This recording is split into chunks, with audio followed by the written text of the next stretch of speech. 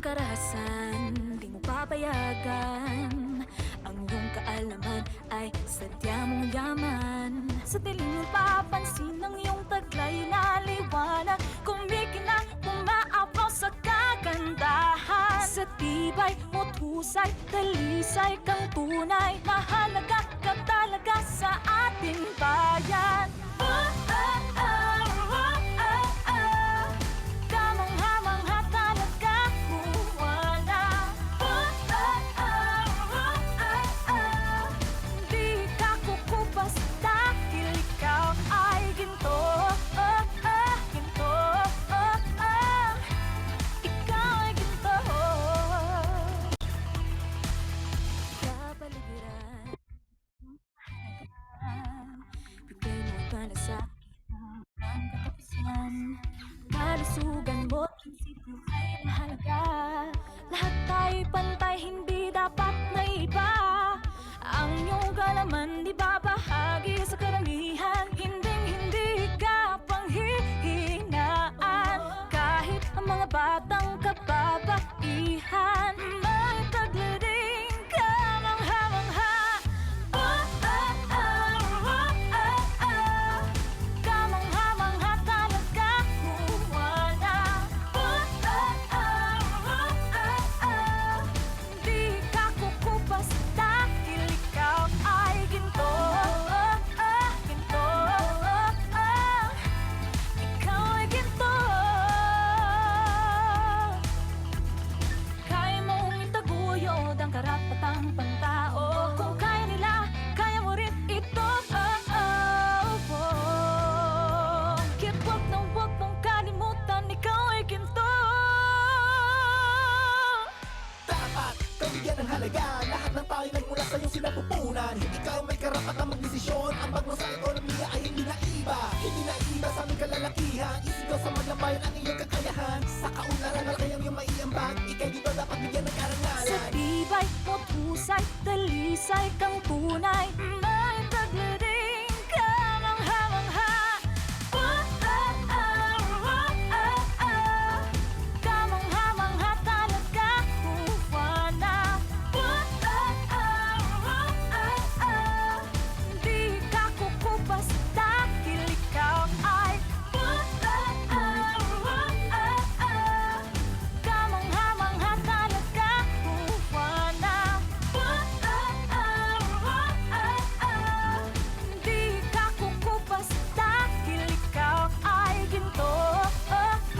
Ginto. Ikaw ay ginto.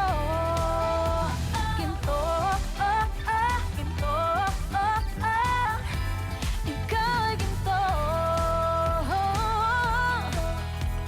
Ikaw ay ginto.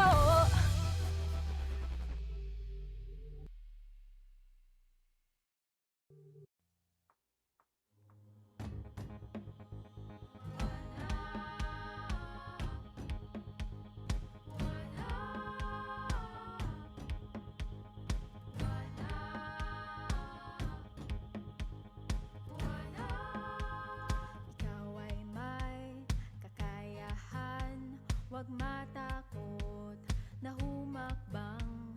Babae man ang kasarian, kayang makipagsabayan sa pamumuno ng isang bayan. Pagsulong ng kapayapaan, pag-aalaga ng kalikasan, ang kaisipan ay huwag limitahan. Oh, Juana, ika'y may angking, talino't husay. Ika'y dakila, taglay mong galing ay di maikakaila. Saan mang panig ng mundo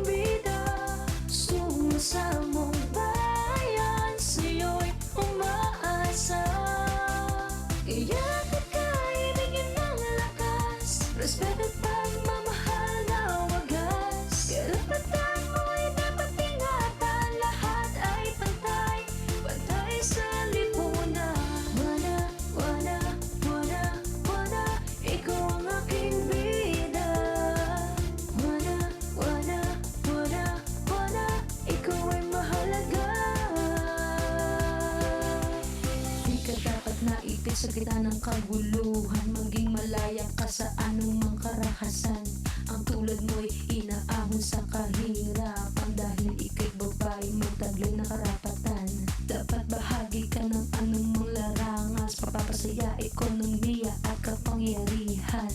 Kaya't pagyamanin ang iyong kaalaman, pagtatagin at patibayin ang iyong kalusugan. Dapat kinikilala ang iyong kahalagahan, sa kahit anumang media ay pinag-uusapan. Bawat imahe mo may dignidad na nakalaan, dahil pagiging babae mo'y isang kadakilaan. Sa pagsulong at pag-unlad ng ating bayan, kakayahan mong mag-ambag ay kailangan. Ika'y katuwang sa pagpanday ng ating lipunan, tungo sa isang magandang kinabukasan. Juana, Juana, ikaw ang aking bida.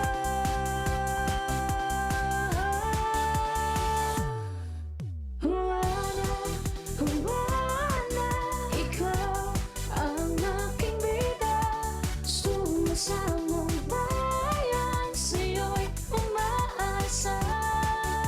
Kaya't ika'y bigyan ng lakas, respeto at pagmamahal na wagas. Karapatan mo'y dapat ingatan, lahat ay pantay, pantay sa lipunan. Wala, wala, wala, wala, ikaw ang aking bida. Wala, wala, wala, wala, ikaw ay mahalaga. Wala, wala, wala, wala, wala, wala, wala, wala.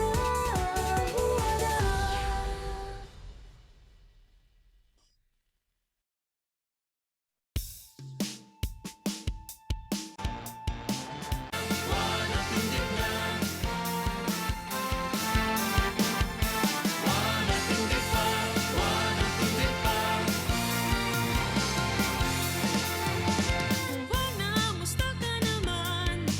Kapos ka pa.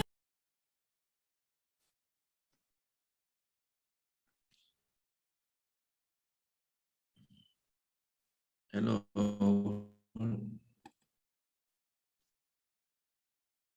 Narvi.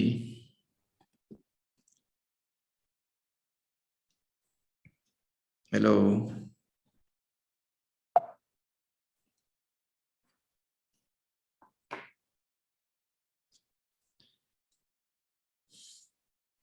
Narvi. Hello. Morning, sir. Hi, good morning. Am I coming in clear?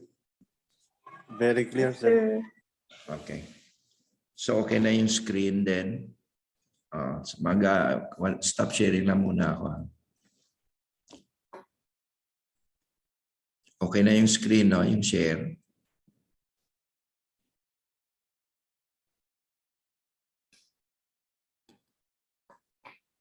Salamat. Yes, sir. Nakikita yung screen.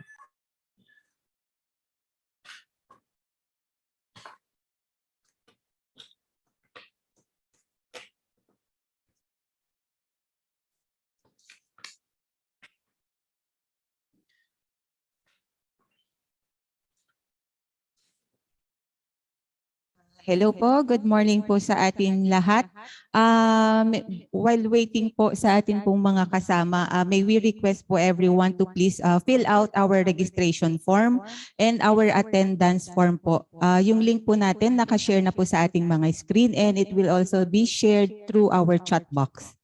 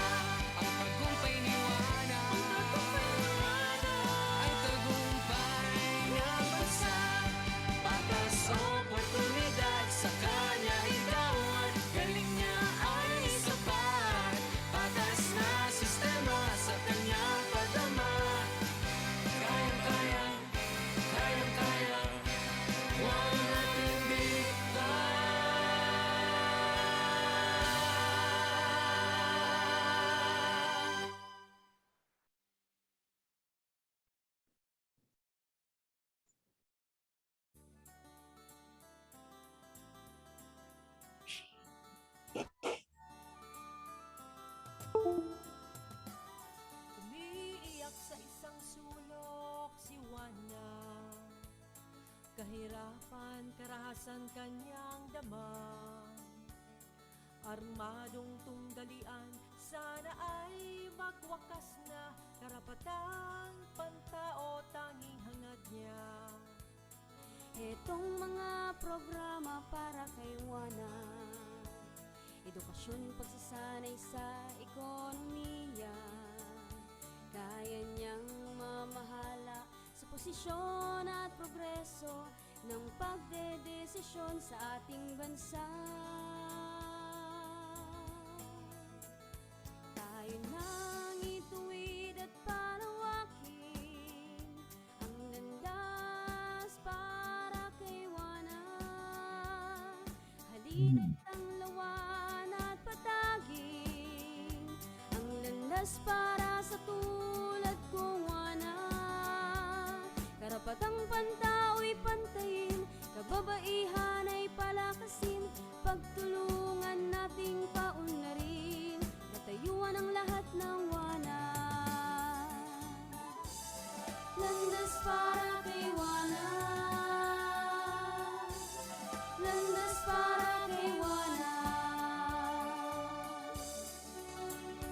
Turuan ang mekanismo para sa pagunlad, alagaan, kalusugan, kapanatagan. May galing sa media, katuwang ng kalikasan, mga batang babae ay pag-asa ng bayan.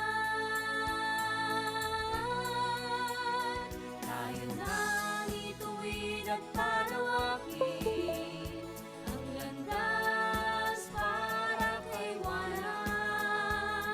Halina't ang lawan at patagin ang landas para sa tulad kong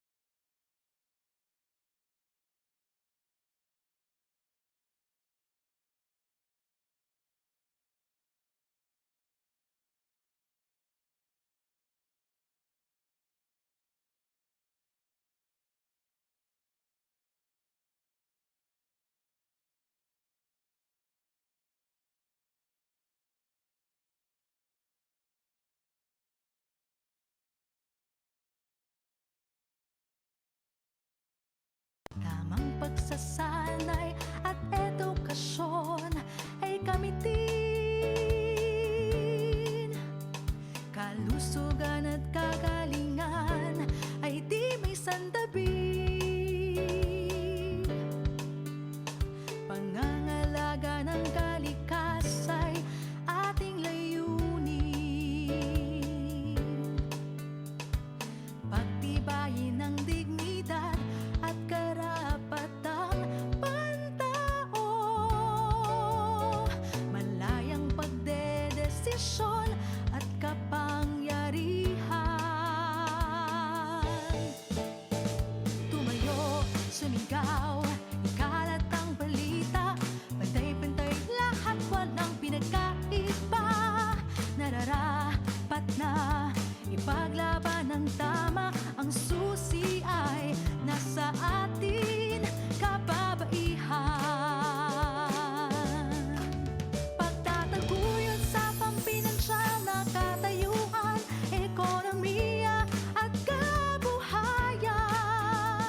Mga mekanismong pang-institusyon para sa pagsulong ng kababaihan.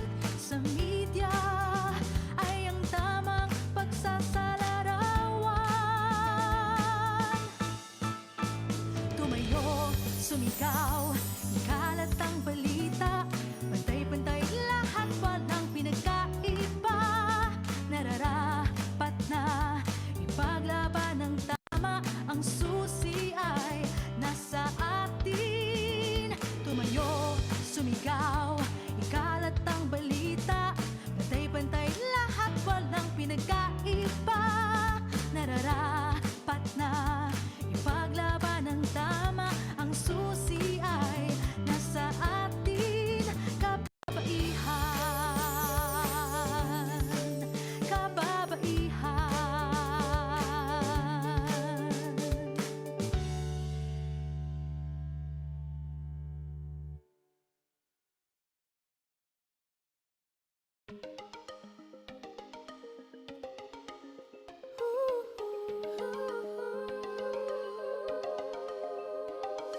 Babay ako at may silbi sa lipunan di pa aapi. Isinusulong ko mga layunin, karapatan sa mga usapin. Sa edukasyon at pagsasanay, sa kahirap ang kalusugan taglay. Pakikipaglaban sa karahasan, pati sa matungtong galian. Babay akong may panindig, kailan ko na may karapatan. May boses, may kakayahan, malakas ang loob, pusong totoo. Kayang-kaya ko, sihuan ako sa buong bansa at buong mundo'y pagsigawan. Sihuan ako.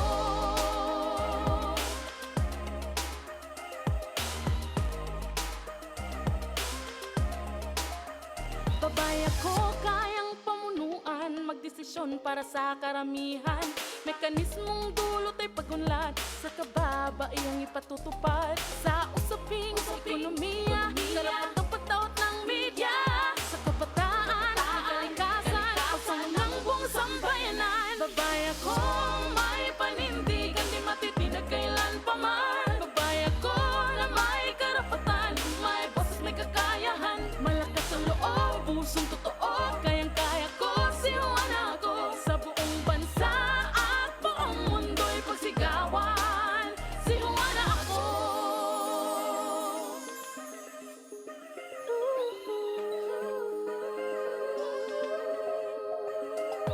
Ako si Juana, babaeng palaban, ang hamon ng buhay dito susukuan. Kung may kapal sa'yo'y nananali, handang harapin anuman ang malaki. Ako si Juana, babaeng palaban, ang hamon ng buhay dito susukuan. Si Juana ka, si Juana ka.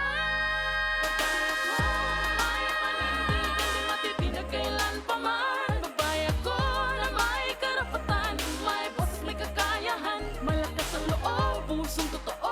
Kayang-kaya ko, sihuan ako sa buong bansa at buong mundo'y pagsigawan.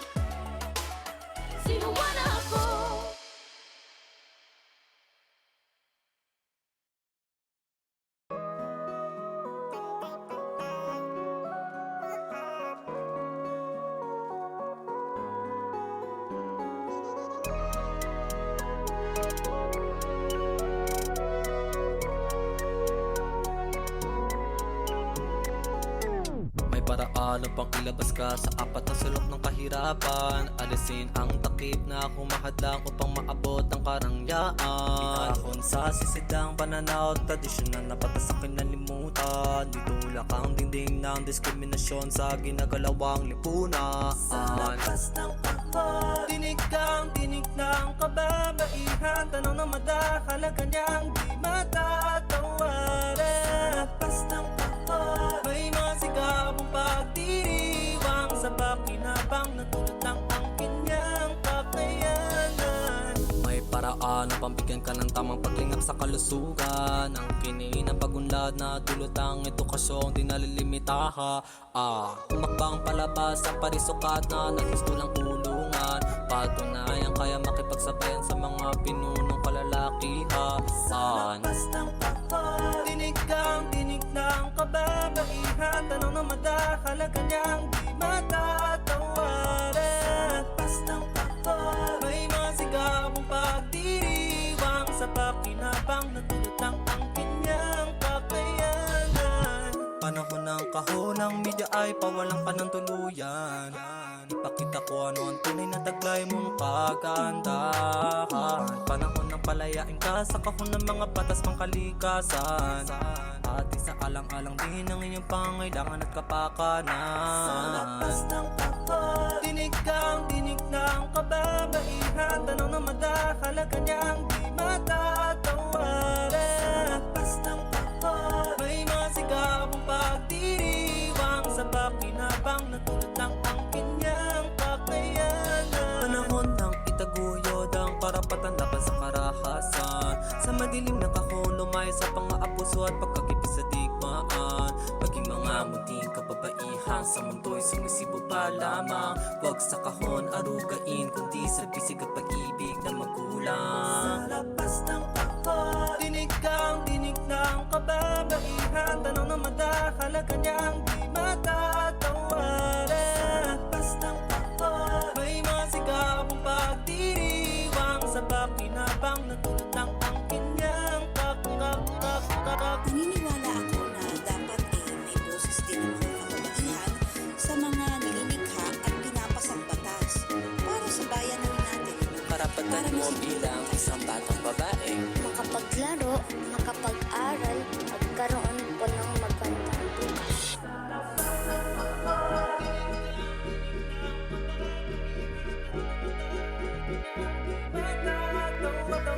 Sa labas ng kahon, may mga sigabong pagdiriwang sa pakinabang na dulot ng ang kanyang kakayanan.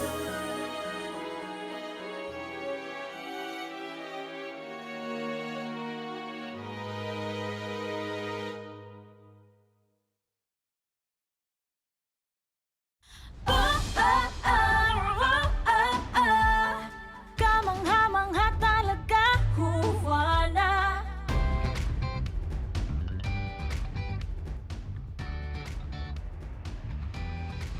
Ang kahirapan, kaya mong labanan.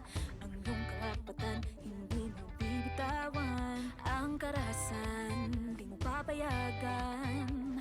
Ang iyong kaalaman ay sadya mong yaman. Sa dilim mo papansin ang iyong taglay na liwanag. Kumikinang umaapaw sa kagandahan. Sa tibay mo't husay, talisay kang tunay. Mahalaga ka talaga sa ating bayan. Kamangha-mangha talaga, huwala. Di ka kukupas dahil ikaw ay ginto. Ginto. Ikaw ay ginto. Kapaligiran sa'yo'y mahalaga.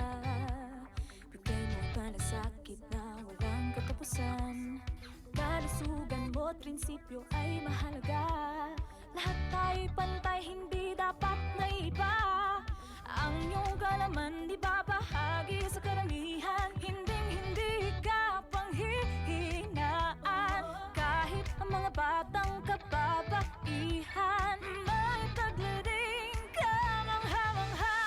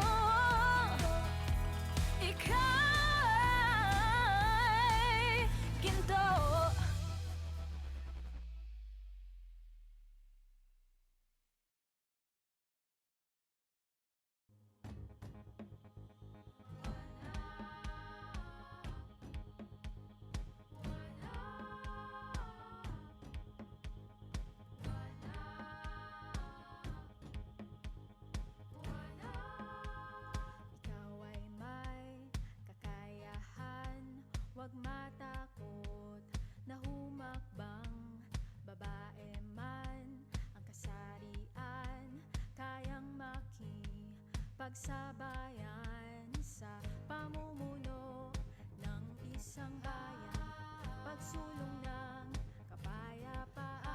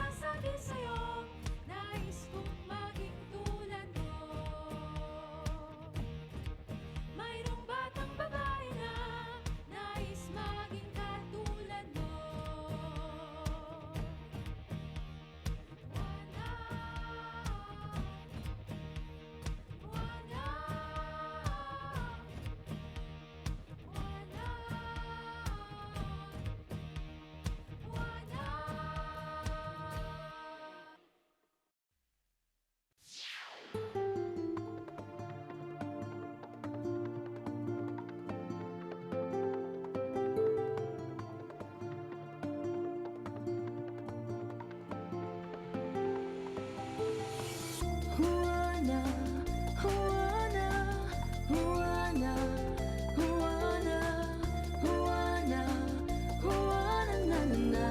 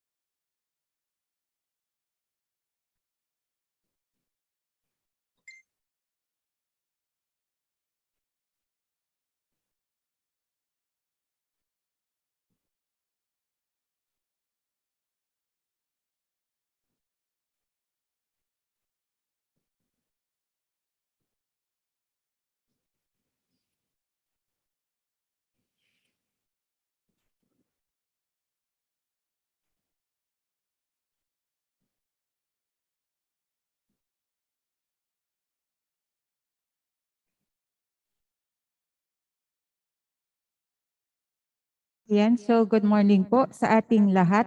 Mag-roll call lang po muna tayo.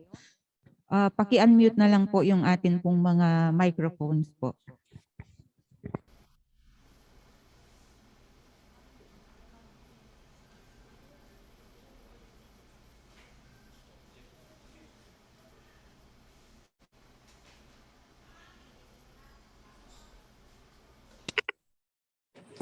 And so, nandito na po ba, on board na po ba ang ating participants po from Ilocos Norte?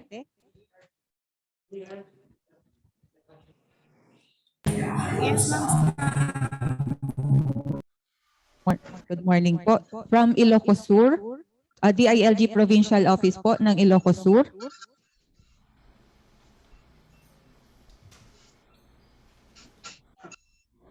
Ayan, on board na si Ma'am Sherry. Sa atin pong participants from the provincial government po of Ilocos Sur.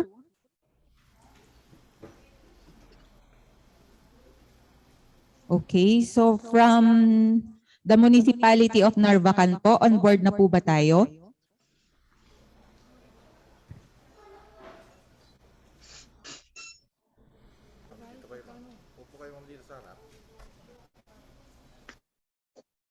From the municipality of Santa Cruz.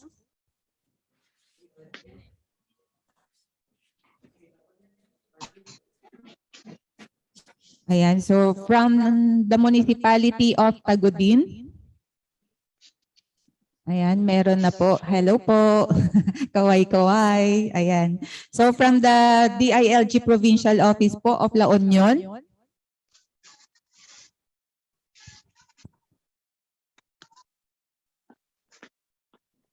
Ayan. So from the provincial office po ng Pangasinan. On board na po. Yes, ma'am. Good morning po. Yes, ma'am. Good morning po. Ay, good morning po. So, meron na din po tayong participants from the provincial government. From the municipality of Asingan po, on board na. Yes, Okay ma'am. po. From Bani. Good morning, ma'am. Present po. Good morning po. Morning From po. Tugalion. Morning, ma'am. Present po. Okay po.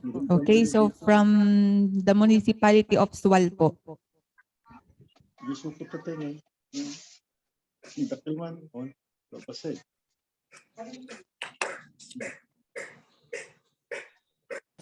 Present po.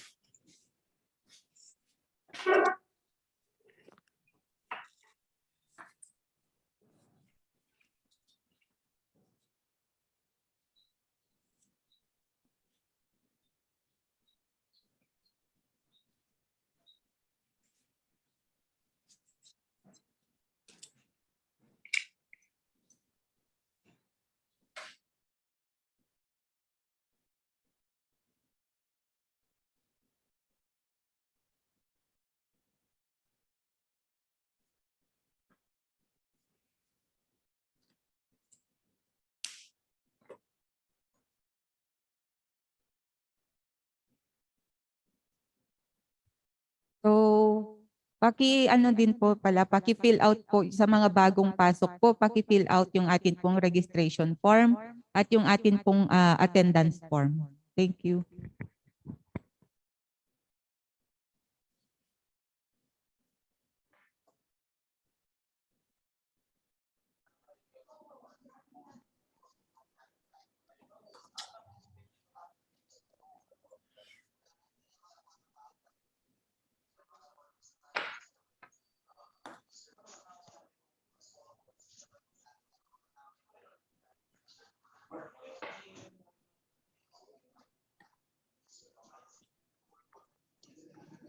Easier access po sa atin pong mga links na share na din po sa atin pong chat box.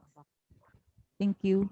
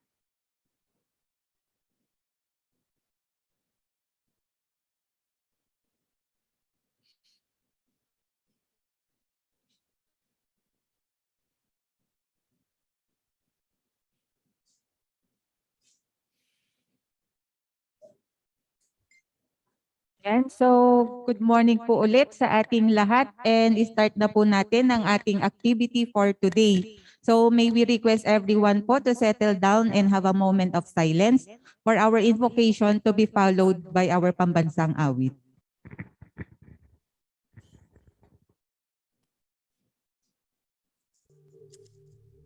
Lord, thank you for this day, for the presence of everyone in this call. For once again, we are gathered and given the opportunity to appreciate life and your words. Forgive us for our shortcomings and cleanse our hearts as we learn and live your words and example. Father, bless our endeavors, especially today's meeting. May you guide us in our discussions, and may you enlighten our minds in every decision that we make. Give us your grace that we may effectively do our parts for your greater glory. All this we ask in Jesus' name. Amen. Noon pa man, malaki na ang naging bahagi ng mga kababaihan sa lipunang Pilipino. Kaisa sila sa marubdob na paghahangad ng kalayaan ng ating lahi. Kabilang sila sa paglinang ng ating makulay na sining at mayamang kultura. Kasapi sila sa pagtataguyod ng mga adhikain ng kapwa mamamayan at sa pagtugon sa mga pangangailangan ng lipunan. Katuwang sila sa pagtuklas sa mga larangan ng agham at medisina. Kapanalig sila sa pagpapairal ng batas, karapatan at katarungan para sa lahat. Kabahagi sila sa paglilingkod sa bayan at sa pagpapanatili ng demokrasyang Pilipino. Sa paglipas ng panahon, hindi nagmaliw ang kanilang pag-ibig sa ating inang bayan.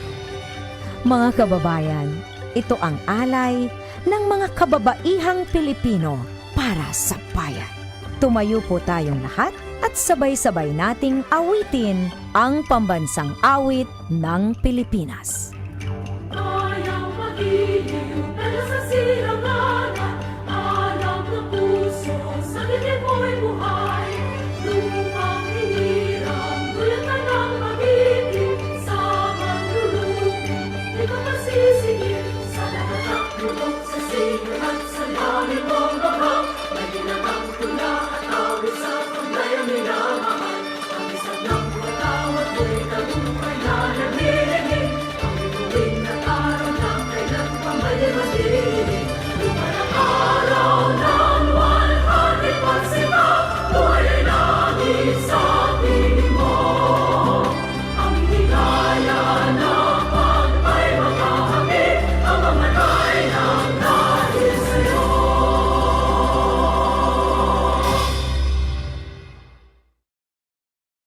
Alright, so isang magandang umaga ulit po ng Webes to each and everyone, and I'm Sam Colisao po, your moderator for this two-day activity, the training on creating local economic development champions.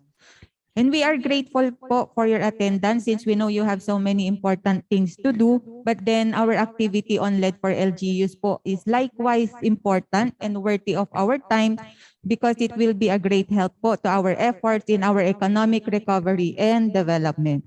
So at this point po, allow me to acknowledge our participants present in this virtual room. So let me start off with po our Regional Director, Ma'am Julie Dakiwag, our Assistant Regional Director, Ma'am Agnes De Leon. Morning, Ma'am. Of course, we also have here at the training hall our Division Chief po, Sir Sam Gonzalez, our Assistant Division Chief po, Ma'am Lilian Victorio, our Regional Focal Person, Ma'am Narvi Flores, yours truly po, and our IT personnel po, si RJ. And of course, it is an honor din po to have our esteemed resource speaker and one of the experts on lead, of course, the former governor of the province of Negros Occidental, Sir Rafael Coscolwela. I would like to acknowledge din po our participants from Ilocos Norte, from the provincial office po ng Ilocos Norte. Sa atin po mga participants from Ilocos Sur, uunahin na po natin from the DILG Provincial Office headed by PD Randy with our program manager, our cluster leader, provincial focal persons, and of course hindi mawawala ang atin po mga MLGOs from Narvacan, Santa Cruz, and Tagudin. So good morning din po sa ating participants from the provincial government of Ilocos Sur headed by Governor Ryan Singson. Likewise to our attendees from the municipality of Narvacan headed by Mayor Luis Chavit Singson, and from the municipality po of Santa Cruz headed by our Mayor Teresita Valle. And of course our participants din po from Tagudin headed by Mayor Roque Versosa. Let's proceed po to our participants from DILG Provincial Office po ng La Union, headed by PD Reggie Culisao. And good morning din po sa ating participants from Pangasinan, starting po from the DILG Provincial Office po, headed by PD Paul Lalata. And kasama din po ang ating program manager, provincial focal persons, and of course, the MLGOs po from the municipalities of Asingan, Bani, Bugalyon, and Suwal. Okay, and we also acknowledge po our participants from the DILG Provincial Office of Ilocos Norte, headed by PD Ver Season. Okay, so good morning din po sa ating attendees from the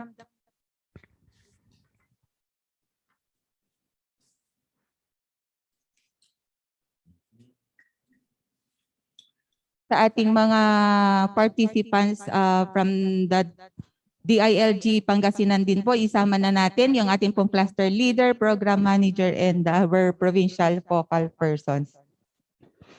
So good morning din po sa ating mga attendees from the provincial government po of Pangasinan, headed by Governor Amado Espino. Likewise sa ating mga kasama from the municipality of Asingan, headed by Mayor Carlos Lopez Jr. Also our attendees from the municipality of Bani, headed by Mayor Gwen Yamamoto. A wonderful morning din po sa mga kasama natin from the municipality of Bugalyon, headed by Mayor Priscilla Espino. And of course, from the municipality of Suwal po, headed by Mayor Liseldo Calugay. Ayan. So we would like also to acknowledge our partners po from LRIs, mga from DIMSU, SLC, MMSU, UNP at saka from PSU po. Okay, so wag na po nating patatagalin. At this point po, I will now turn over the virtual floor to our very dynamic Assistant Regional Director for her opening remarks. Let us hear po from Ma'am Agnes De Leon. Ma'am.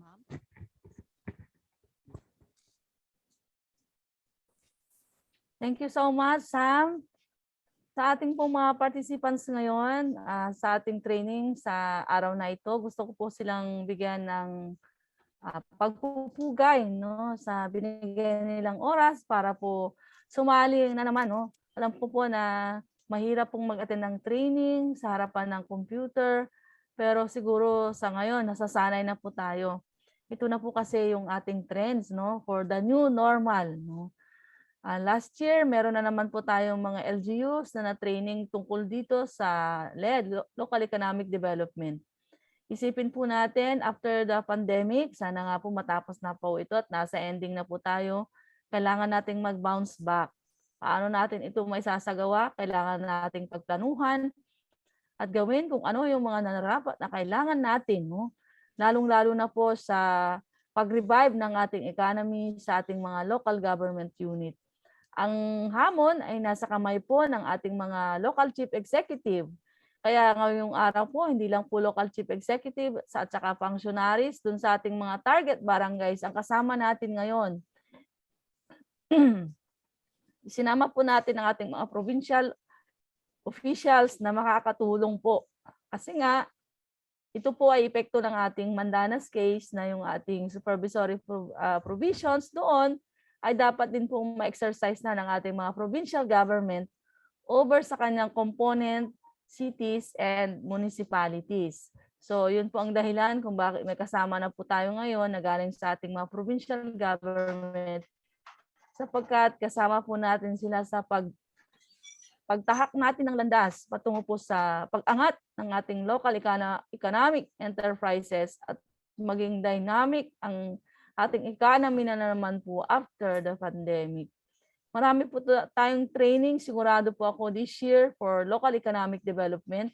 Ito po ay simula pa lang po. So gusto po namin magpasalamat sa ngalan po ng aming Regional Director, Ma'am Julie Dakiwag, sa walang sawa po ninyong pag-attend sa mga patawag po ng DILG na training. Gusto ko rin pong pasalamatan yung ating 4 na provincial director na umaagapay sa kanilang mga kasamahan na nasa provincial office para po tulungan ang ating mga MLGO at ang mga local officials po natin na kasama sa mga target municipalities po natin.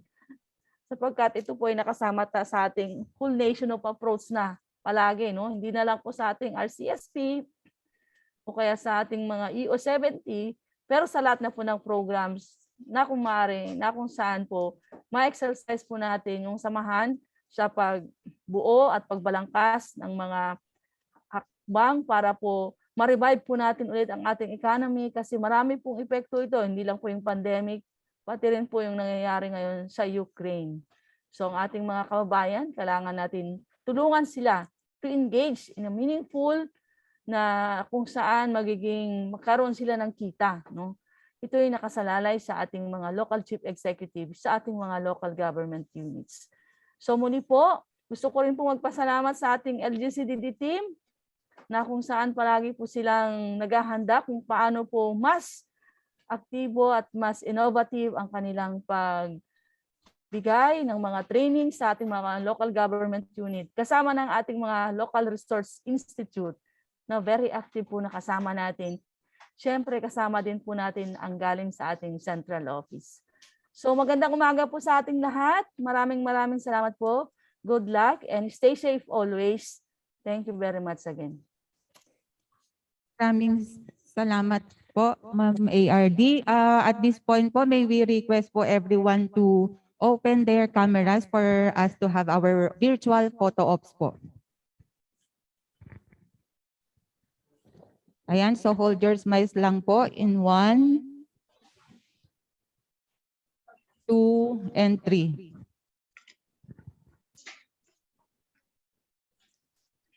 Ayan, so thank you so much po sa ating lahat. And ayan, so before anything else po, we would like to give you some reminders lang po. Pwede po paki-rename po yung atin pong mga Zoom account po. Yung inyo pong office or agency and then your name po for proper acknowledgement. And kindly please mute your microphones po while ongoing po ang atin pong discussions. Ayan, so we at this point po we will give you an idea po on what will gonna happen for our 2-day activity. I will pass the microphone to our regional focal person, Ma'am Narvi Flores po for the overview, Ma'am. Thank you very much, Sam. Magandang umaga po sa ating lahat, ang ating Regional Director, si Ma'am Julie, ang ating Assistant Regional Director, si Ma'am Agnes, lahat po ng mga participants natin from the 9 target LGUs, ang mga DILG provincial offices and their staff ng ating 4 na probinsya, and of course our partner LRIs. Nakasama rin po natin ngayong araw na ito. So today we conduct the module 1 of the LED4LGUs training. It consists of 3 modules and ito po yung una. Module 1 is creating LED champions. So bago po tayo magsimula, we'll just give a brief background. Local governments increasingly perform a pivotal role in promoting economic development within their localities. So alam po natin na ating mga LGU ay nabibigyan na po ng malaking responsibilidad para maiangat ang kanilang ekonomiya. So ito pong programa na ito ay it was started by our department and with the assistance of the Local Governance Support Program LED ng Canada ay inumpisahan po itong program na ito on LED noong mga early 2009. Pero before that ay nauumpisahan na rin but nagkaroon lang ng mas aktibong pakikipag-koordinasyon ng ating department at saka sa LGU on LED. And LGUs are no longer mainly seen as providers of basic services, but are now regarded as spark plugs of local competitiveness and local economic development. So alam natin na alam natin na ang LGU ay nagbibigay ng basic services. But now nadagdagan na po yan, hindi na lang sila nagbibigay ng basic services, but they are regarded as spark plugs. So tinitingnan na nila or pinapangunahan na nila ang kanilang LGU na maging aktibo on the local economic development. LGUs are expected to carry out an enabling role of local economic development. And as enabler, LGUs are responsible for creating a favorable environment for business development to end success. So, ang makikita po natin na ang ating mga LGU ay sila po ay enabler. Sila po ay nagbibigay ng daan para makakreate ng magandang ano ba yun, magandang favorable and wet environment. Magandang, ano ba yung term na yun? For creating a favorable environment for business development. They are regarded as enabler. Experience has shown that LED is not an exclusive responsibility of local governments.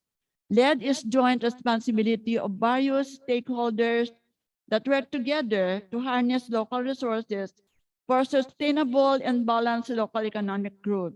So, ang LGU ay hindi lang siya ang nangunguna or hindi lang niya pwedeng itong local economic development ay hindi niya magagawang mag-isa. Kailangan din niya ang mga stakeholders na kasama para mabigyan ng mga resources or yung mga trabaho, job openings para sa mga nasa LGU. And then, in response, the strategic shift in the LGU's role in LED implies certain changes in LGU's existing views and practices. LED necessitates a dedicated, multidisciplinary LGU-led team that is able to work with private sector. So para mabigyan daan itong LED program, kailangang magkaroon ng LED team sa ating LGU na makipag-coordinate sa ating private sector, sa mga NGO, sa other national government agencies, the LRI, and the like. So, hindi lang si Mayor ang pwedeng makipag-conduct. Dapat meron siyang team sa LGU para mas lalong mapaangat ang kanilang programa on economic. Also, LED calls for entrepreneurial-oriented public leaders that can harness the LGU's political and corporate powers as provided in the local government code. So, malalaman po natin na doon po sa local government code, mayroon pong political and corporate powers ng ating LGU. So, noon ay hindi pa masyadong nabibigyan pansin ang entrepreneurial mindset ng ating mga LGU. Unti-unti ay binubuksan natin ang kanilang kaisipan na hindi lang sa pagbibigay ng basic services, kailangan din mayroong mindset of an entrepreneur ang ating mga LGUs. So, in response to this program, the LED4LGUs is it was conceptualized by our training arm of the department, the LGUs, the LGA. And this training will provide the local chief executives to reflect on their enabling role in LED and adopt more entrepreneurial mindset. So with this training ay nabibigyan po ng pansin ang enabling role ng ating mga LGUs, and of course for them to have an entrepreneurial mindset sa pagkakaroon ng programa on LED. So for this 2-day training, ito po ang ating gagawin for our objectives. The course aims to provide the LED team, particularly the LCEs, with an understanding of the LED concepts and tools corporate powers, policy instruments, and management tools available to LGUs, and how these tools can be utilized.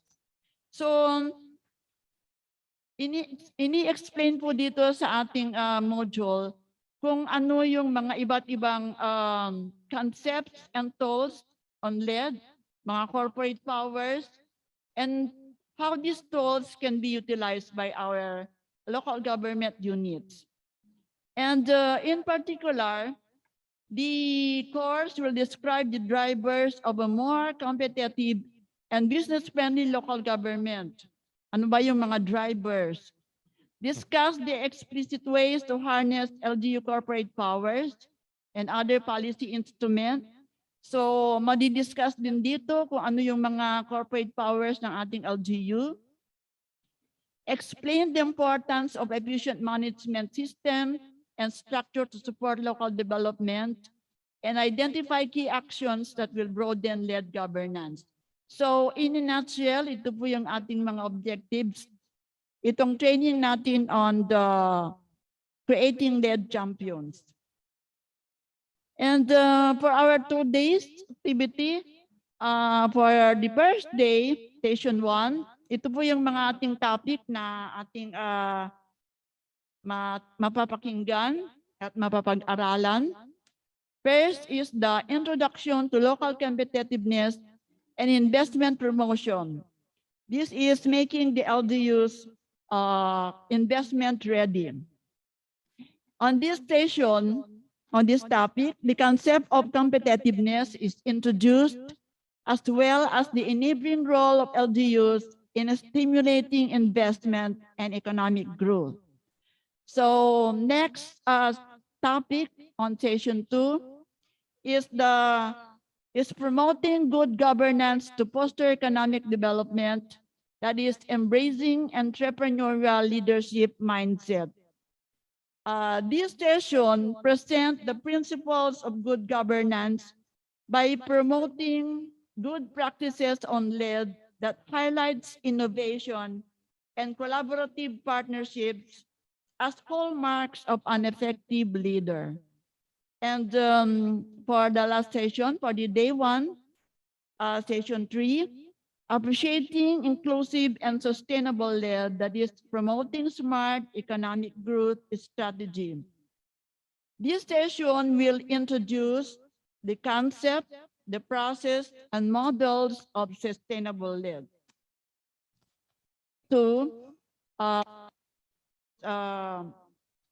Session 4, stands LED. And this session orient the participants on the LGU financing framework and its application in financing LED programs, the traditional and non-traditional sources of LGU revenues are also discussed here, and then the strategies in mainstreaming LED plans in the planning and budgeting process of LGU are highlighted on this session. On the session 5, on the day 2, this is the building the LED team and partnership building to advance LED.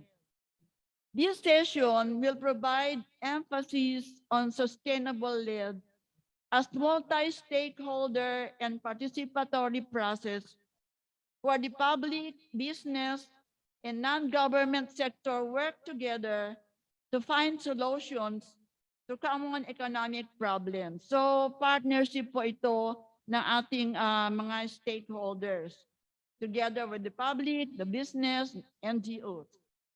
This will also discuss the roles and functions of the LED po, as well as the steps in organizing the LED effort in the LGU in taking strides of the LED process.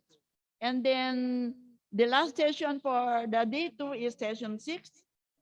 This is the LGU LED readiness.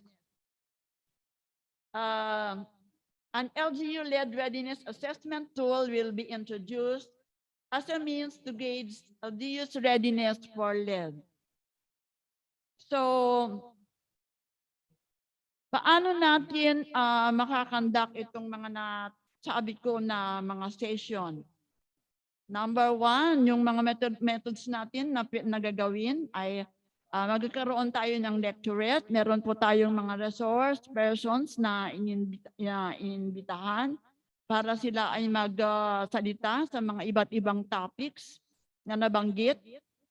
And then, meron din tayong video presentation kung yung mga RS natin ay meron silang ipapakita or para ma-emphasize ang kanilang topic ay magbibigay sila, mag-present sila ng video.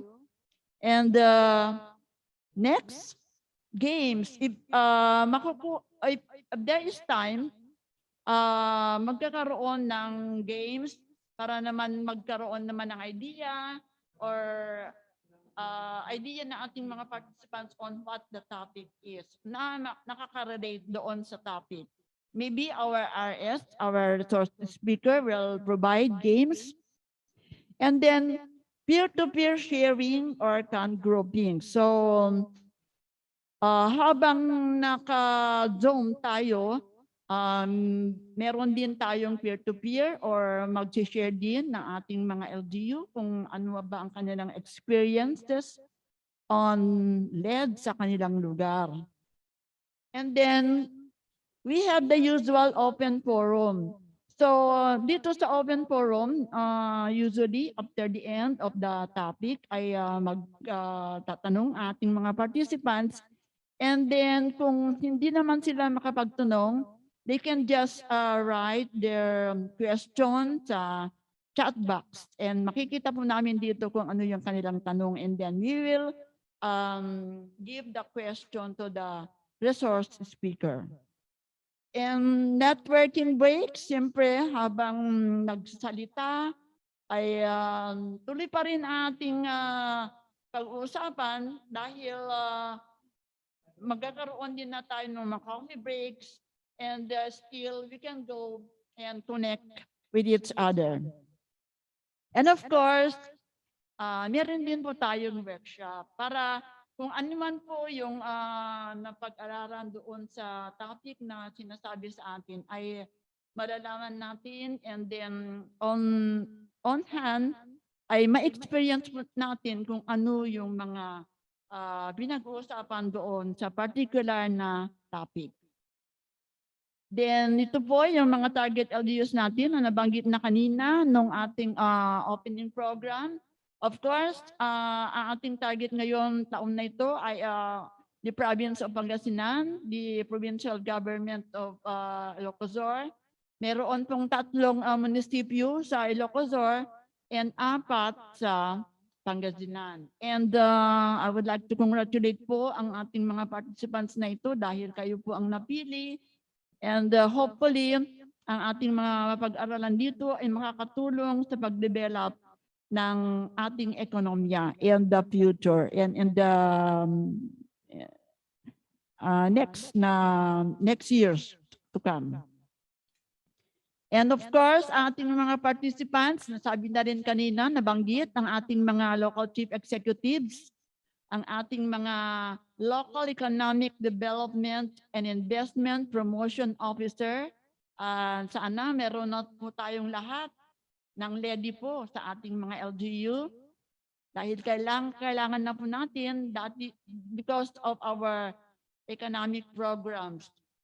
And then nandito po yung ating planning and development coordinators, the municipal and of course the province, ang ating provincial and municipal treasurers, and our Sangguniang Panlalawigan Bayan members who are actively engaging on economic policies in the LGU. So sila po yung unang participants dito sa ating Module 1.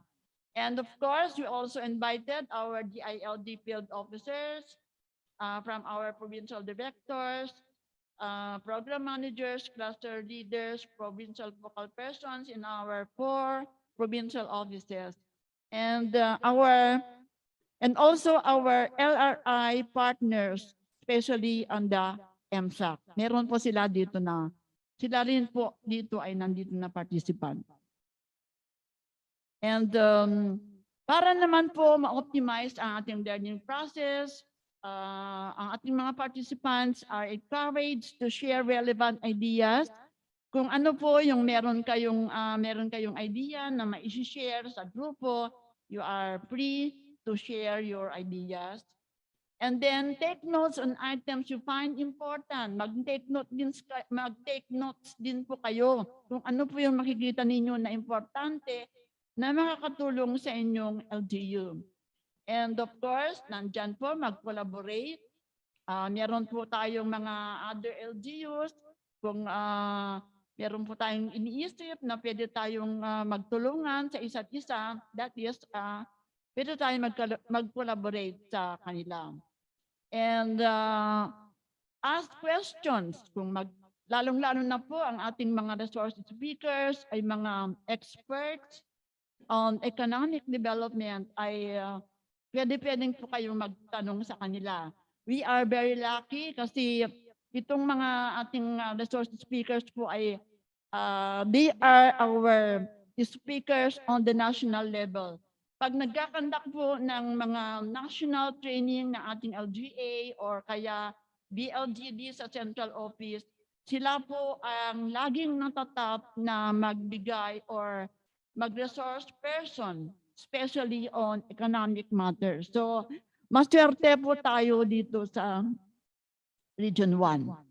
And participate in dialogue. Kung ano man po yung mga pwede ninyong pag-usapan na meron kayong idea or tungkol doon sa resource speaker, pwede po kayong mag-dialogue sa kanila. And give an honest feedback. So kung ano man po ang iyong mga kaisipan, ano ba yung mga feedback ninyo, ano ba yung mga queries ninyo, give your feedback. And then, of course, meron po mga kamay dyan na nakataas at maraming katanungan. So, ba't ibang tanong ang nandyan? What? When? How? Why? How? And because this is our module 1, ini-expect natin na marami po ang nagtatanong tungkol sa LED. And ganyan po sana, ini-expect din po namin na video question, maliliwanagan po kayo at saka masasagot kung ano man po yung mga gusto nyong malaman on the LED programs. And thank you very much. Today was good. Today was fun. Hindi pa natin kung fun. Hindi pa natin makita. And tomorrow is another one. So, once again, thank you very much. And sana po ay marami po tayong matutunan itong 2 araw na training natin on creating LED champions. Thank you very much. Ayan, so thank you so much po, Ma'am Narvi. So yung atin pong LED4LGUs training is composed of 3 modules, and what we are holding for today and tomorrow po ay ang atin pong module 1. So we encourage everyone po to participate actively. And for questions po, we will address po after the talk po ng atin pong resource speaker, pero meantime pwede pong pa-send na lang po sa chat box para po ma-address po natin later on. Ayan, so I guess we are all set and ready po for our first topic, the introduction to local competitiveness and investment promotion, making LGUs investment ready. So this will be presented to us po by our esteemed resource speaker who has distinguished experiences and vast knowledge po on economic development. He was the former governor of the province of Negros Occidental, and he also worked at the Office of the President as presidential advisor from 2003 to 2007. And also the administrator of Sugar Regulatory Administration in 2007 to 2010. And not only that, he also worked with the Australian Aid as the local governance specialist and even worked as consultant in different respected organizations and agencies. Ladies and gentlemen, a virtual applause po to Sir Rafael Coscolwela. Sir? Salamat. Maraming salamat po. Am I coming in clear? Okay ba? Yes po, sir. Clear po. Yeah, okay. Sige. Magandang umaga po. No? I'm honored to be with such distinguished officials of the Ilocos region. Sana nandito makakasali sa atin yung mga gobernador natin, yung mga magigiting nating gobernador ng Ilocos Sur at saka Pangasinan, at saka yung mga mayors, no, ng iba-ibang bayan, yung participants ngayon. I'd like you to know na I actually spent an entire week, actually more than 1 week, no, nag-tour of Northern Luzon kami ng buong pamilya a few years ago, at napakaganda po ng inyong lugar.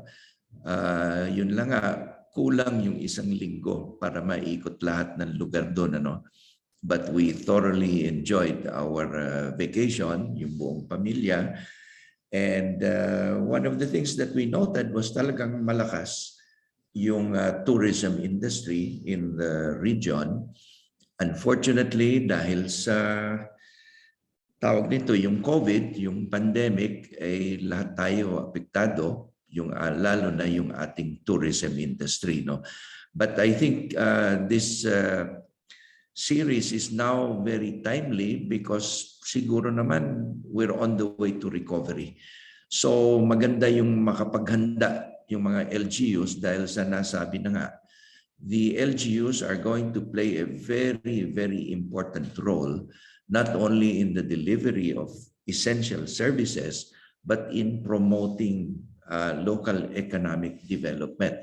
Hindi po tayo pwedeng maghintay na lang sa national government or other initiatives from outside. Marami ng instances na nakita natin na local initiatives will really take local government units a long way, no? And some of those initiatives we can share today with the participants. So ito po yung aking presentation, ay ginawa ko na isang buong PowerPoint presentation, but there are 4 sections, no? 4 different sessions, sessions 1 to 4. And mag-uumpisa tayo sa session 1. Ano muna? Yung balik muna tayo, no? To understand the local economic development in the LGU context, no? And yun nga ang palaging tinatanong, why LED, no? Why local economic development? Hindi ba national government naman talaga ang tumutulak ng economic development programs? But lumang concept na yan. Ang local economic development has now become so much more important. And that's why ito ang gusto nating mapag-usapan, yung yung development challenges na hinaharap natin at the local level. Alam natin to, no, yung inequitable economic growth. Nakasama dyan yung persistent poverty. No, marami tayong probinsya at regions na hanggang ngayon hinaharap pa rin itong malaking challenge, no, malaking problema yung inequitable economic growth at saka yung existence ng poverty. So ito ang gusto nating ma-address, and the most effective venues or vehicles for pursuing poverty elimination ay talaga yung local governments, no? Itong ibang materials na ipapakita natin, these are sourced from isang lecture ni former NEDA Secretary General si Shel Habito. Meron siyang presentation yung on governance and persistent poverty in the Philippines. At dito po yung kanyang sinabi na yung high economic growth, kahit nagkakaroon tayo ng overall, no, buong Pilipinas, meron tayong mataas na economic growth levels. Normally, ang nangyayari pag mataas ang economic growth, mabilis ang poverty reduction. Unfortunately, dito sa Pilipinas, hindi totoo eh. No? So we still have high poverty incidence in increasing numbers kahit na nagkakaroon tayo ng economic growth. No? And again, this is because hindi inclusive yung economic growth natin. There is one favorite slide na pinapakita ng isang resource speaker din natin. Unfortunately, hindi natin kasama this time. Si Dr.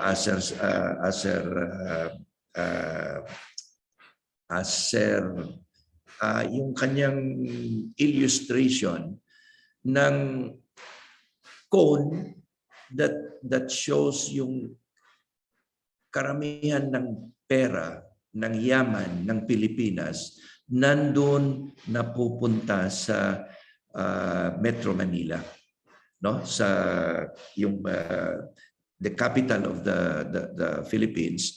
Doon ang majority of our wealth, and the rest of the regions ay medyo pahirap tayo kung hindi tayo gumalaw ng sarili natin, no? So non-inclusive growth, no? Very few centers of development, while many areas throughout the Philippines are underdeveloped. So itong tinatawag ni Secretary Habito na yung growth characterized by narrow, shallow, and hollow. Kukonti ang naaabutan, mababa, at saka in many areas kulang ng laman, no? So very descriptive, no? Narrow, shallow, and hollow economic growth in many parts of the country. And there is unusual inequality. Ito nga sinasabi niya, the richest 1% of the population in the Philippines controls 60% of our gross domestic product, no? And yung mga nakakarating sa mahihirap, for example, yung 4Ps, or during the last 2 years, yung mga ayuda, these are considered palliatives, no? They have to be able to lead to something more sustainable, something that develops the economic status of our population, no? So hindi pwede hanggang ayuda na lang. Okay? And of course, lahat tayo alam natin ito, no? For so many years, it's already palapit na tayo ng mga 40, 50 years siguro sa dami nating anti-poverty programs. Bakit mataas pa rin ang poverty incidence, no? So itong mga anti-poverty programs, magaganda lahat. Sinasabi nga nila, we in the Philippines are the world's best planners. But ang problema natin kung minsan yung implementation natin ay medyo mahina, no? So while we have very good plans and programs for anti-poverty, we have had limited success. Okay? So ang tanong natin, bakit ang hirap mabawasan yung level of poverty dito sa Pilipinas? And yung study nitong Brain Trust group ni Dr. Habito na ginawa para sa World Bank, meron silang observations eh. Number one, there are factors beyond our control, no? Lalo na dito sa atin sa Pilipinas. For example, yung limited natural resource base. Siyempre, maliit ang land area natin, no? Compared to many other bigger nations. Maliit tayo at very divided pa, no? We're an archipelagic country. And then we have precarious environments. Every year, ang dami nating natural calamities. Bagyo, earthquake, ngayon pandemic. So, ang daming vulnerable dito sa precarious environments. And we have natural hazards and nasabi nga calamities. We have climate change which is beginning to affect even our agriculture, which is the core of our local economy. So, itong factors outside our control, meron ding mga factors within our control. Ito ang dapat nating harapin. What are these? Governance weaknesses. No? We can discuss this at length later on. There is weak budget support for specific items. For example, ang alam natin, kulang na kulang pa rin yung budgetary support for agriculture, for fisheries, for education, economic development. No? So kulang. No? We need to find more resources. In fact, swerte tayo ngayon yung LGUs dahil sa Mandanas ruling, nagkaroon tayo ng windfall na mas malaki ngayon yung pera na makakarating sa local government units. Hopefully, this will be used to provide more budgetary support for essential programs para economic development. There are also leakages and inefficiencies. Kahit na meron tayong pera, kung minsan hindi nakakarating, mali yung target na tinitingnan natin, or yung mga mechanisms may kahinaan. No? And then we have a poor information base. I'm sure yung mga planning officers natin dito, you've felt this problem many times. We want to maintain a comprehensive information base that will be useful for example, for business and investors. But very often, nagkakaroon tayo ng problema on how to complete our information or database. No? Dahil, example, businesses don't like to share their information. Hotels and resorts don't like to share the number of visitors that they get. No? So maraming rason yan. So it's a challenge. And then, maraming din instances, and this is one of the things that Shell Habito constantly reminds us about, yung inappropriate interventions natin. Minsan nagpapadala tayo ng tulong sa isang lugar na hindi naman pala bagay. Most common example, bibigyan natin ng hand tractor yung isang farmer na hindi naman marunong mag-maintain yan. Yung talagang kailangan niya at makakatulong talaga sa kanya, sa hanap buhay niya, ay kalabaw. So kung minsan dahil gusto nating magbigay ng farm machinery, ibibigay natin, ang gusto naman ng farmer, sana meron akong kalabaw. Di ba? So kung minsan yung interventions natin should be more appropriate. And then there are man-made threats to rural livelihoods. And marami ito, including peace and order. And then there is the prevalence of poverty traps. No? We will elaborate on that. So governance weaknesses, over-centralized or top-down decision-making. I think starting this year because of devolution, this will be less of a problem. No? Magkakaroon na ang decision-making dito sa local level. Ito ang magiging big challenge for local governments. Sa dami ng devolved functions na pupunta na sa atin sa local governments, we might experience overload of responsibilities, lack of capabilities, etc. No? I'm sure marami kayong comments dyan.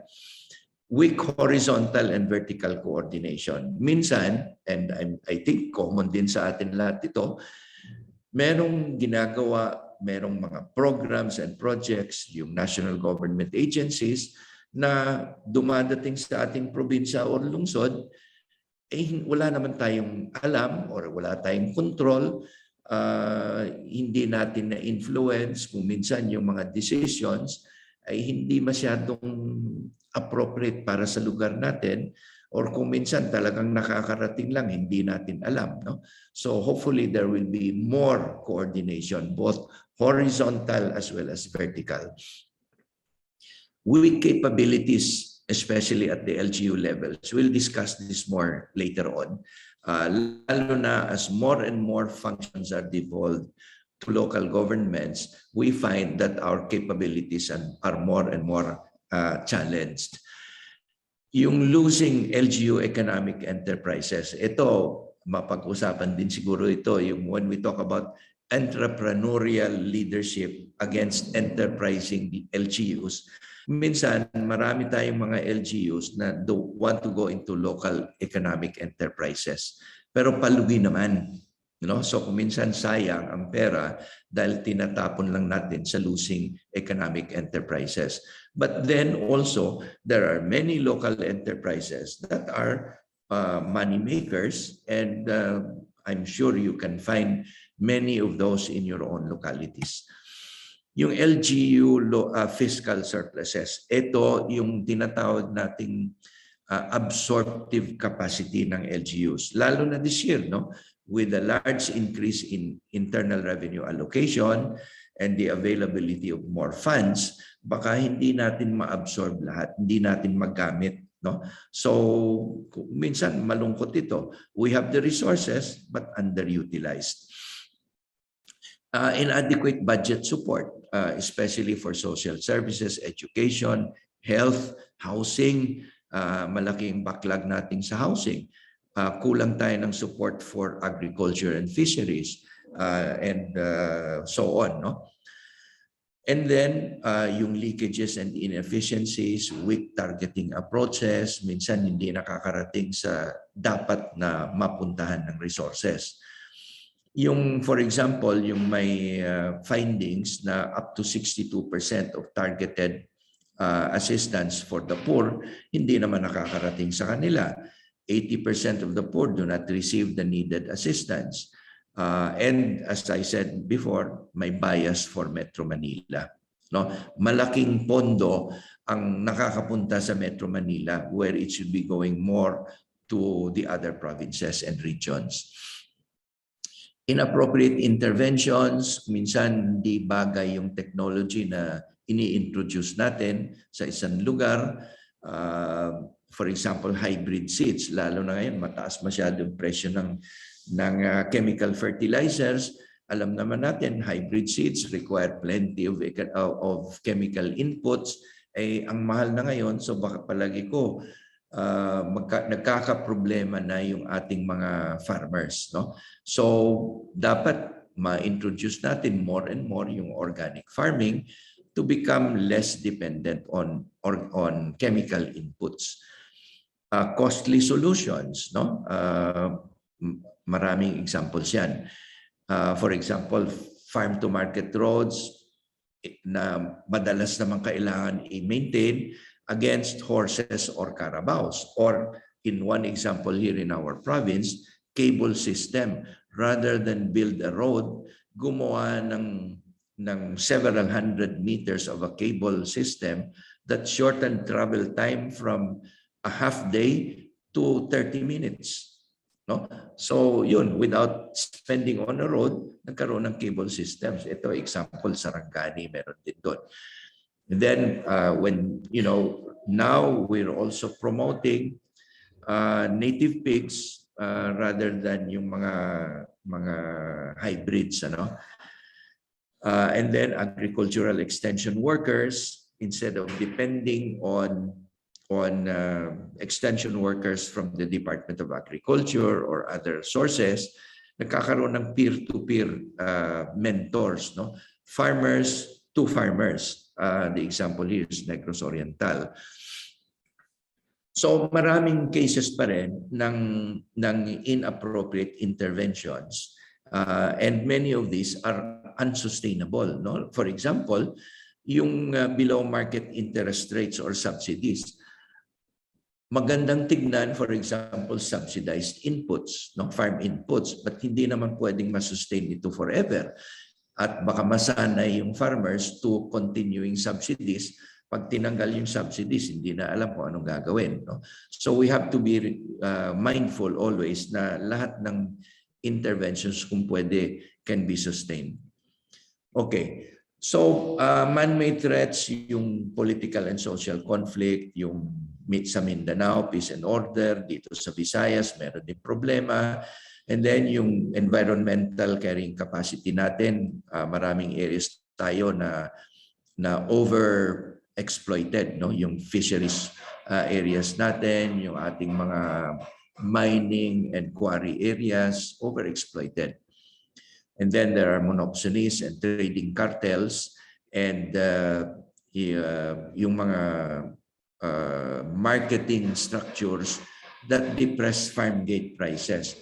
Nakakaawa yung farmers natin dahil nagkokontrol ng presyo yung mga traders and wholesalers, not the farmers. So here, single large processors na either mismanaged or graft prone or nagkakaroon ng monopolies. Okay? And the poverty traps, no?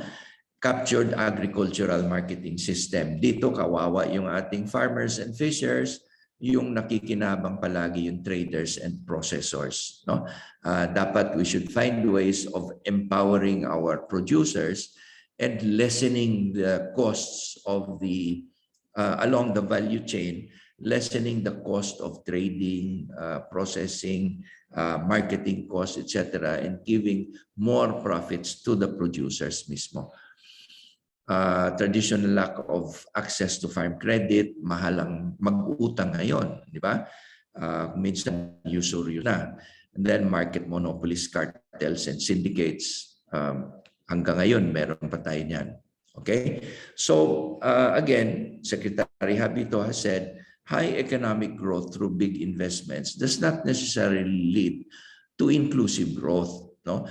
And therefore, ang ating tingin dito, enterprise development or local economic development should now be the key driver for inclusive countryside development, no? And local governments and local economic development will be the answer. Kasama dito yung climate change adaptation, disaster risk reduction, pandemic management. These are now key elements in sustainable development. So dito we have to learn how to manage all of these different factors in order to achieve sustainable local economic development. Okay? So anong kailangan natin? We need a conducive policy and institutional structure that provides an enhanced local environment for local economic development, no? And how do we overcome the hurdles? Yung mga binanggit na natin kanina, no? Those are the so-called hurdles to economic development. First, there are institutional imperatives. For example, we've always said this, the national government through the national government agencies, example, DILG, Local Government Academy, and related institutions and agencies, ito ang ginagawa nila ngayon. DILG, for example, and LGA, they are steering, they are enabling. Ang LGUs naman, we are the ones who are supposed to do the rowing, the doing, the implementation. No? So this is a significant shift in mindset. No?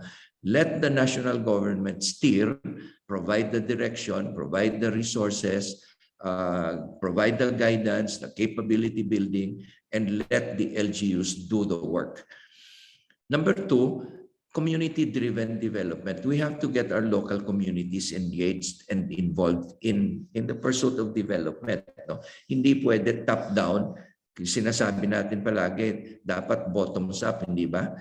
Ayaw natin top-down from the national government papupunta sa atin, pero kung minsan nakakalimutan natin, dapat tayo din dito. It should be bottoms-driven development galing sa community. Make them part of the development process. And then, we should always try to achieve a convergence among the national government agencies and our LGUs. No? And it's easy to say sometimes nakakaroon tayo ng problema. This is a challenge for our local chief executives and program officers who are in constant communication with national government agency partners. Okay? Also, as mentioned by our introduction earlier, yung kailangan yung partnerships with the private sector and civil society. We cannot do the job alone. We have to get the private sector involved and engaged together with us.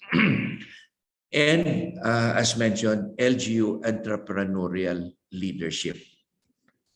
We'll touch more on that later. No? So how to overcome the hurdles? Number 2, strengthen knowledge base. No? As I said earlier, kailangan natin a solid database that is useful to our business sector and investors. And as I said, it's easier said than done. We also need strategic local development plans. No? Holistic, participatory, comprehensive development plans that will lead towards sustainable and inclusive development in the long term. We need finance and budget management. Lalo na ngayon na lumalaki yung era natin. No? We need more focused targeting mechanisms. We need to know where the poor are, why they are poor, what is the appropriate intervention to take them out of poverty, no? As an example. Then we need monitoring and evaluation and accountability measures. Kung ako ang isang local chief executive, ang role ko is to set the direction and empower my implementors, my program implementors. Okay, this is what you need to do. These are the resources na kailangan ninyo. Go out and do the job. Tell me how you are succeeding. So we should all make everybody accountable for achieving yung determined outcomes or deliverables. And then good program design. It is so important. And the management, proper management of climate change, pandemics, and other disasters. Okay? So governance weaknesses, yun. Minsan, pinapasukan tayo ng politika, like ang poorest families, yung 4Ps, kung minsan nagkakaroon pa ng favoritism dyan at the barangay level. Traditional governance or management practices pa rin ang ginagamit. Sometimes there's outright corruption and waste of limited resources. No? And then, of course, there's red tape and petty graft. Okay? So how do we move forward?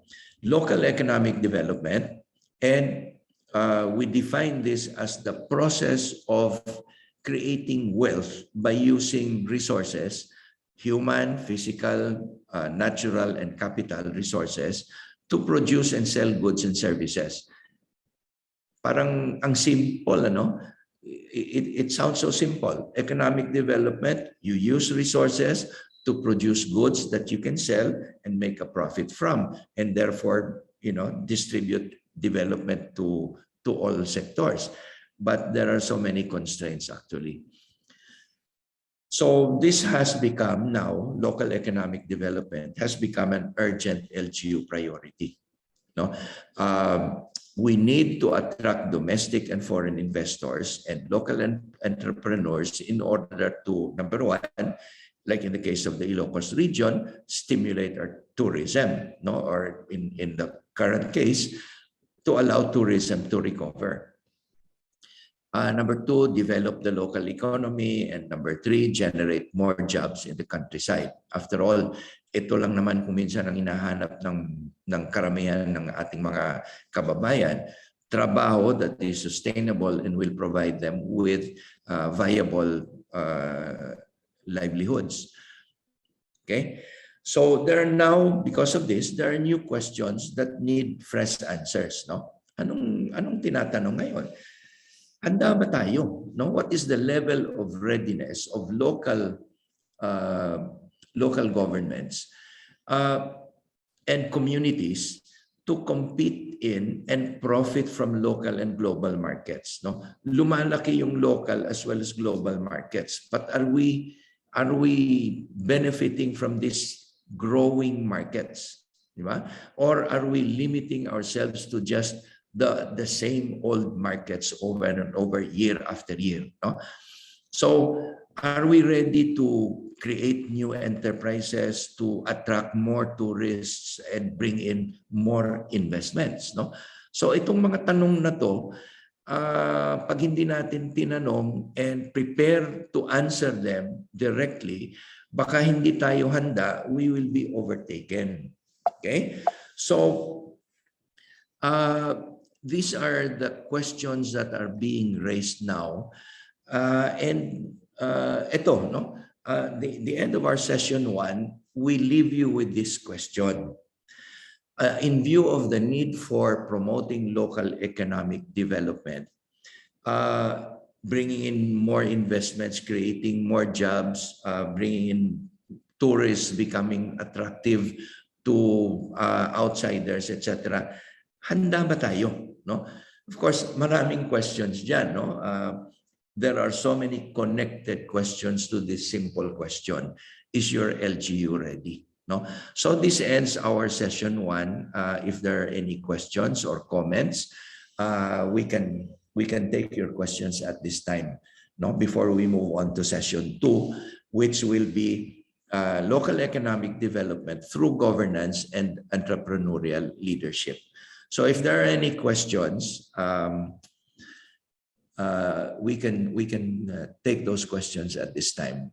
I will stop sharing na and go back to session 2 later. Okay, are there any questions or comments? From our participants po, meron po ba tayong mga questions? At the moment po kasi sir, sa ating pong chat box ay wala pa naman pong mga questions. Baka meron pong gusto You may mag-search. raise your virtual hands po sa atin po mga participants should you have any questions or clarifications po.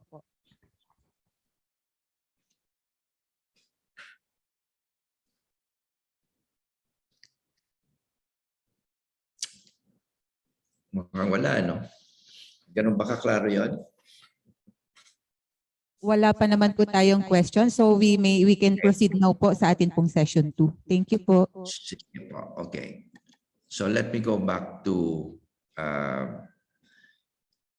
session 2. Ito ngayon, pag-uusapan natin yung local economic development through governance and entrepreneurial leadership.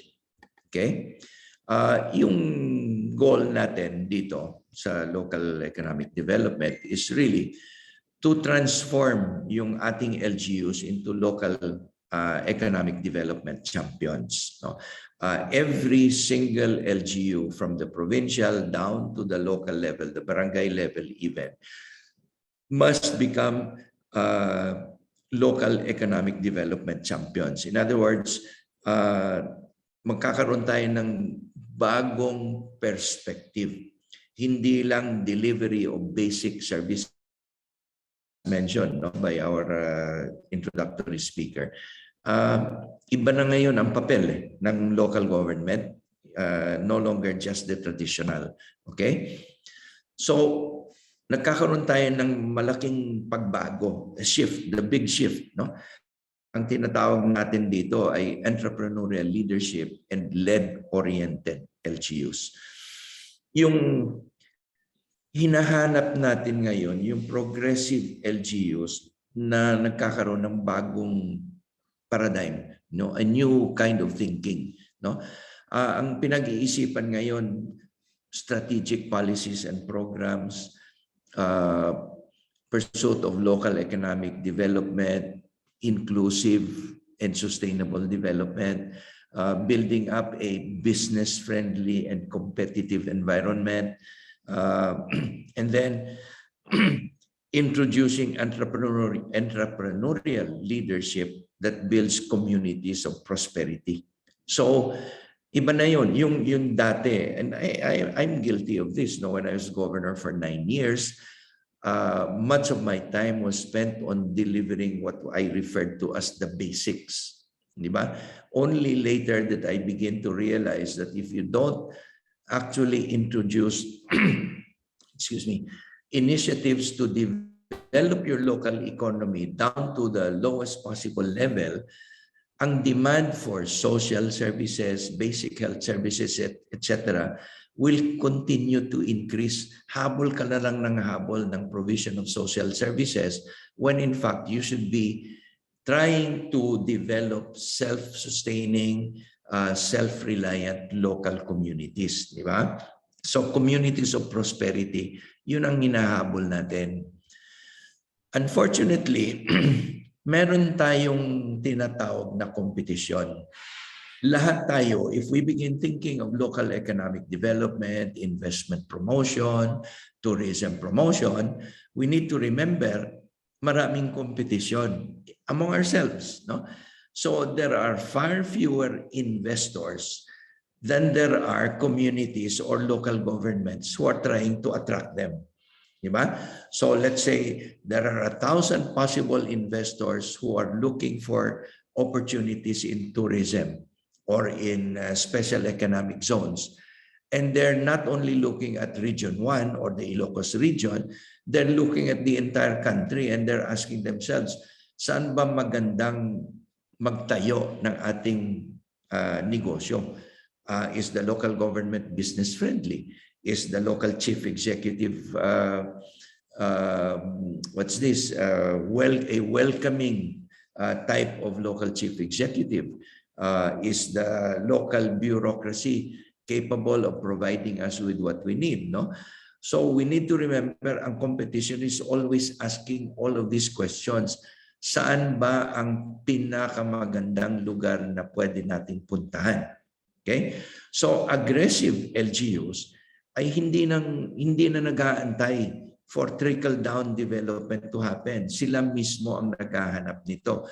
They're beginning to aggressively look for investors, for new businesses, local and outsiders, and they're creating the environment that is conducive to these investments.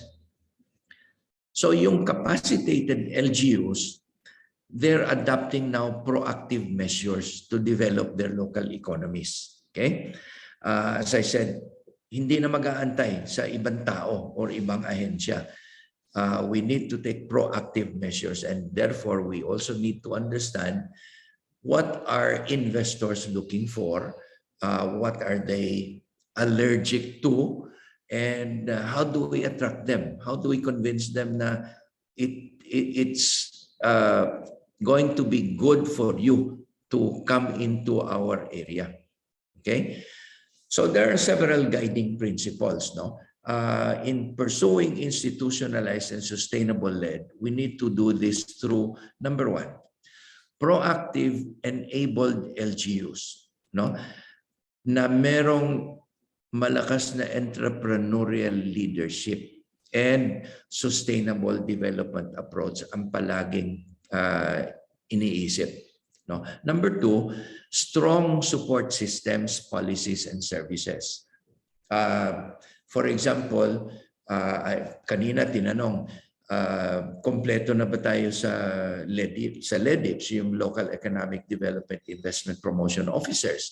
In many areas, wala pa, or yung mga LEPOs or LEDIPs ay yung designated lang muna, o budget officer, planning officer, engineer, kung sino man dyan, baka kulang kayo ng trabaho, o kayo na muna mag-LEDIP dyan or mag-LEPO, di ba? So, strong systems, like in our case in Negros Occidental, we put up a PEDIC. I'll talk about that maybe later on, a Provincial Economic Development Investment Center with the manpower to undertake the investment promotion and other related services to service incoming or interested investors. So we need strong support systems, policies, and services provided by capable and empowered personnel. And the third is private sector participation. No? So these are the basic guiding principles. No? When we pursue local economic development, we need to look at ourselves, we need to look at the systems we have in place, and we need to look at the private sector. Next, there is a three-pronged approach to proper local economic, to propel local economic development. The first is entrepreneurial leadership, sinasabi na natin. No? What does this mean? LGUs and local chief executives are LED champions. Iba ng isip, no longer just basic services. We have to become local economic development champions. entrepreneurial in mindset, creation of wealth, creating communities of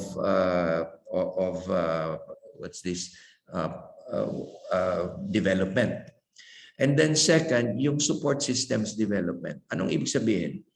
Business-friendly policies such as an investment ordinance, adequate support systems. Meron ba tayong tao na pwedeng mapuntahan or opisina na pwedeng puntahan ng investor or businessman na maghahanap ng tulong? Paano natin masagot yung problema namin? Lack of infrastructure, problematic policies at the local level, municipal for example, etc. So meron ba pwedeng mapuntahan? No? And then, meron ba kayong economic development teams that can do the proactive activities that will promote local economic development? The third is strategic enterprise development. What does this mean? We need to develop a widespread core of local entrepreneurs. Alam naman natin I think 95% of businesses in the Philippines are micro and small enterprises. So we need to be able to strengthen this sector and allow them to prosper. The more micro, small, and medium-sized enterprises you have, the more evenly spread the development, the more inclusive your economic development becomes. No?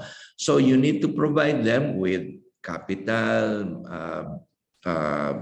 competencies, even research and development, extension services, in order to make this sector prosper. No? So yung strategic enterprise development is so important.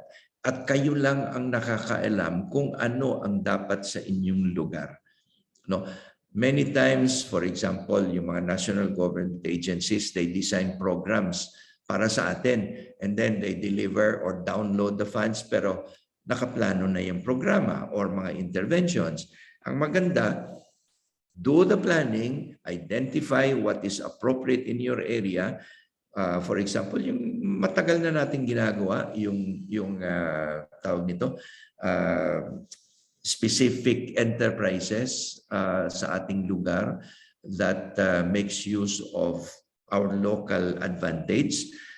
Yun ang pinaplano natin, yun ang ipopromote natin instead of introducing other businesses na hihirapan tayo sa, for example, what do you call this, yung supply ng local materials, di ba? Many people want to go into bamboo industry development. Wala naman tayong bamboo plantations to supply the raw materials. So kayong nakakaalam ano ang bagay sa inyong lugar. Okay? And here I'd like you to check, no? Pwede niyo nang mahanap ito sa Google, I think. I-Google ninyo si Keith Hyde, no?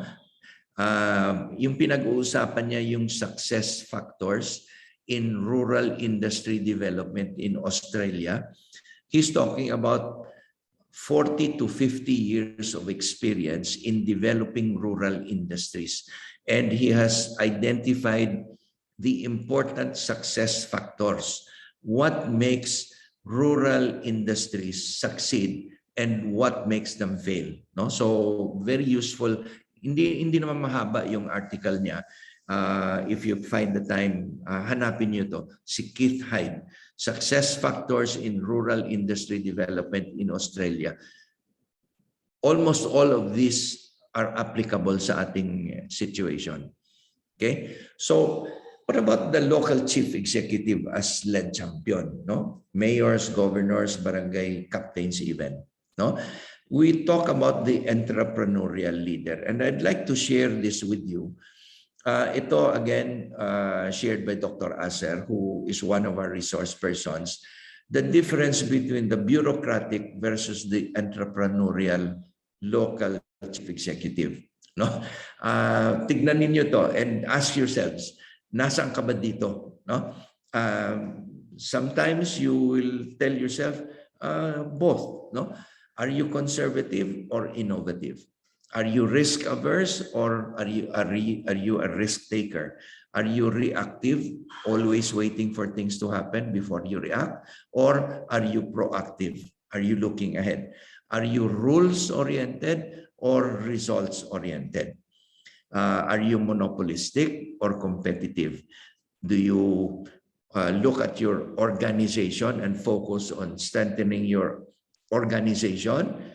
Or are you more market-oriented, looking at the market, identifying new opportunities, trying to meet new needs of your market? No? Are you visionary or non-visionary? Are you rigid or flexible? Are you hierarchical or organic? Centralized or decentralized? There are some people who like to be control, may tinatawag nating control freaks. There are others who are hands-on talaga, all the micromanagers.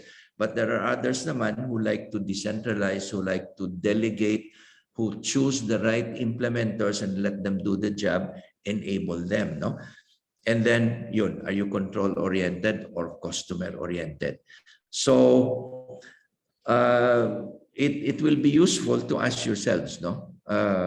Kung nasaan kayo dito. Okay? Let me go to, I think we have some participants here who are with the local sanggunian. No? So I included this particular section because it's important to highlight the role that the local sanggunians should play in promoting local economic development. So ang tanong natin, is the local sanggunian ready to do its share? No? And ito, what the legislator should know, no? And we take this, I think there is, we cite the source here. This is called from the National League of Cities Center for Research and Innovation. Itong mga kailangan malaman ng ating mga board members, mga councilors natin, mga kagawads, no? Your LGU's comparative and competitive strengths and weaknesses. Very often, kami among the League of Governors, for example, we share stories, no? Lahat kami gusto magkaroon ng airport. Lahat kami magkaroon ng big infrastructure projects. And then we find out, sandali, if all of us were to have international airports, kukulangin tayo sa traffic. Hindi naman viable siguro na lahat tayo, every single province, magkakaroon ng international airport. So, you know, the choice of location should be strategic. So, we like to have this airport or other important infrastructure because we think it provides us with a comparative advantage. No? But every local government has its comparative and competitive strengths as well as weaknesses. It will be good for not only the legislators, in fact, but for all stakeholders to know what these are. Okay? And then, how does your LGU fit within the framework of the Provincial Economic Development Program? No? Kung minsan, baka your development trust is contrary to the development trust of the province. For example, in Negros Occidental, pumasa kami ng Green Economy Ordinance, no? A local investment and incentives ordinance that calls for specifically the promotion of a green economy. And yung dating governor actually naglabas ng isang executive order prohibiting or strongly discouraging the entry of coal-fired power plants, no? Because yun nga, green economy ang hinahabol natin. So strong and environment protection, you know. So green economy ang preference. Kung merong isang local government unit na gustong ipasok yung investor that wants to put up a coal-fired power plant, and this has actually happened, no? Nagkakaroon ng conflict.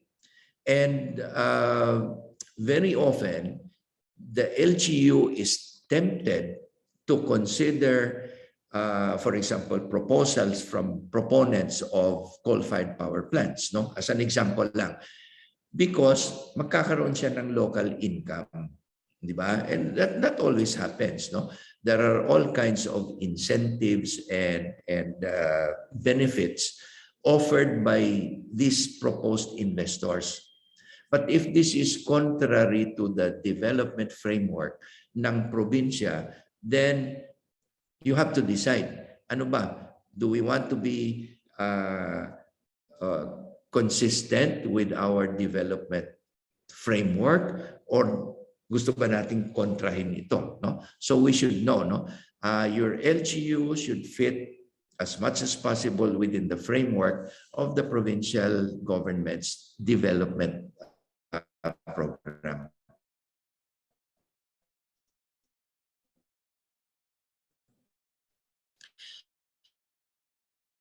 And of course, you need to, oops, I may have to. Let me know kung humihina ang signal, ha? The LGU's regulatory environment, no? Efficiency, integrity, predictability, appropriateness. Minsan, baka hindi kayo kinakausap ng mga investors or local businessmen. Ang hirap kausapin yung inyong licensing office. Mahirap kausapin yung inyong regulators, inspectors, for example, fire safety inspectors, whatever, dahil may hinihingi, no? So you need to impress upon your constituents, lalo na yung business sector, that you are open to feedback from the private sector so that you will know kung efficient, with integrity, predictable, at appropriate yung inyong regulatory environment. So you need to know your business community's needs and concerns, your locality's branding message. I don't know if you're all aware, bawat isa sa inyo merong so-called brand, no? I cannot remember. Well, what I can remember at this point in time, yung Naga, for example, ang maugmang lugar. For the province of Negros Occidental, we have the land of sweet surprises. I think you all have your own brands, no? So you need to know what this brand is. You need to know what the message you want to convey to your constituents as well as prospective clients, and you need to be consistent, no, in projecting this image. And then you need to know what are the economic development staff skills and organizational capabilities, ano yung kanilang pangangailangan in terms of capacities, etc., no? And the measures and practices that are needed to promote LED. Okay? Yung legislative powers and process, hindi na ako magtatagal dito dahil alam naman ng mga sangguniang members natin ito. You have powers and you have a process, no? Ang gusto ko lang ma-highlight dito, yung sa process, yung continuous interaction not only with the executive branch, with your governor or your mayor, but also with your constituents, the business sector, civil society, the public at large, all the other stakeholders, including your MRIs and special bodies, in order for you to know the actual situation, to come up with responsive legislation that is relevant to the needs of your community, no? Hindi pwedeng isolated kayo or palagi nyo lang ang iniisip, ano ba pwedeng maliliit na projects na maibibigay ko sa ganitong barangay o ganitong bayan, di ba, to keep your name constantly in the awareness ng constituents ninyo. You need to be more than that, di ba? And then, so you need to be aware of all of these things, and you need to be aware that you are part of the process of development. And then, of course, ang reference natin dito is the local government code. You also need to be aware that meron kayong legislative oversight, no? The power of the purse, ka nga, no? and the constitutional system that provides for checks and balances, no? And usually this is done through committee work, no? In your local sanggunian, meron kayong different committees, and that's where you do a lot of work, no? The sessions are maybe 10-15% of your work. A lot of the work is communicating with your communities, doing your committee work, doing the homework in order to know what needs to be done in terms of relevant legislation. Okay? And that's where you can exercise your legislative oversight. If you think, for example, meron kayong ordinance that is not properly implemented or kinalimutan, then you need to remind your local chief executive. Hindi po natin follow up ito. Hindi natin ini-enforce, di ba? Okay. So you also need to ensure administrative compliance with the intent of your legislation. So maybe sometimes you need to review and amend existing legislation, lalo na yung mga lumang legislation, in line particularly with the devolution of services. And of course, you need to concur with some executive appointments. You also might need to do investigations and hearings in aid of legislation. You need to fiscalize. You need to evaluate program implementation. You need to do performance assessment. You need to get public feedback and gather information to guide new legislative initiatives. So some people think ang daling trabaho ng maging isang sanggunian member. If you remember do all of this and comply faithfully with your mandate, you will know na marami palang trabaho ang isang sanggunian member. Regulatory power. You need to remember that regulations can become incentivizing or restrictive. So you need to know, itong mga ordinances na inyong pinasa, are they incentivizing business or are they restricting economic development? You need to be aware of that. Your local investment code, kung meron kayo, baka luma na, you need to update, no? Your incentives mechanisms, for example, for business. Your PPP ordinance, baka meron kayong kailangan gawin yan, no? Enabling legislation to provide for private-public partnerships. Your revised revenue code, baka kailangan nyo nang ma-increase or ma-improve yung revenue generation. You need to review your rates, no? Of course, I know sanggunians are usually very reluctant to increase local taxes, but very often you need to do that. Appropriations ordinance, of course, you need to study your proposed appropriations. Executive legislative agenda, you need to work with your local chief executive to establish a common direction. And you also need to be aware of your comprehensive land use plan and zoning, especially as you begin to think about local economic development, the proper use of land. And then franchises and licenses, kasama din sa inyo yan. Regulation of commerce, transportation, public places, markets. So pag nakita ito ng general public, sasabihin yan sigurado, dami niyo palang trabaho, di ba? So you should be worth your salary. Malaki naman sweldo nyo ngayon, di ba? Okay, so the impact of policies, ordinances, and resolutions, you know, you may not be aware of this, but your ordinances will very deeply influence your LGU's competitiveness and attractiveness to investors and businesses.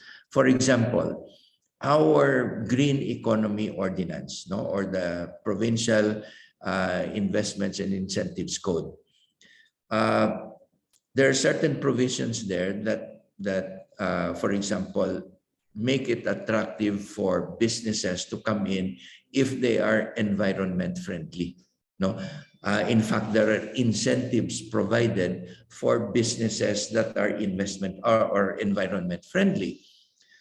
On the other hand, there are disincentives for investments that are known to be ruinous to the environment, no? Or very exploitive or pollutive, no? So pwede nating sabihin, pahihirapan natin yan, no? If they are not friendly to the environment, no? So always remember, yung mga ordinances, kahit na resolutions nyo lang, this can be very, very influential in terms of promoting or disincentivizing local economic development. Yung tax ordinances ninyo, yung licensing process, no? This will have a direct effect on the cost of doing business. So it would be useful, lalo na yung mga members of specific committees, to review ano ba ang cost of doing business for your local businesses. Saan sila nagkakaroon ng unnecessary costs? Where are they spending more money than they should? Saan ba pwedeng bawasan yung kanilang cost of doing business? So it would be useful for you to talk to them once in a while, yung local chamber, yung association of local business sectors. Kausapin ninyo, kamusta ang negosyo? Kamusta ang kita? Saan ba lumalaki o tumataas yung inyong cost of production? Saan ba natin pwedeng mabawasan ito, no? Paano kami makakatulong, no?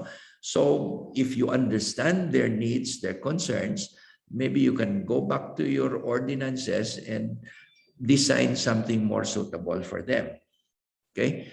Yung investment incentives and protection measures, for example, they can spur economic activity and investments. Zoning ordinances and CLUPs or comprehensive land use plans will determine what kind of investments will go where. Diba? For example, you can direct preferred investments to go into specific areas that are vulnerable to overexploitation of natural resources. So yung pwede lang pumasok dyan are those businesses or industries na walang impact on the environment, negative impact on the environment. So through your ordinance or land use plans, you can actually direct which types of business go to which areas, okay? Depending on your priorities. And then yung regulatory policies on traffic, on your franchises, on transportation, street vending, public market fees, licensing, etc. All of these have influence on the business environment, no? And they affect the LGU's image as an investment destination. For example, kung meron kayong ordinance na napaka burdensome to your small micro enterprises, no? For example, market fees, tinaasan ninyo to levels that are very difficult to meet for struggling enterprises or micro enterprises.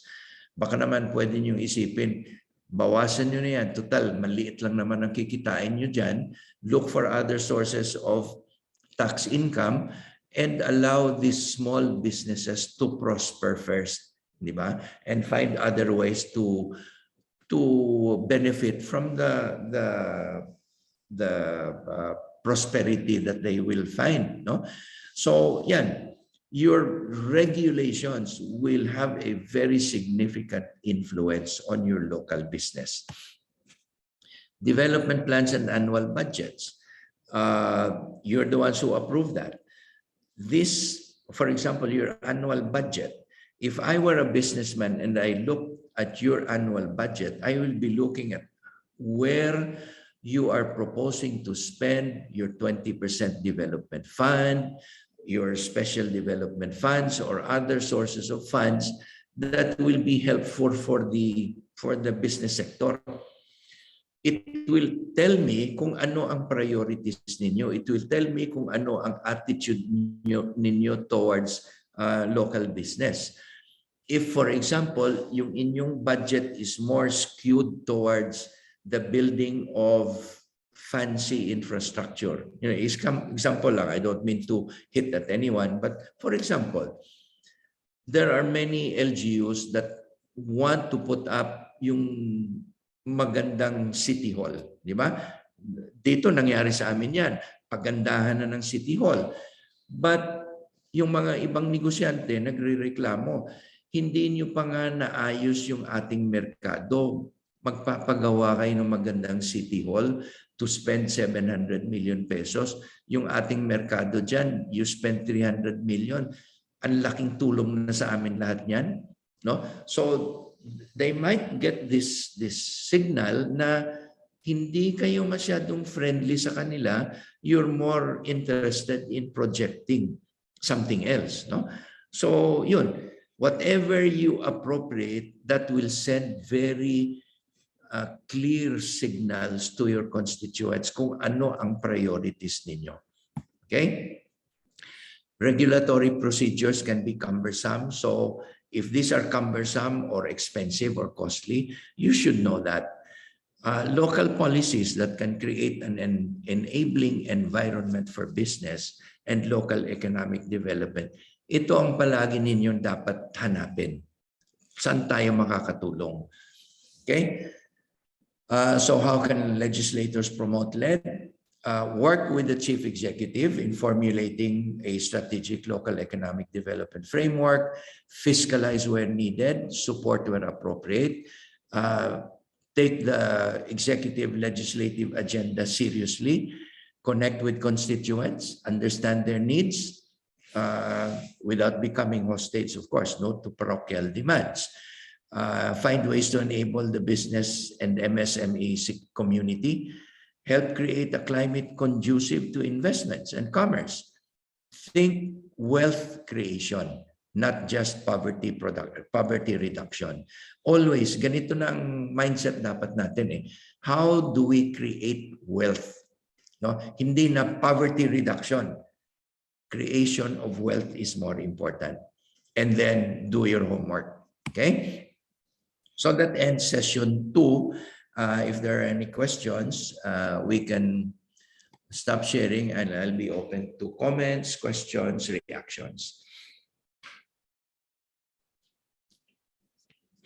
Medyo napabilis tayo. Thank you so much po, sir. Sa atin pong mga participants, meron po ba tayong mga questions? You may raise your virtual hand po.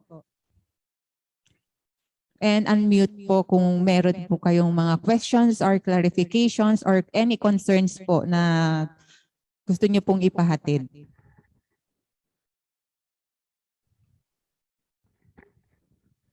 Ayun. Ayan, so parang wala pa po. Siguro at this point po, sir, if it's okay po na can we have a 5-minute health break po?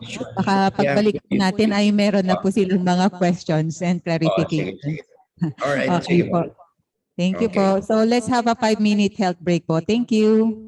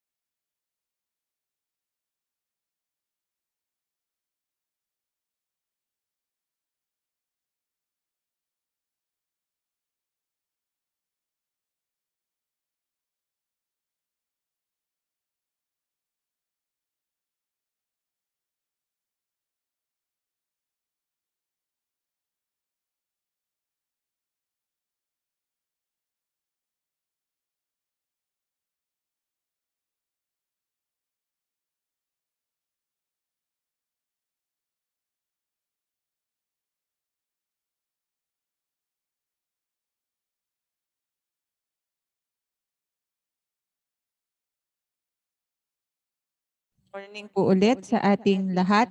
So, time is up na po para sa ating health break.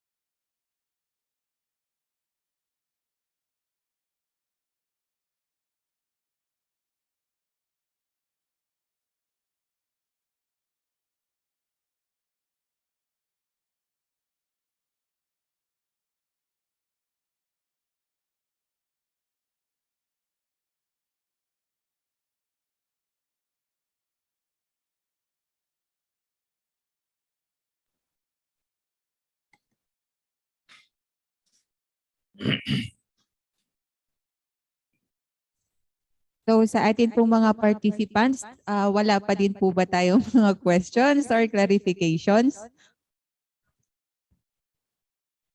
Ayan, so wala po yata silang questions, sir, so far. So is it okay, sir, if we will proceed na po sa atin pong session 3? Sige, okay. Okay po. Okay, take it away, sir, so para po sa atin pong session 3. Thank you po. Sige, so it looks like maaga tayo. Session 4 na mamaya after lunch. Ano? So we go to session 3. Ito naman ngayon, yung local competitiveness and investment promotion. Ito, mas maraming laman na ito ngayon. Okay. Ang alam naman natin ngayon na local economic development, yung general concerns niya, and this is called also from a presentation made by Professor Ernie Cerote. Ang pinaka-relevant sa atin dito ngayon, itong last item, yung attracting new business. No? Of course, there are many other concerns that we need to address. Food security, for example, retaining existing business, nurturing small businesses, etc. But ang importante, one of the important things is attracting new business. Okay? So, in order to do that, I'd like to stress na on top of everything else, ang importante ay good governance, yung mahusay na pamamahala. Okay? Because kung hindi nyo maipakita yung mahusay na pamamahala, baka, investors will be reluctant to come in. Okay? And this is what we'd like to say. LGUs that perform well are usually more attractive to different sectors. LGUs that perform well are awarded with different kinds of recognition. They become more attractive to aid agencies, USAID, OSAID, European Union, etc. Or they become more attractive to investors, industries, di ba? Because alam nila na in this particular LGU, maganda ang local governance, right? So you need to, well, yun nga, magkakaroon ng bragging rights, no? Maipakita yung proof of performance. Many of us, of course, meron ng seal of good local governance. Pero ang malungkot, marami pa rin ang hindi nakakakuha nitong seal of good local governance, yung SGLG, for various reasons. Some of the common ones, hindi pa na-fill up ang certain particular position dahil walang available. Di ba? But it really helps if you have your SGLG para alam ng tao na you're doing your basic mandate, no? And then we've added also yung seal of good education governance. If you have this, people will know na binibigyan ninyo ng importansya yung edukasyon, no? And by education, I don't mean scholarships, no? This is providing access to good quality education at all levels, from elementary all the way up to tertiary, no? Because as we all know, education is the great equalizer. It provides the doors for better lives for most people. Eh kung hindi makaka-access ng good education yung constituents ninyo, ay palagi na lang sila magiging problema. There's also the Galing Po Awards, no? And there I think a number of local government units, including provincial governments in northern Luzon, that have garnered the Galing Po Awards, no? What this essentially says is that marunong kayo mag-implement ng sustainable, well-designed, relevant government programs, no, for your local constituents. And many other awards or certificates of recognition that will provide proof that you have a well-run organization. Okay? And dito, hindi ko na ipahabaan ito. You're all aware of this already. Every level, barangay, cities and municipalities, and cities and provinces, you all have your basic economic services and facilities that must be provided, no? Now, I highlighted lang dito sa last slide yung first barangays, municipalities, cities, and then cities and provinces. Yung last item, the new devolved functions. Okay? So, lahat ito, kailangan yung gawin. These are all part of your basic mandate. Pero lumalaki na ito ngayon. There are many devolved functions, and you have now this new priority for local economic development. So therefore, you have to begin expanding your own perspective, no, in terms of not just basic services and facilities, but also the more forward-looking. So this is what we'd like to say about good governance, no? Good governance is needs-based, results-driven, performance and outcomes-oriented. Okay? Local chief executives are sometimes tempted to think na okay na ang trabaho natin kung marami tayong projects or programs. Okay? I was given this warning the first time I became governor. Ang sabi ng kaibigan ko, maraming pera yung probinsya, siyempre marami kang pwedeng gawing projects. But be careful, do not be too impressed kung marami kang projects pero wala namang outcomes na makikita. No? So in other words, you need to design your programs and projects to meet specific needs, no? Validated needs. You need to be results-driven. In other words, palagi mong tinatanong, are we actually achieving our desired outputs and, of course, the outcomes, no? So you need to be performance and outcomes-oriented. Hindi pwedeng sabihin, Mayor or Gov, we've already delivered or turned over 100 carabaos to our small farmers. Ang tanong dyan is not just the output, but ang outcome. Anong nangyari sa farmers na nabigyan natin ng carabaos? How much additional income are they now making on a monthly basis? Are they producing better,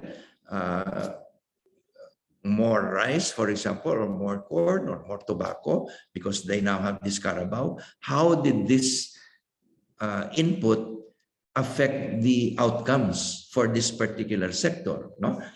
Yan, we should always be thinking about that. Next, We need to be strategic. I define this as using the right approach at the right time with the right execution to achieve the right results. For example, we want to develop the tourism industry, but there are many constraints to tourism, no? Aside from the COVID pandemic that will probably go away. But the longer term, palagay mo, kulang kayo ng basic infrastructure, yung facilities, tourism-related facilities that will make your province or your locality tourism-friendly. So, ano bang magiging strategic program na dapat nyo itulak dyan? Will it be provide better roads, piers, to kung tawag nito, kung coastal municipality kayo, so that people can access you from the sea, or should there be, for example, comfort facilities in strategic locations throughout your tourism highway, no, to provide stops for tourists on the way to some resort or another. I was, for example, in America at one time. Medyo malayo ang super highway na dinadaanan namin. I think it was about siguro mga 50 miles. In between, siyempre, aabutin ka ng pangangailangan mo, maghahanap ka ng either gasoline station or rest center. So in that particular state, I cannot remember which one, they had strategically located rest stations in this long stretch of highway. So pwede kang pumara doon to relieve yourself. Unfortunately, yung sa isang pinuntahan namin, pumara kami doon, maganda nga, merong relief station, hindi naman properly maintained. Walang naglilinis. No? So, yun. So, yung interventions ninyo, yung programs ninyo, you have to be strategic. Also, good governance means inspirational and unifying. And I add here that communication is key. Your constituents need to know what you're up to, know what your plans are, what you're doing, what you're spending, what your intentions are, how you're succeeding, or what problems you're facing, etc. That's why I always say that the local chief executive and everybody below him or her must be good communicators. You need to tell your constituents kung ano ang nangyayari sa inyong lugar so that they will feel like they are part of your governance. No? So when you make them believe na kasama sila sa inyong pamamahala, you become more inspiring, you become more unifying. No? Sinasabi nila, ay oo, yung ginagawa ni Mayor dyan, tinanong niya kami kung ano ang dapat dito, ano bang dapat i-prioritize. What do you call this? Water system, sanitation systems, or barangay halls. So tinanong kami, sabi namin, mas importante siguro yung water system rather than barangay halls. Di ba? So if you make them part of your governance, you become able, you are enabled to inspire and unify your community. Good governance also involves a culture of integrity and excellence at every level.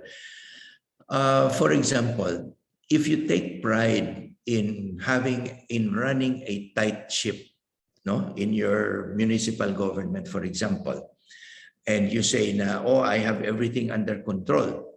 And then visitors come and visit your town and they find na hindi naman pala maganda yung garbage collection ninyo or solid waste management. You take pride in running a tight ship at your munisipyo, but where the community is, hindi naman pala maganda yung waste management or flood control or things like this. That shows the public that your local government is systematic, well-run, and provides a good environment for your constituents.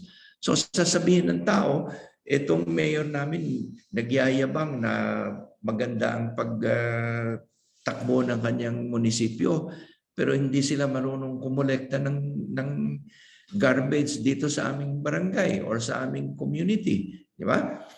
So you have to have that culture of integrity and excellence at every level. Your lowest level, for example, utility worker, if he or she does not do his or her job, for example, cleaning your toilets or your comfort rooms, pag pumasok ang constituent ninyo, your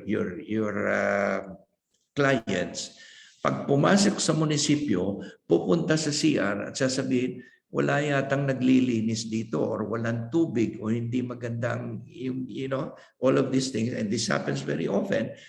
The impression they give is, mukhang hindi maganda ang pagtakbo ng munisipyo. If they cannot manage their own comfort room, how can they manage bigger things? Di ba? So that culture of integrity and excellence is important at every level. You also need to be empowering. I remember one particular president whom I worked for gave specific orders to a specific person. I want you to do this and I'm giving you 1 year to do it. At the end of the year, mag-usap tayo, kamusta? After that period, tumawag, tinanong, kamusta yung takbo ng project natin? Hindi happy ang presidente sa resulta. Nagalit. Siyempre, sabi niya, I gave you so much money to do this simple thing. Now you tell me na hindi niyo pala nagawa or on 10% lang ang accomplishment. Ano bang problema? So I reminded the president, sabi ko, just because you are president and you give orders or you tell people to do something, it does not mean that that thing will get done the way you want it done. If you don't empower, you don't enable, you don't have the right persons in place. Meaning, ikaw ang tagabigay ng direksyon, ng order, tagabigay ng resources, you empower the persons who implement, and you expect them to do the job well, implement the program well, because you gave them everything needed in order to get the job done. If they don't do it well, that should teach you a lesson. Find somebody else, a better person to do the job. But in the meantime that you tell people to do a job, you have to be at least empowering. This takes me back to a little story when I was in one of the cities in Ilocos to do mentoring. Nagtanong din ako sa mga department heads on a scale of 1 to 10. How empowering do you think your previous mayor was? No. And medyo nahiya silang magsagot, no? Siyempre, alam mo naman, siguro na concern baka makarating sa kay dating mayor. So they were encouraged by the incumbent mayor. Sabi niya, no, we want to know on a scale of 1 to 10 how empowering do you think the previous mayor was, so that I will know kung may problema, then I will know kung saan tayo pwedeng mag-improve. And some of them said on a scale of 1 to 10, 4. Dahil very hands-on, super hands-on yung mayor, very few things would happen kung walang direct orders sa kanya. No? So, too micro-manager and not empowering enough. No? So, the next mayor said, that's a good lesson to learn. No? If I want all of these things done all at the same time, I need to have empowered people to do the job for me. Diba? So you need your competent organization. You need to have an organizationally competent structure, bureaucracy that will get things done the way you want it done. Okay? And all of this constitutes good governance. No? when people know na meron nito, they will feel confident. They can do business in your town without meeting problems. Okay?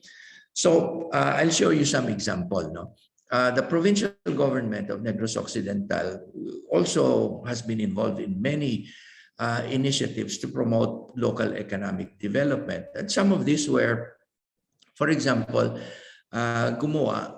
when I was consultant, gumawa ako ng Provincial Investment and Incentives Code, yung Green Economy Ordinance na tawag namin, to promote biodiversity and a green economy, yung sustainable development. No? And then we created the PEZA zones, special economic zones, in strategic locations in order to provide or to attract potential investors.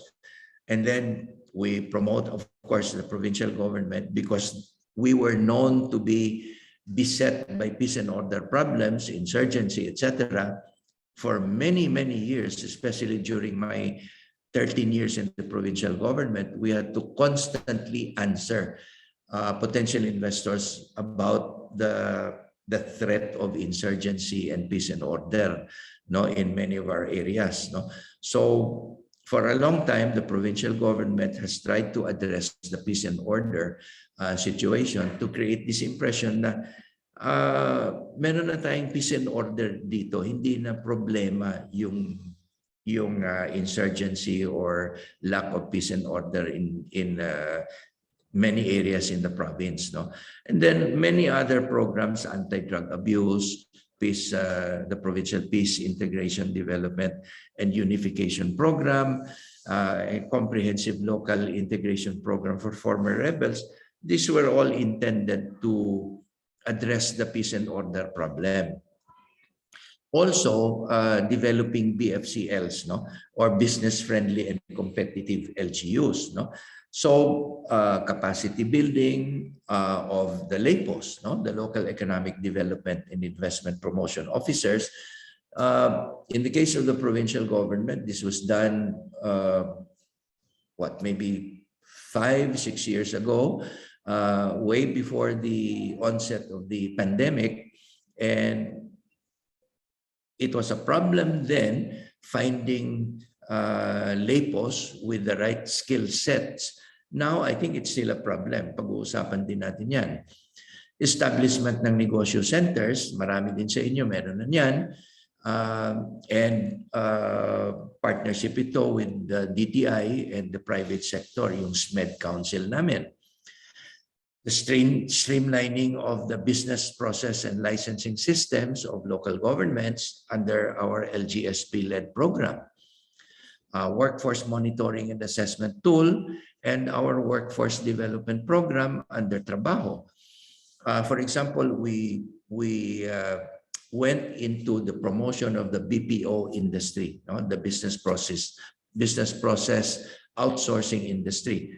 And we became, in fact, one of the fastest growing investment areas for the BPO sector. And one of the things that kept surfacing was the need for more skilled workforce who could join the workforce in the BPO sector. No? So we had to set up, the provincial government set up the IT training center, the training center for BPO workers, etc., in order to meet the growing needs of that particular sector. No? So through monitoring and assessment, we would know saan ang kailangan na i-develop, and therefore the programs would be designed to develop that particular area. Also, in partnership with the private sector, with the SMED Council particularly, nagkakaroon ng MSME summits to discuss the concerns of the micro, small, and medium enterprises. No? And then development of a provincial tourism roadmap in concert with the Tourism Development Council.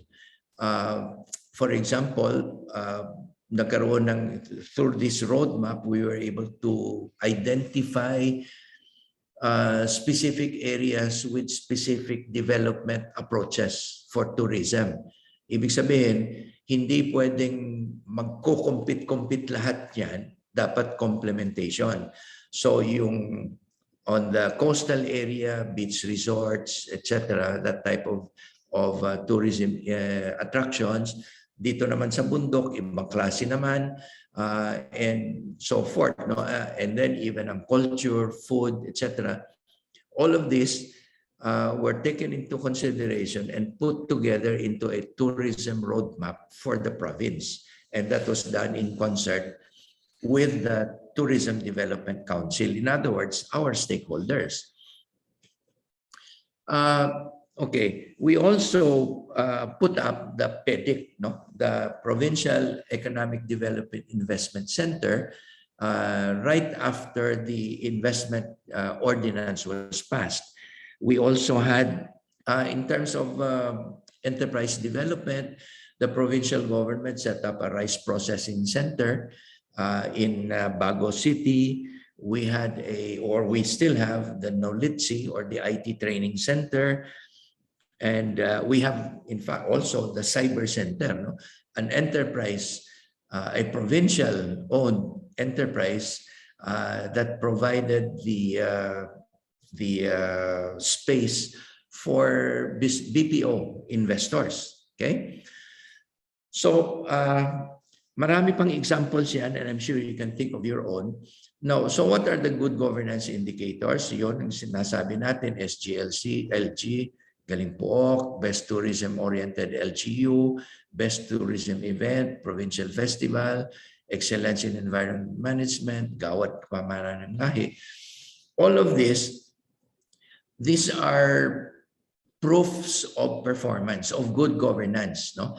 And it will really pay for all of you, provincial, municipal, city, even barangay, to be able to show these proofs of good governance in order to provide the conducive environment for business. Okay, so some LGU approaches to attract business and investments. Just citing a few examples. Many years ago, I was in Baybay Leyte to evaluate the project entry sa Galing Pook Foundation of Baybay, of its investment promotion program. No? So they did direct selling to individual industries. Tinarget nila, they asked themselves, okay, ano bang meron tayo? No? And how can we make better use of this local resource? So the first thing that came to mind was Baybay, aside from the university, was a coconut growing area.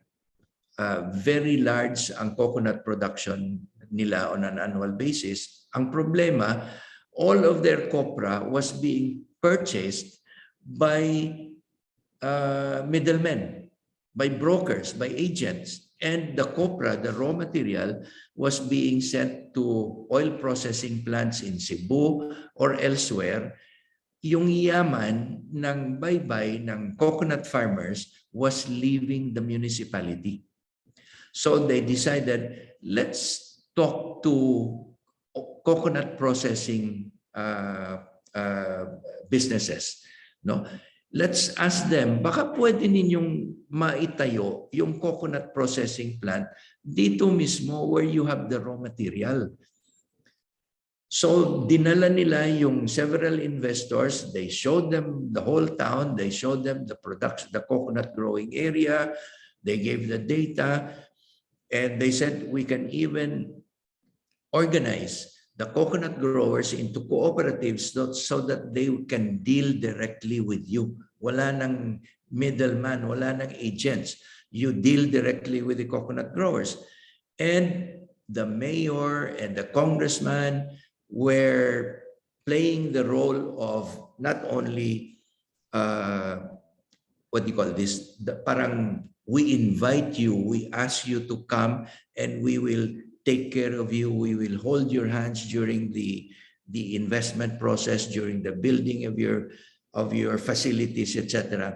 they took care of the investors from start to finish, and they continued to provide all the support needed by these investors. So, ang nangyari, because of this initiative, ang daming naitayo na processing plants in Baybay mismo. And then the coconut growers were able to put up their own cooperatives and were able to deliver directly to the processing plant their produce. No? And therefore, wala na yung profits going to other agents or middlemen, diretso na lahat sa kanila. No? And that was in fact one of the reasons why Baybay was able to attract more, banks, no, commercial banks to go in, because dati wala namang rason na pupunta ang bangko doon, wala namang pera dumadaan doon. Now, because of the processing plants and all the value adding, nagkaroon ng pera ang local communities, they needed banking services. So from one investment, nag-gradually increase to others, pumasok yung bangko. And then with all of that activity, economic development just continued to grow. No? So that's one specific example. Of course, I haven't been there for quite a while. It might be helpful for some of you to pay a visit to Baybay Leyte and ask how things are doing with the coconut processing plants.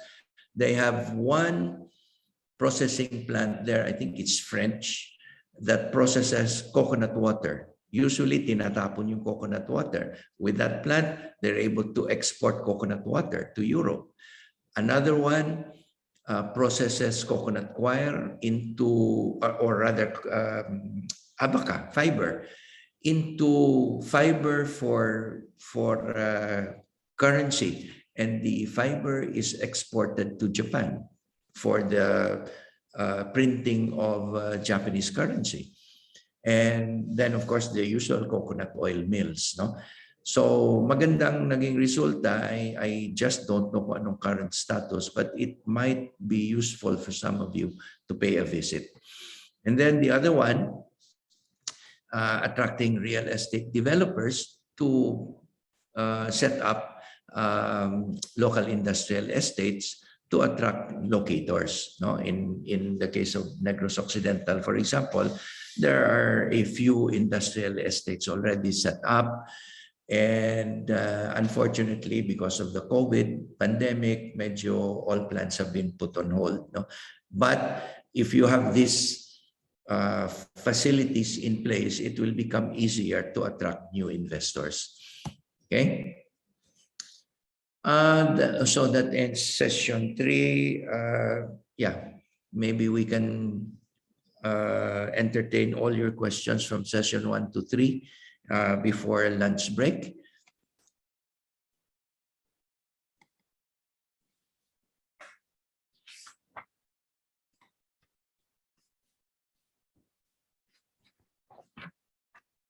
Thank you so much again, sir, for the very informative presentations. And we are indeed very lucky po to have you as our resource speaker po sa atin pong LED4LGUs training. So kaya sa atin pong mga participants, we encourage po to ask questions or clarifications po para ma-maximize po natin yung presence ni Sir Rafael. And kasi with all his experiences and knowledge po, matutulungan po niya talaga tayo on economic development. So let us take advantage po of the opportunity to ask questions, clarifications, or if you have concerns po.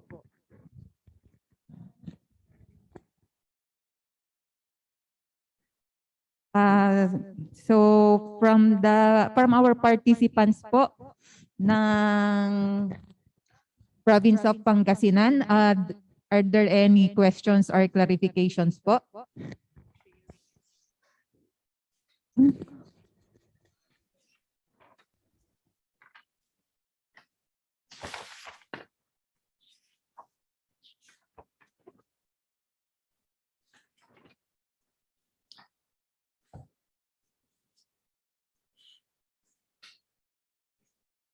From the municipality of Tagudin, any questions po, clarification?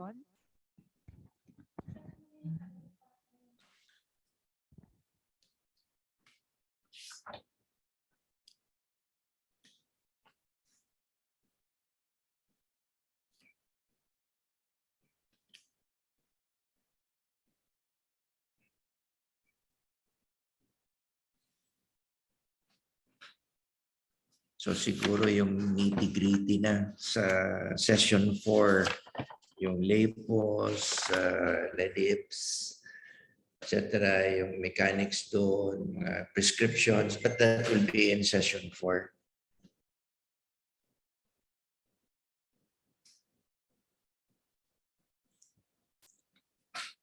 Pwede bang matanong, meron ba tayong existing LEPO dito na participant or LEDIP officer?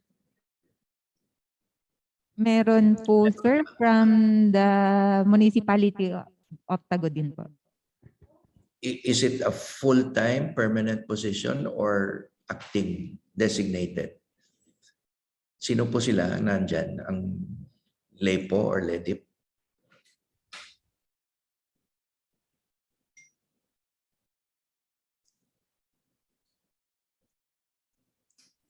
Meron ba? Sino doon?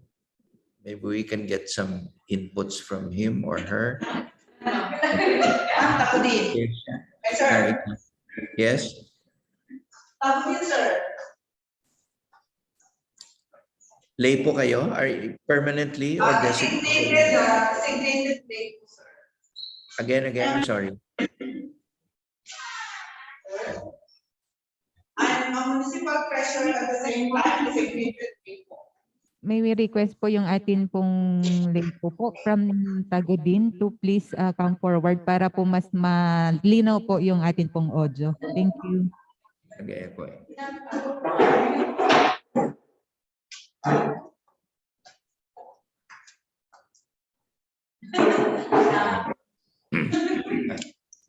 Sir, Yeah. good morning, sir. I am the municipal treasurer of Tagudin at the same time the LEPO. Okay. So, common yan, no? Well, actually, part of our discussion mamaya tungkol sa LEPOs, no? And ang concern really was marami actually ang designated lang, no? And maraming identified needs ng mga LEPO. So do I understand it na wala pa kayong specific investment development office?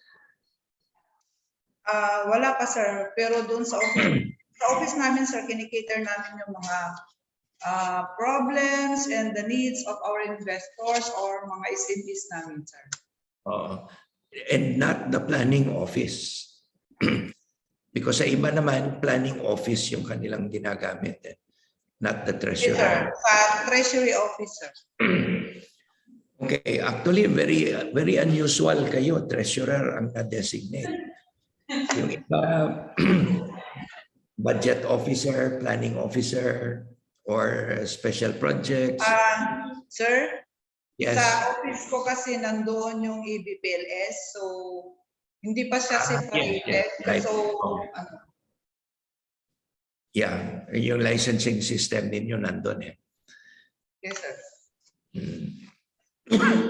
Okay, sige. So, is there anyone else na LEPO sa ibang LGU?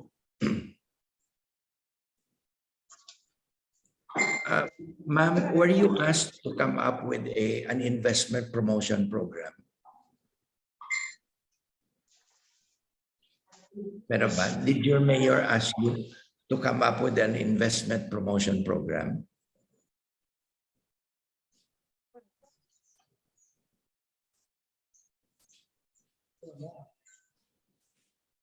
Meron ba, ma'am?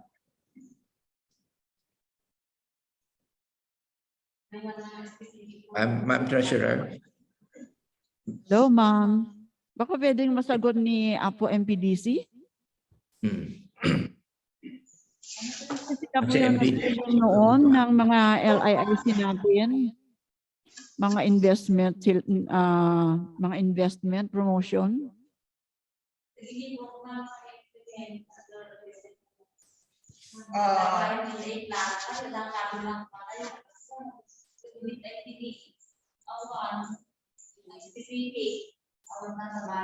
We provide and facilitate investment activities here in Tagudin. For example, sir, pag may bagong investor, inaalalayan namin sila and then we help them in the processing of their papers and at saka yung activity nila, sir.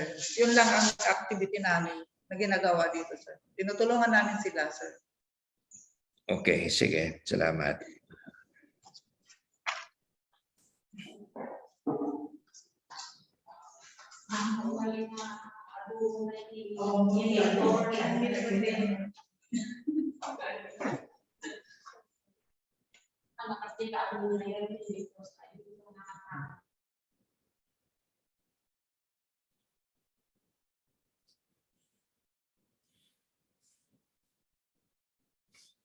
Ayan, so may we hear din.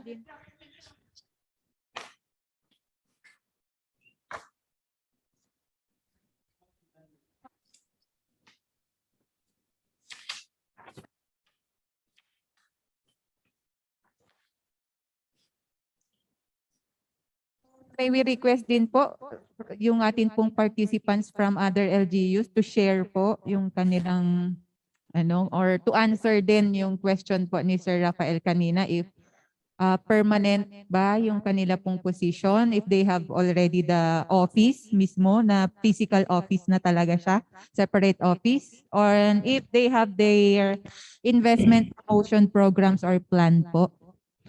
So let's hear from, since wala pong nagvo-volunteer, maganda na lang kami. So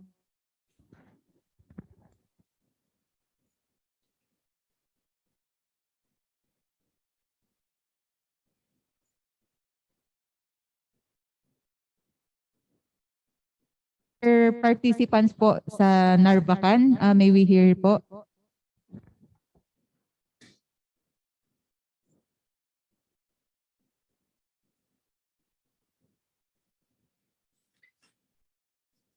Province of Ilocos Sur po.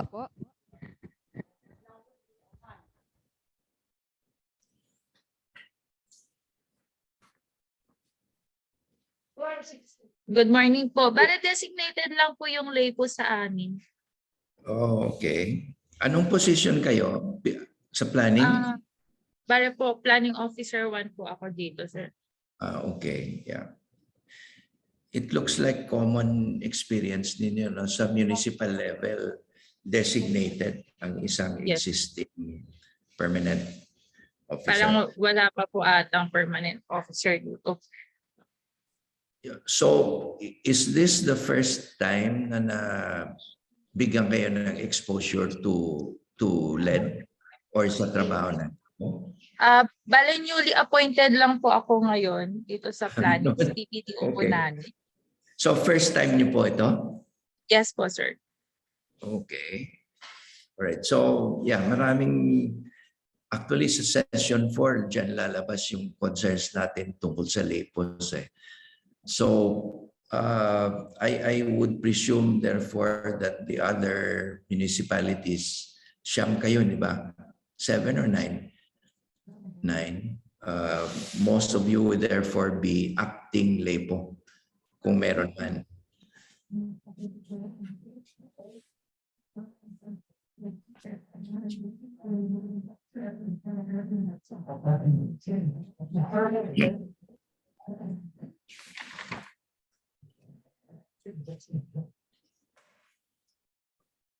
So si Ma'am Lovely Ann, hindi kayo nakagawa ng investment promotion team or local economic development team?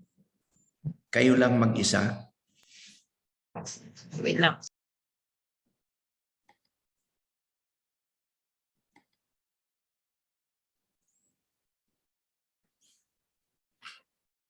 Nag-iisa lang kayo? Okay lang din. Tikan, ma'am. Yes. And yeah. So meron kayong economic development team or one-man team ito? Hello, good morning po. Yes, hi, morning. The province of Ilocos Sur po, meron po kaming local investment incentive code of 2015 and then last year po, we had this workshop para i-update po siya. Okay. Dahil may mga workshop with the municipalities before ano yung focus, ano yung mga products that we are going to enhance. Meron din yung kay BUI regarding po yung sa direction po ng aming promotion. Yeah. So sa planning office yun. Yes, sir. And you have one acting LEPO, Local Economic Investment Promotion Officer, or LEDIP. Acting ba? Kasi, Or yung nag-retire na po kasi yung naka-designate as na LEPO po namin, is our division head. And then, but we are assisting her before. So parang continuation pa rin, we are on track pa rin sa aming investment promotion. Okay, sige. But that's provincial government, no, ng Ilocos Sur, kay Governor Ryan. Yeah.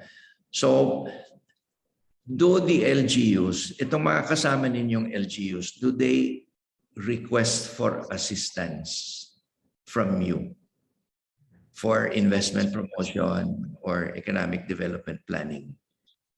During the workshop po last year, since naka-Zoom meeting kami, so meron po kaming output. And then we identified po yung mga municipalities, ano po yung kanilang mga strength. And then may mga proposal din sila, which is yun yung i-consolidate po namin. Yeah, for the finalization po. So work in progress ito. Yes, sir. Okay, so good. Yeah. So just for out of curiosity, ano bang major products na pinopromote ng Ilocos Sur? Meron po kami yung auto from all municipalities po. Yung wala po yung kompetensya. So magiging complementary po lahat ng promotion ng product. And every year meron po kaming kanawidan kung saan po nasi-showcase po yung mga products. And with full support po ng tourism office. Bali, part of the tourism promotion is yung mga products na rin po. Oh, yeah, right. Okay, sige. So, itong ang OTOP nito ng mga LGUs, meron ng ano tawag nito? Product development strategy to promote these products. In other words, is it just all local or tina-target na talaga yung ma-expand yung market nitong products na to? Bali yung mga local products po, kung saan, yun din po yung our support also to the farmers. And then meron din po kami yung provincial commodity investment plan na ina-update din namin every 5 years. Okay. So anong major commodities that you're promoting? Ilocos Sur? Yung sa onion po, yung garlic, coffee, ganun po. Okay. Yeah. So parang ang planning office is performing the work of the LEPO or the LEDIP, no? Okay. Right. Sige, salamat po. Thank you, sir. Sa Pangasinan, meron ba? Planning officer ng Pangasinan or sinong LEPO ng Pangasinan province? Hello, sir. Good morning. Morning.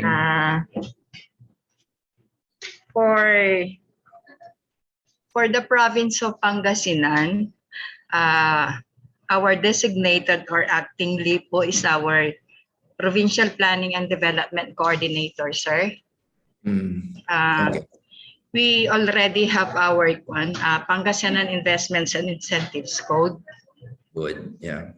The designated LEPO is also the PPDC because the Investment Promotion Center or the Investment Promotion Unit is currently lodged at the Provincial Planning and Development Office. Okay, yeah. For our investment programs, may mga na rin po kami, investment promotion guide. We also have our Pangasinan, PPP code, Public-Private Partnership Code, and And one, I believe Pangasinan is ready, or pagdating ho sa mga preparation on investments, promotions, we have it. We have our investment brochures, investment collaterals, such as we also have our AVPs, brochures, and other reference materials po. And we also promote Pangasinan through investment forums. And syempre ho, pag may imbitasyon outside, we also have our trade project with an association, with a Pangasinan Brotherhood Association abroad. So that's in support to our MSMEs. And we also have our office or department in the provincial government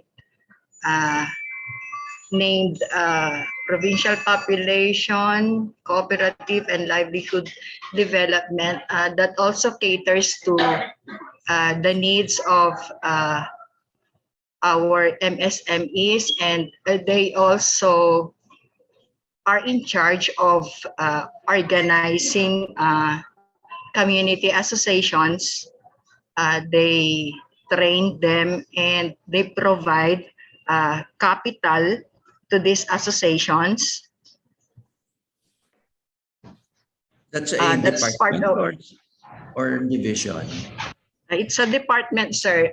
Formerly, it's a provincial population office. Na-expand. It's formerly a provincial population officer. Ngayon na-expand po yung mandate niya, services niya, to include cooperative development and livelihood development. And full so they department. organized, sir? Full department. Organize sila. Yes, sir. It's a department. Okay. And also, we are in constant network, or we are in constant coordination with the DTI regional, national, regional, as well as provincial office for investment promotions. And we, in partnership with DTI and other LGUs, we also have our negosyo centers established in some LGUs of the province. Okay, so ibig sabihin yung PPDO has become the center for investment promotion. Kayong mahawak niya. Yes, sir. But I think in the long run, as it is included in our Pangasinan Investments and Incentives Code, there's also a provision that the province can also create a separate investment promotion office or investment promotion center for to this effect, sir. Investment promotion. We are not limiting, actually, we're not limiting our or our programs on investment promotion to designation of one or it's actually temporary lang po yung nakalodge dito sa PPDO. Pero in the long run, sir, Pangasinan is planning to create a separate investment promotion office, sir. Yeah, lalo na malaki. Pangasinan is the second biggest province sa buong Pilipinas, di ba? 14th largest province, and I think in terms of land area, we are 14th largest in terms of land area nationwide. And population-wise, I think we are number 6. Number 6 lang ba? Okay. And for region 1, we are the biggest po. In terms of course, population and area, we occupy almost half of the region's area. And we are agricultural province. So basically, our economic drivers are agriculture, fisheries, and also tourism. Yeah, very similar. Yes, sir. Well known for bangus, di ba? Yes, we are the #1 milk producing province in the country, and I guess we have the best tasting bangus worldwide. So you do bangus processing also? Yes, sir. Yes, sir. Value adding. May mga may mga exporters na ho ng processed bangus po, and also we are ang provincial government po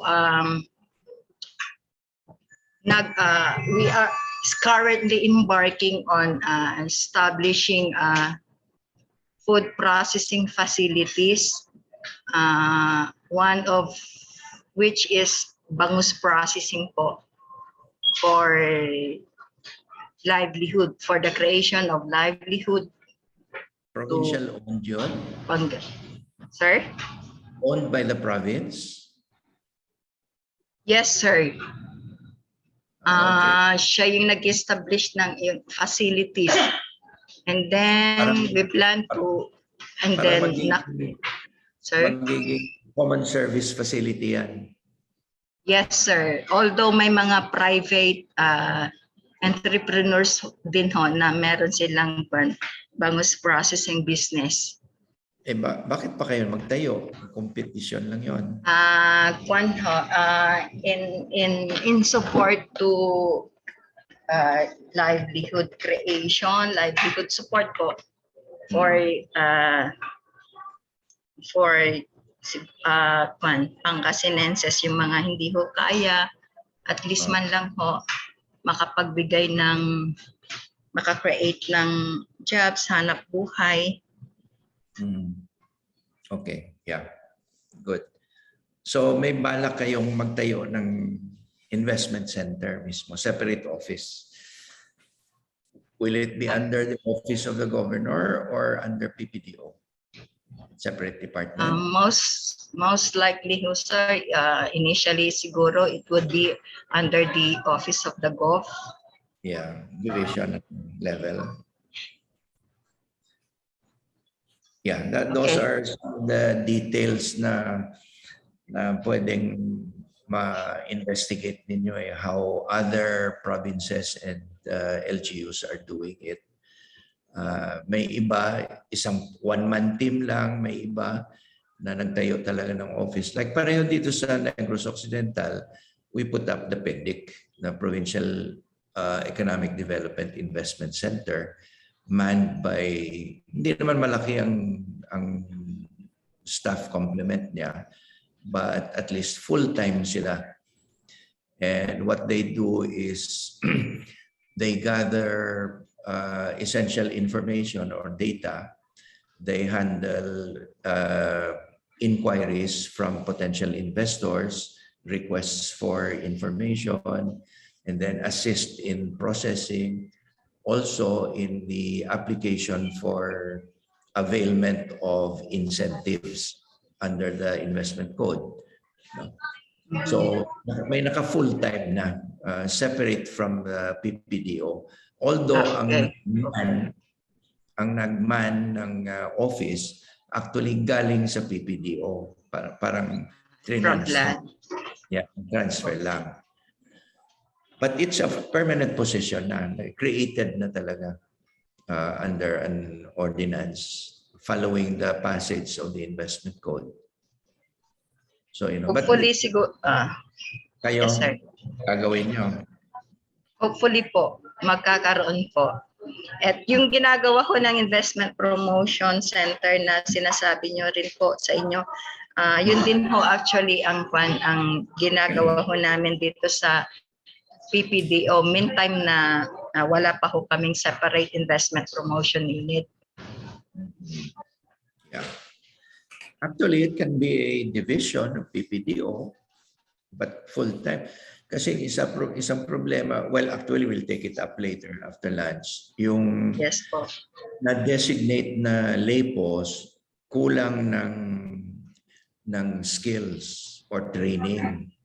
in the work of investment promotion, economic planning, development planning, preparation of feasibility studies, etc. Ang dami niyan.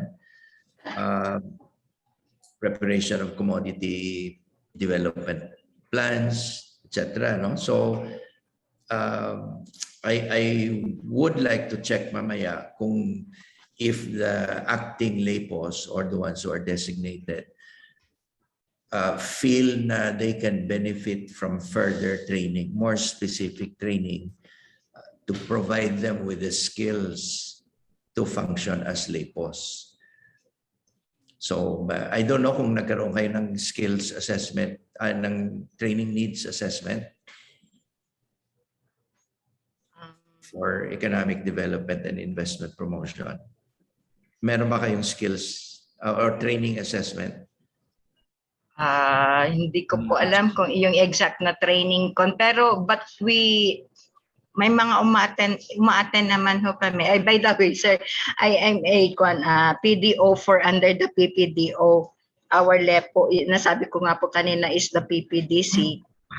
As to training, nag-attend naman ho kami ng trainings and siguro considering that the capabilities or skills needed for the LEPO, makikita ho sa mga planning officers, kaya ho siguro inilodge ho yung investment promotion unit dito sa PPDO.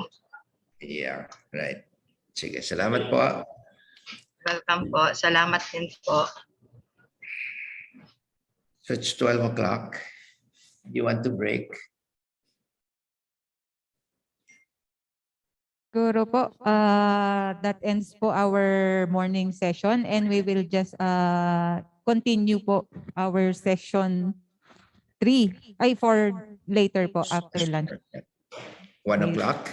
Okay, pero kung meron pong mga questions, pwedeng pa-send na lang din po sa atin pong chat box and we will address po later on.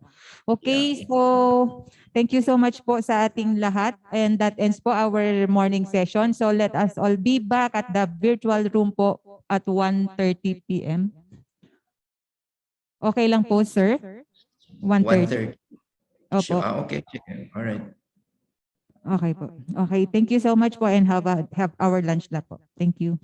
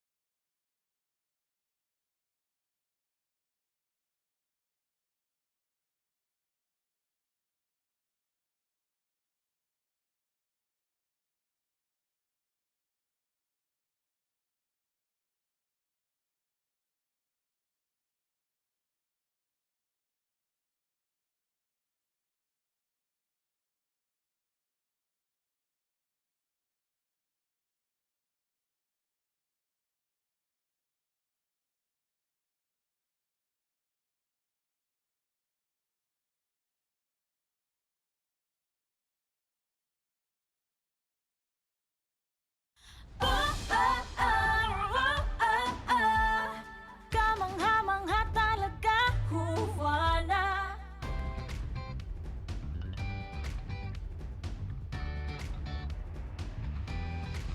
Ang kahirapan, kaya mong labanan. Ang iyong karapatan, hindi mo bibitawan. Ang karahasan, di mo papayagan. Ang iyong kaalaman ay sadya mong yaman. Sa dilim mo papansin ang iyong taglay na liwanag. Kumikinang umaapaw sa kagandahan. Sa tibay mo't husay, talisay kang tunay. Mahalaga ka talaga sa ating bayan. Kamangha-mangha talaga, huwana. Di ka kukupas dahil ikaw ay ginto. Ginto. Ikaw ay ginto. Kapaligiran sa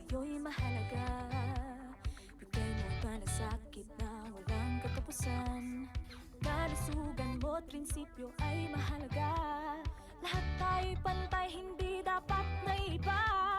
Ang iyong kalaman di babahagi sa karamihan. Hindi ka panghihinaan.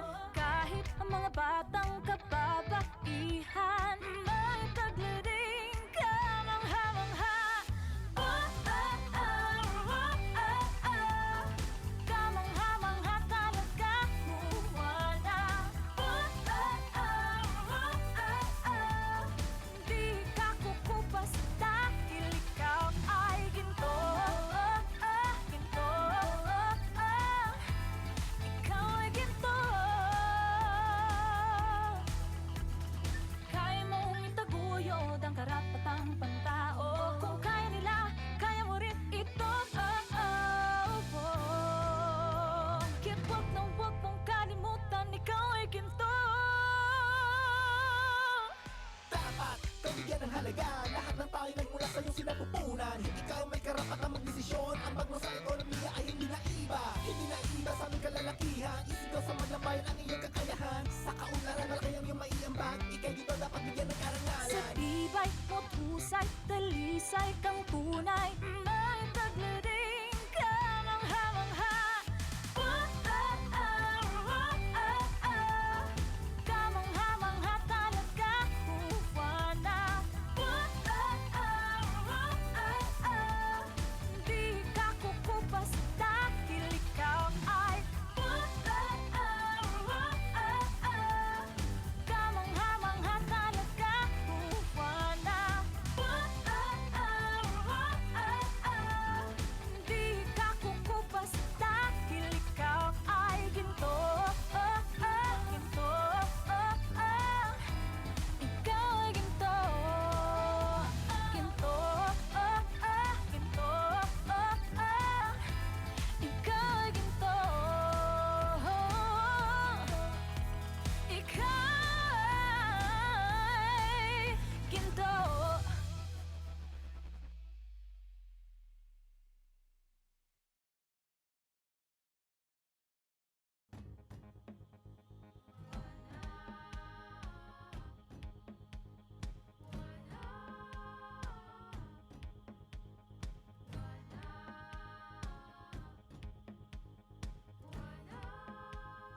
Ikaw ay may kakayahan, huwag matakot na humakbang. Babae man ang kasarian, kayang makipagsabayan sa pamumuno ng isang bayan. Pagsulong ng kapayapaan, pag-aalaga ng kalikasan, ang kaisipan ay huwag limitahan.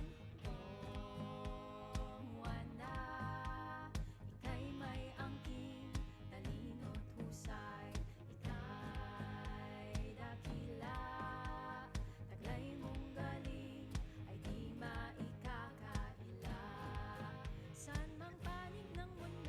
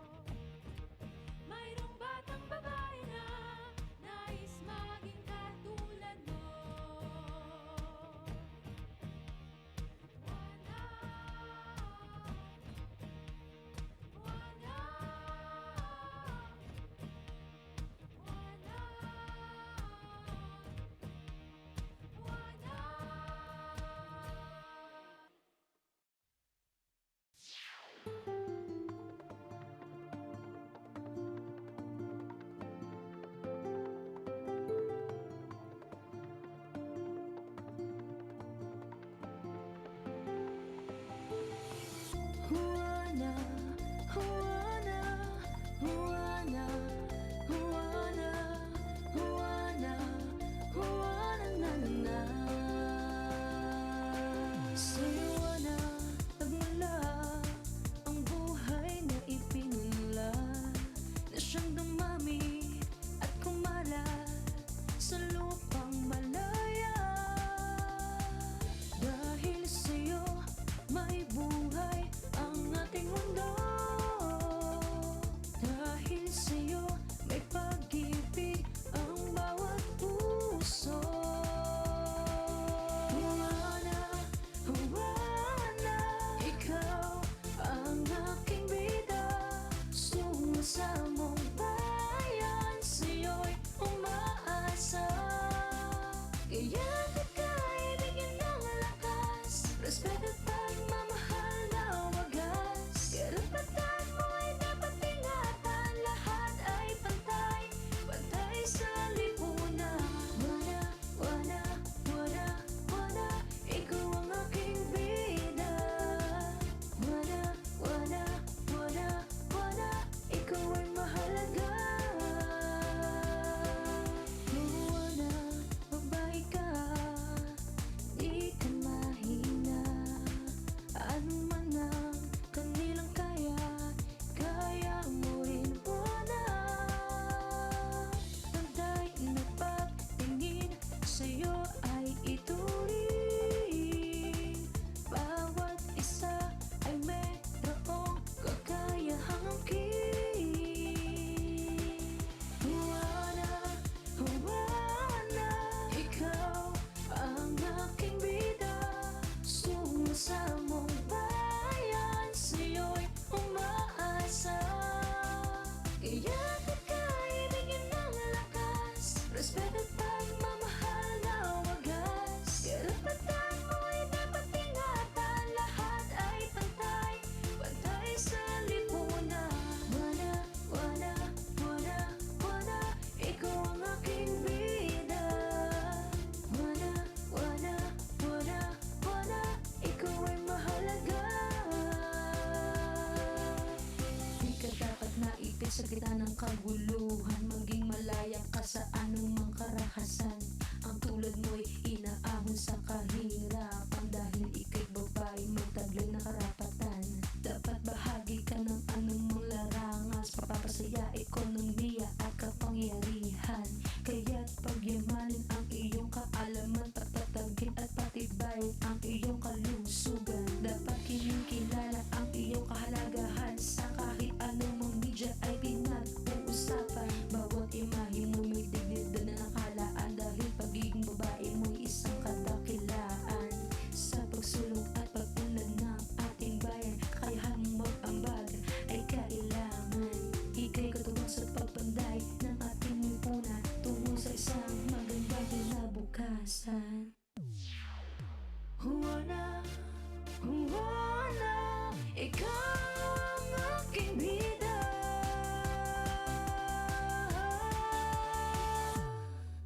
Juana, Juana, ikaw ang aking bida. Sumasamong bayan, sa'yo'y umaasa. Kaya't ika'y bigyan ng lakas, respeto at pagmamahal na wagas. Karapatan mo'y dapat ingatan, lahat ay pantay, pantay sa lipunan. Juana, Juana, Juana, Juana, ikaw ang aking bida. Juana, Juana, Juana, Juana, ikaw ay mahalaga. Juana, Juana, Juana, Juana, Juana, Juana,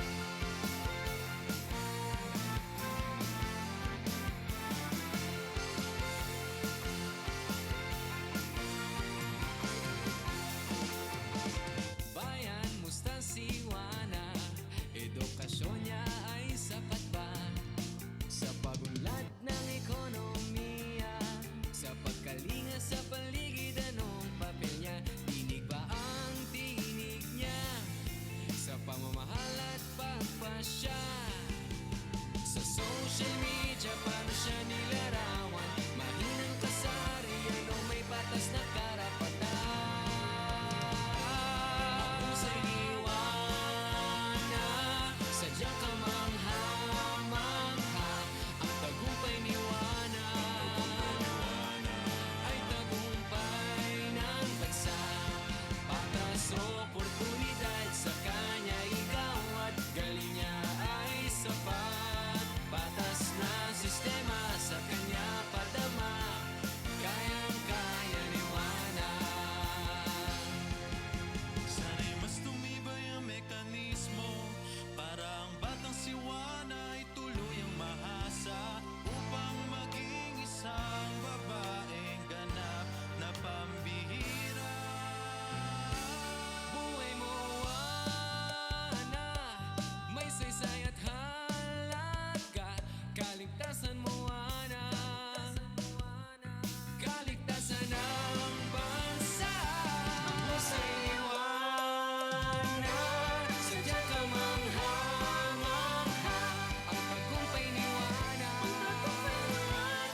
ay tagumpay ng bansa. Patas oportunidad sa kanya ikaw at galing niya ay sapat.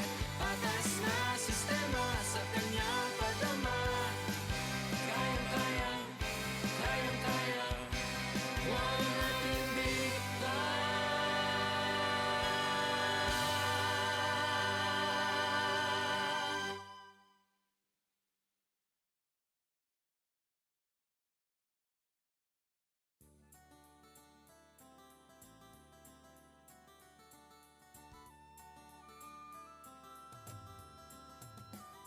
Umiiyak sa isang sulok si Wana. Kahirapan, karahasan kanyang dama. Armadong tunggalian, sana ay magwakas na. Karapatan, pantao, tanging hangad niya. Itong mga programa para kay Wana, edukasyon, pagsasanay sa ekonomiya. Kaya niyang mamahala sa posisyon at progreso ng pagdedesisyon sa ating bansa. Tayo nang ituwid at palawakin ang landas para kay Wana. Halina't tanglawan at patagin ang landas para sa tulad kong Wana. Karapatang pantao'y pantayin, kababaihan ay palakasin, pagtulungan nating paunlarin, katayuan ang lahat ng Wana. Landas para kay Wana, landas para kay Wana. Turuan ang mekanismo para sa pag-unlad, alagaan, kalusugan, kapanatagan. May galing sa media, katuwang ng kalikasan. Mga batang babae ay pag-asa ng bayan. Tayo nang ituwid at palawakin ang landas para kay Wana. Halina't tanglawan at patagin ang landas para sa tulad ko.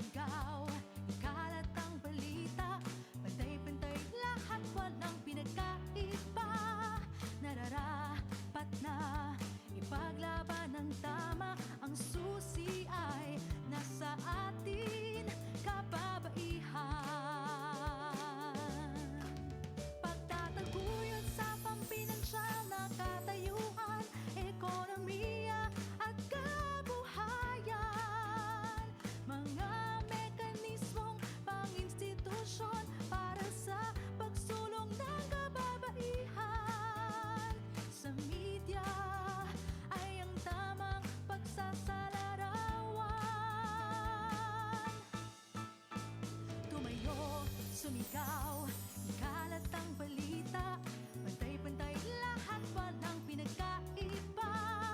Nararapat na ipaglaban ng tama, ang susi ay nasa atin. Tumayo, sumigaw, ikalat ang balita, pantay-pantay lahat, walang pinagkaiba. Nararapat na ipaglaban ng tama, ang susi ay nasa atin. Kababaihan, kababaihan.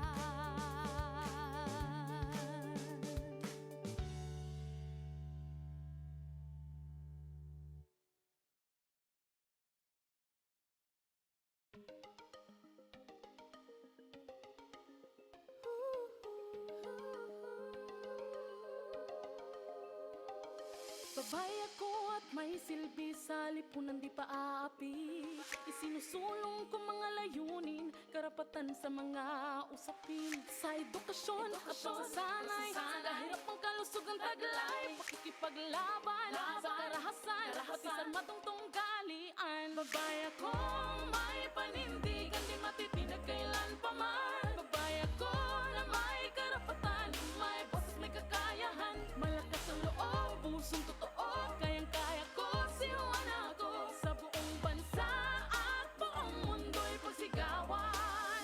Sinuwan ako.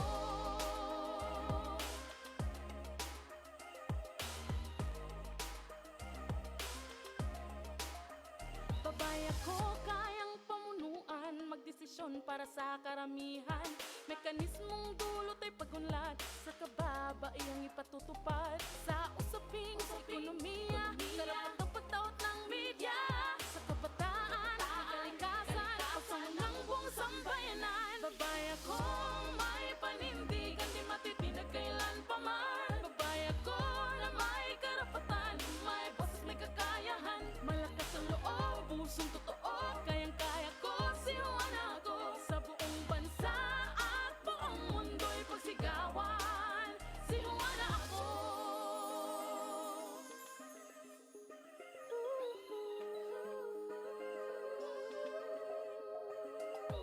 Ako si Juana, babaeng palaban, ang hamon ng buhay dito susubuan. Kung may kapal sa'yo'y nananali, handang harapin anuman ang palagi. Ako si Juana, babaeng palaban, ang hamon ng buhay dito susubuan. Juana ko, si Juana ko. May panindigan, di matitinag kailan pa man. Babay ako na may karapatan, may boses, may kakayahan, malakas ang loob, pusong totoo, kayang-kaya ko, sinuwan ako sa buong bansa at buong mundo'y pagsigawan. Babay ako. Babay ako na may karapatan, may boses, may kakayahan, malakas ang loob, pusong totoo, kayang-kaya ko, sinuwan ako sa buong bansa at buong mundo'y pagsigawan. Sinuwan ako. Sinuwan ako. Sinuwan ako. Sinuwan ako. Sinuwan ako.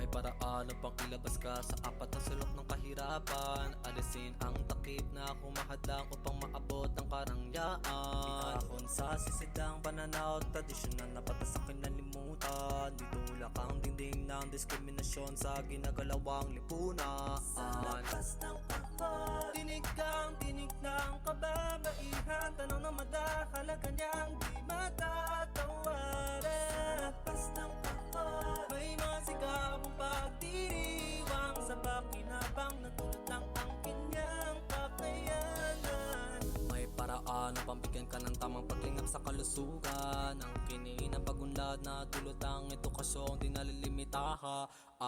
Humakbang palabas sa parisukat na naggustulang kulungan. Patunayan kaya makipagsabayan sa mga pinunong kalalakihan.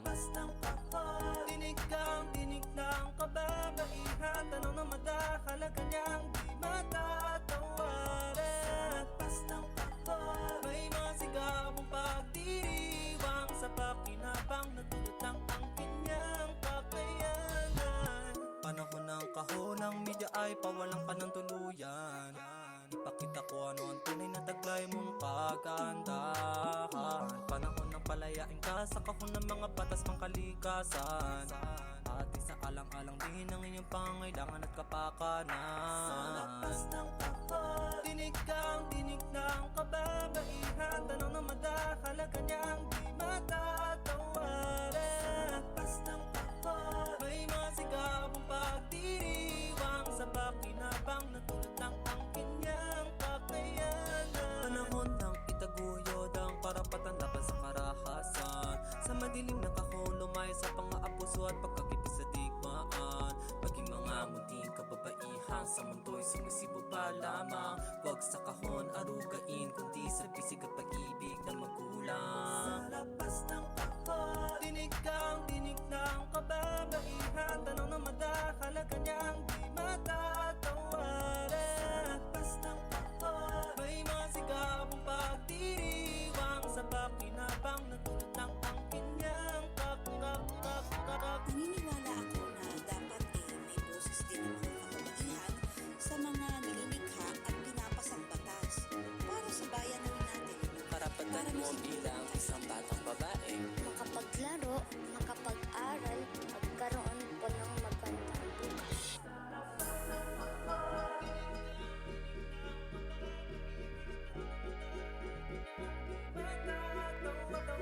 Sa lapas ng kapal, may mga sigabong pagdiriwang sa pakinabang na dulot ng angkin niyang kakayanan.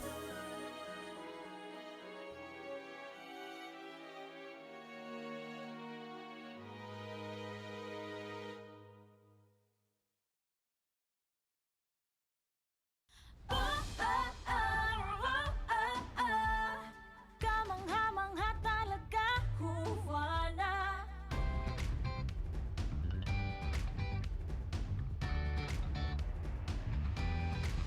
Ang kahirapan, kaya mong labanan. Ang iyong karapatan, hindi mo bibitawan. Ang karahasan, di mo papayagan. Ang iyong kaalaman ay sadya mong yaman. Sa dilim mo papansin ang iyong taglay na liwanag. Kumikinang umaapaw sa kagandahan. Sa tibay mo't husay, talisay kang tunay. Mahalaga ka talaga sa ating bayan. Kamangha-mangha talaga, huwana. Di ka kukupas dahil ikaw ay ginto. Ginto. Ikaw ay ginto. Kapaligiran sa'yo'y mahalaga. Bigay mo ang malasakit na walang katapusan. Kalusugan mo't prinsipyo ay mahalaga. Lahat tayo'y pantay, hindi dapat na iba. Ang iyong kalaman di babahagi sa karamihan. Hinding-hindi ka panghihinaan. Kahit ang mga batang kababaihan, may taglading kamangha-mangha. Kamangha-mangha talaga, huwana.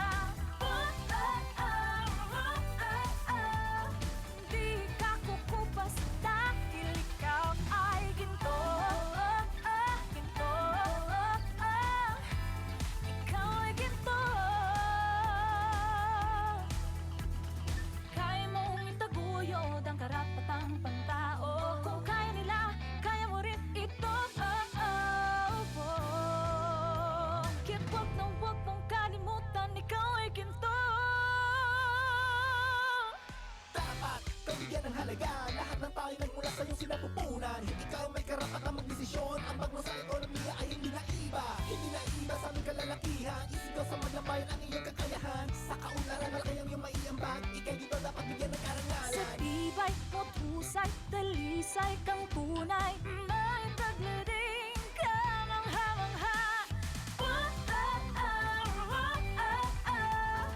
Kamangha-mangha talaga, Juana. Di ka kukupas dahil ikaw ay kamangha-mangha talaga, Juana. Di ka kukupas dahil ikaw ay ginto. Ginto. Ikaw ay ginto. Ginto. Ginto. Ikaw ay ginto. Ikaw ay ginto.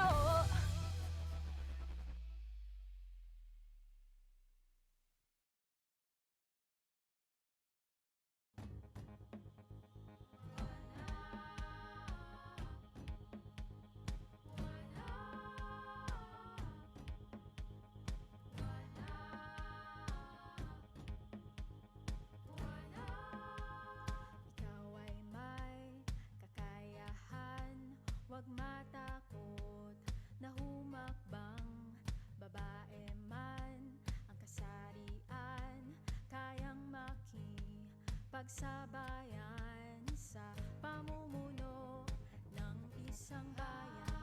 Pagsulong ng kapayapaan, pag-aalaga ng kalikasan, ang kaisipan ay huwag limitahan.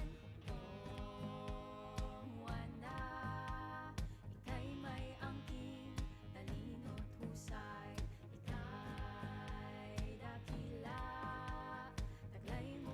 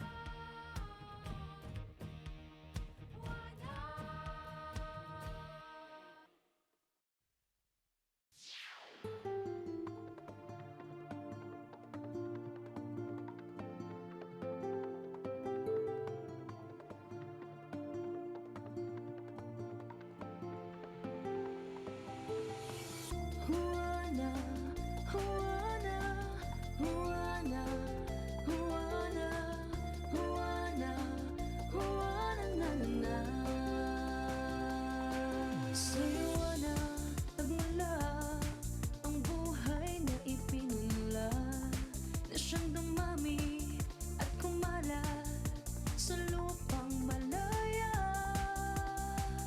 Dahil sa'yo may buhay ang ating mundo. Dahil sa'yo may pag-ibig ang bawat puso. Juana, Juana, ikaw ang aking bida. Sumasamong bayan, sa'yo'y umaasa. Kaya kakaibigin ng lakas, respeto at pagmamahal na wagas. Karapatan mo ay dapat ingatan, lahat ay pantay, pantay sa lipunan. Juana, Juana, Juana, Juana, ikaw ang aking bida. Juana, Juana, Juana, Juana, ikaw ay mahalaga. Juana, babae ka, di ka mahina. Ano man ang kanilang kaya, kaya mo rin, Juana. Pantay na pagtingin sa'yo ay ituring. Bawat isa ay mayroong kakayahang angkin. Juana, Juana, ikaw ang aking bida. Sumasamong bayan, sa'yo'y umaasa. Kaya kakaibigin ng lakas, respeto at pagmamahal na wagas. Karapatan mo ay dapat ingatan, lahat ay pantay, pantay sa lipunan. Juana, Juana, Juana, Juana, ikaw ang aking bida. Juana, Juana, Juana, Juana, ikaw ay mahalaga. Di ka dapat naipit sa gitna ng kaguluhan, maging malaya ka sa anumang karahasan. Ang tulad mo'y inaahon sa kahirapan, dahil ika'y babae may taglay na karapatan. Dapat bahagi ka ng anumang larangan, papapasaya, ekonomiya at kapangyarihan. Kaya't pagyamanin ang iyong kaalaman, pagtatagin at patibayin ang iyong kalusugan. Dapat kinikilala ang iyong kahalagahan, sa kahit anumang media ay pinag-uusapan.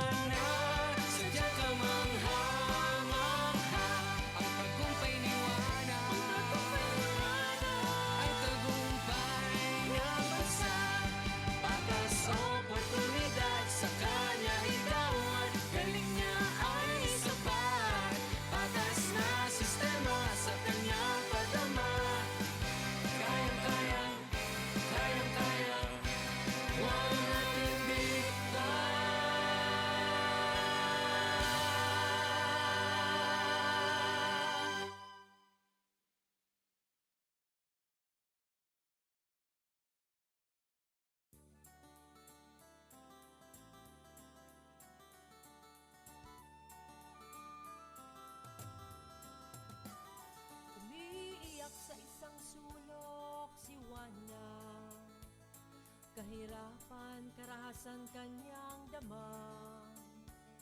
Armadong tunggalian, sana ay magwakas na. Karapatan, pantao, tanging hangad niya.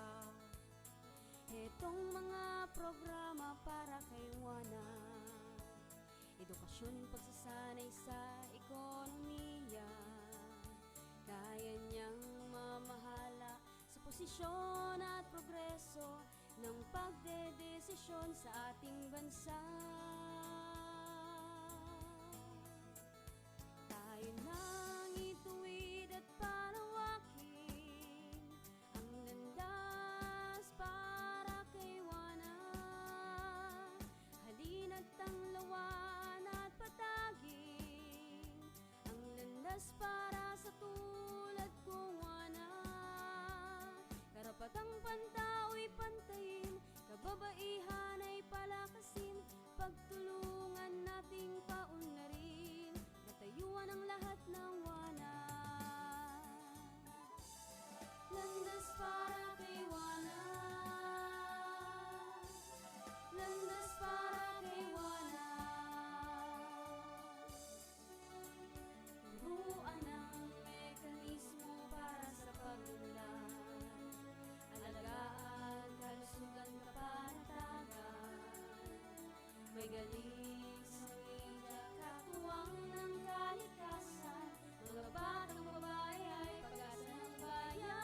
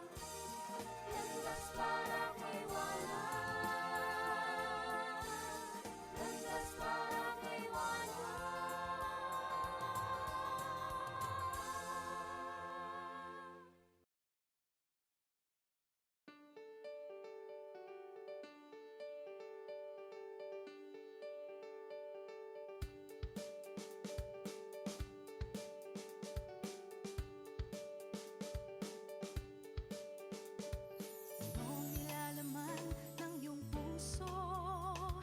Iyong mga mithing bilang babae, komplikado man ay laging positibo. Natanaw ang makabuluhang pagbabago, masuko ang karahasan at pang-aabuso. Malipol ang armadong tunggalian, tumayo, sumigaw, ikalat ang balita, pantay-pantay lahat, walang pinagkaiba. Nararapat na ipaglaban ng tama, ang susi ay nasa atin, kababaihan.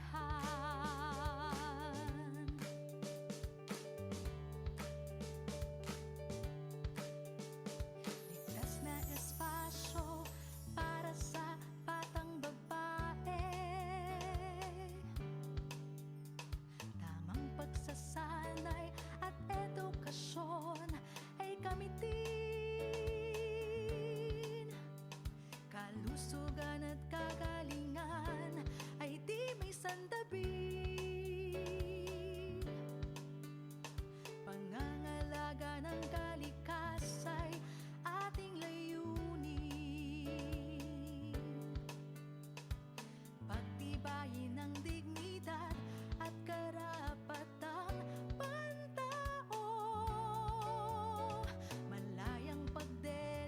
posisyon at kapangyarihan. Tumayo, sumigaw, ikalat ang balita, pantay-pantay lahat, walang pinagkaiba. Nararapat na ipaglaban ng tama, ang susi ay nasa atin, kababaihan. Pagtataguyod sa pampinansyal na katayuan, ekonomiya at kabuhayan, mga mekanismong pang-institusyon para sa pagsulong ng kababaihan. Sa media ay ang tamang pagsasalarawan. Tumayo, sumigaw, ikalat ang balita, pantay-pantay lahat, walang pinagkaiba. Nararapat na ipaglaban ng tama, ang susi ay nasa atin. Tumayo, sumigaw, ikalat ang balita, pantay-pantay lahat, walang pinagkaiba. Nararapat na ipaglaban ng tama, ang susi ay nasa atin, kababaihan. Kababaihan.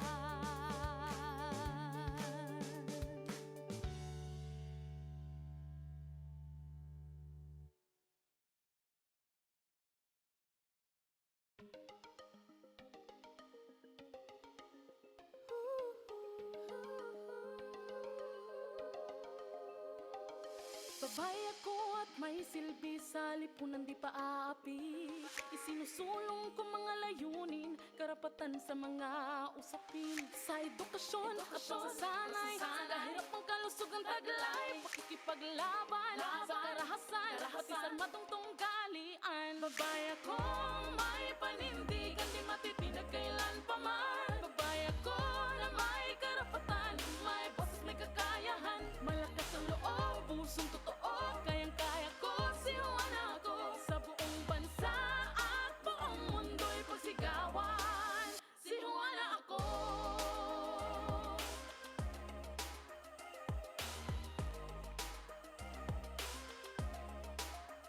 Babay ako, kayang pamunuan, magdesisyon para sa karamihan. Mekanismong dulot ay pagunlad, sa kababaihang ipatutupad. Sa usaping ekonomiya, karapatang pagtaot ng media. Sa kabataan, kalikasan, pagsama ng buong sambayanan. Babay akong may panindigan, di matitinag kailan pa man. Babay ako na may karapatan, may boses, may kakayahan, malakas ang loob, pusong totoo, kayang-kaya ko, sihuan ako sa buong bansa at buong mundo'y pagsigawan. Sihuan ako.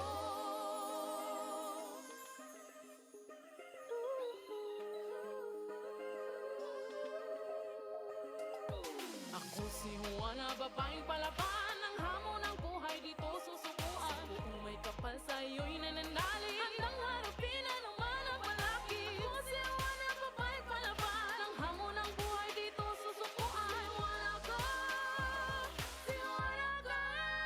Babay ako, may panindigan, di matitinag kailan pa man. Babay ako na may karapatan, may boses, may kakayahan, malakas ang loob, pusong totoo, kayang-kaya ko, si Juana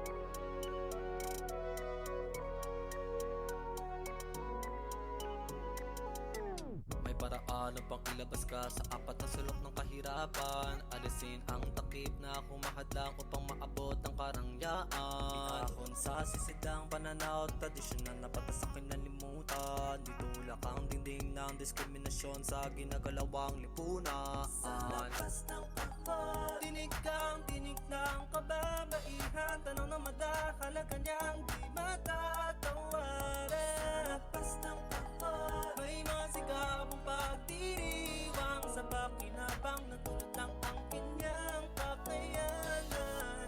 May paraan upang bigyan ka ng tamang paglingap sa kalusugan. Ang kini ng pagunlad na dulot ang edukasyong di nalilimitaha. Umakbang palabas sa parisukat na naghistulang kulungan. Patunayan kaya makipagsabayan sa mga pinunong kalalakihan. Sa labas ng kahon, tinig ng kababaihan. Tanong na madahalaga niyang di matatawaran. Sa labas ng kahon, may mga sigabong pagdiriwang sa pakinabang na tulad ng ang kanyang kakayanan. Panahon ng kahon ng media ay pawalang ka ng tuluyan. Ipakita ko ano ang tunay na taglay mong kagandahan. Panahon ng palayain ka sa kahon ng mga batas pang kalikasan. At isaalang-alang din ang iyong pangailangan at kapakanan. Sa labas ng kahon, tinig ng kababaihan. Tanong na madahalaga niyang di matatawaran. Sa labas ng kahon, may mga sigabong pagdiriwang sa pakinabang na tulad ng ang kanyang kakayanan. Panahon ng itaguyod ang karapatan laban sa karahasan. Sa madilim na kahon lumay sa pang-aabuso at pagkakipis sa digmaan. Maging mga munting kababaihan sa mundo'y sumisibo pa lamang. Huwag sa kahon arugain kundi sa bisig at pag-ibig na magulang. Sa labas ng kahon, tinig ng kababaihan. Tanong na madahalaga niyang di matatawaran. Sa labas ng kahon, may mga sigabong pagdiriwang sa pakinabang na tulad ng ang kanyang Naniniwala ako na dapat may boses din ang mga kababaihan sa mga nililikha at pinapasang batas para sa bayanan natin. Karapatan mo bilang isang batang babae. Makapaglaro, makapag-aral, magkaroon po ng magandang bukas.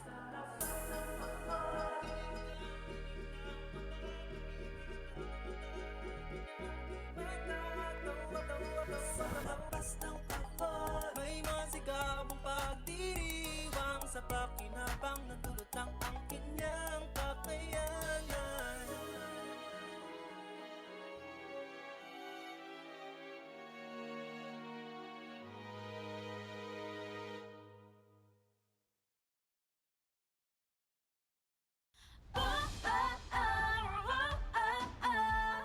Kamangha-mangha talaga, huwala.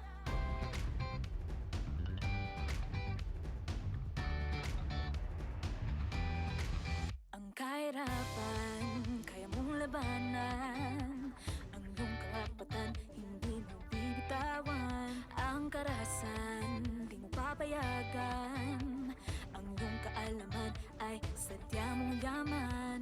Sa dilim mo papansin ang iyong taglay na liwanag. Kumikinang umaapaw sa kagandahan. Sa tibay mo't husay, talisay kang tunay. Mahalaga ka talaga sa ating bayan. Kamangha-mangha talaga, huwala. Di ka kukupas dahil ikaw ay ginto. Ginto. Ikaw ay ginto. Kapaligiran sa'yo'y mahalaga. Bigay mo ang malasakit na walang katapusan. Kalusugan mo't prinsipyo ay mahalaga. Lahat tayo'y pantay, hindi dapat na iba. Ang iyong kalaman di babahagi sa karamihan. Hindi ka panghihinaan. Kahit ang mga batang kababaihan, may taglading kamangha-mangha.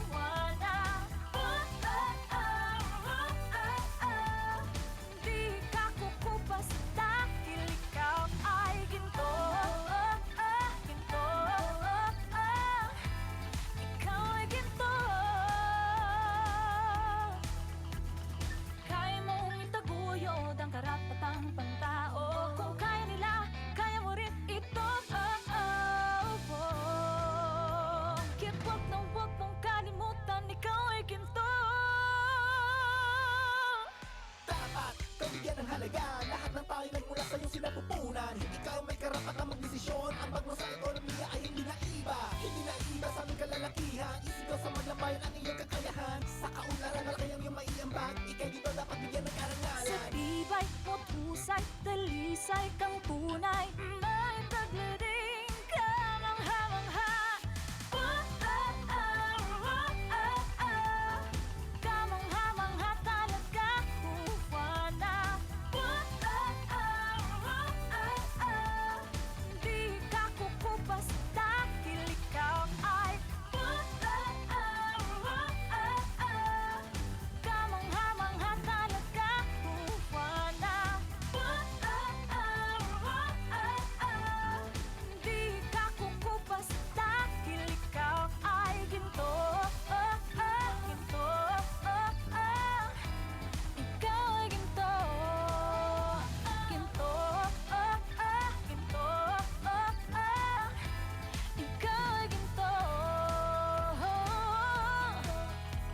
Ikaw ay ginto. Ikaw ay ginto.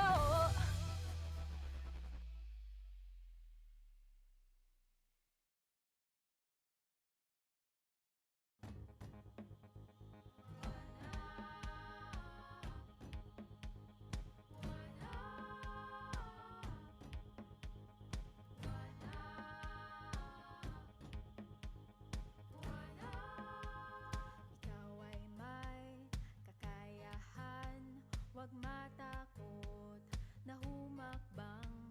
Babae man ang kasarian, kayang makipagsabayan sa pamumuno ng isang bayan. Pagsulong ng kapayapaan, pag-aalaga ng kalikasan, ang kaisipan ay huwag limitahan. Juana, ika'y may angking, talino't husay. Ika'y dakila, taglay mong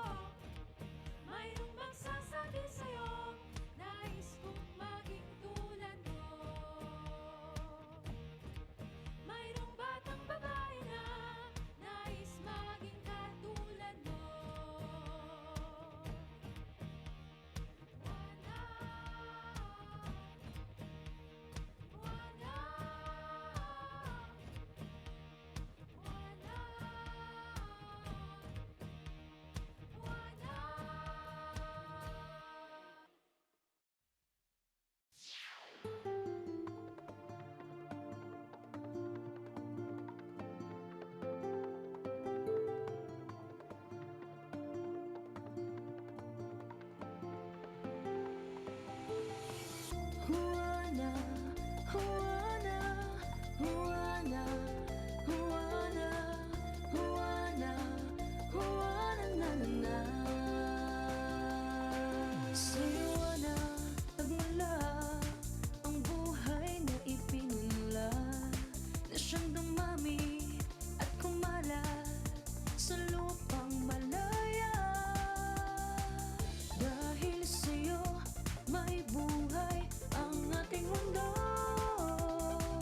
Dahil sa'yo may pag-ibig ang bawat puso. Juana, Juana, ikaw ang aking bida. Sumasamong bayan, sa'yo'y umaasa. Kaya kakaibigin ng lakas, respeto at pagmamahal na wagas. Karapatan mo ay dapat ingatan, lahat ay pantay, pantay sa lipunan. Juana, Juana, Juana, Juana, ikaw ang aking bida. Juana, Juana, Juana, Juana, ikaw ay mahalaga. Juana, babae ka, di ka mahina. Ano man ang kanilang kaya, kaya mo rin, Juana. Pantay na pagtingin sa'yo ay ituring. Bawat isa ay mayroong kakayahang angkin. Juana, Juana, ikaw ang aking bida. Sumasamong bayan, sa'yo'y umaasa. Kaya kakaibigin ng lakas, respeto at pagmamahal na wagas. Karapatan mo ay dapat ingatan, lahat ay pantay, pantay sa lipunan. Juana, Juana, Juana, Juana, ikaw ang aking bida. Juana, Juana, Juana, Juana, ikaw ay mahalaga. Di ka dapat naipit sa gitna ng kaguluhan, maging malaya ka sa anumang karahasan. Ang tulad mo'y inaahon sa kahirapan, dahil ika'y babae magtaglay na karapatan. Dapat bahagi ka ng anumang larangan, papapasaya, ekonomiya at kapangyarihan.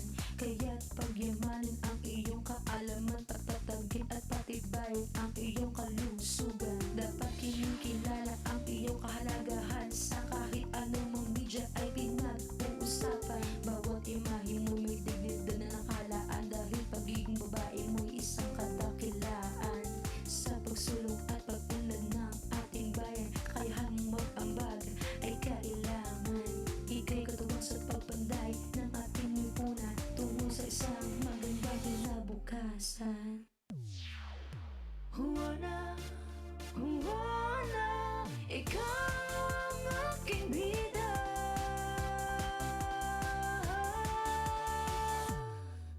Juana, Juana, ikaw ang aking bida.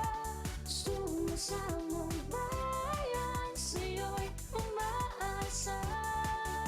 Kaya kakaibigin ng lakas, respeto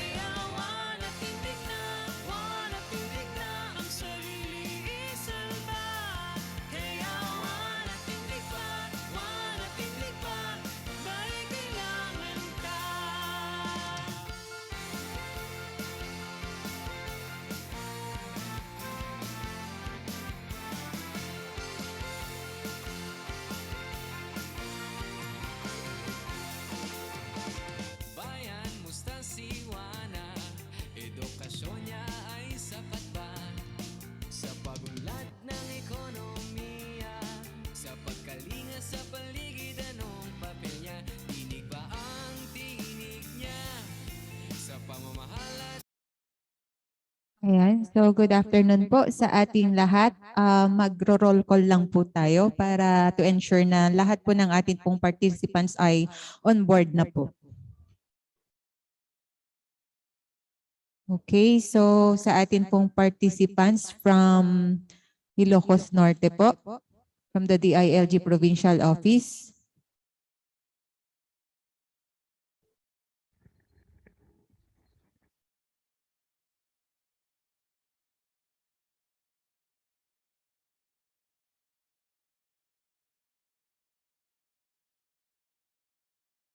On board naman po ang atin pong provincial program manager, Ma'am Princess. And sa atin pong participants from the DILG Ilocos Sur po.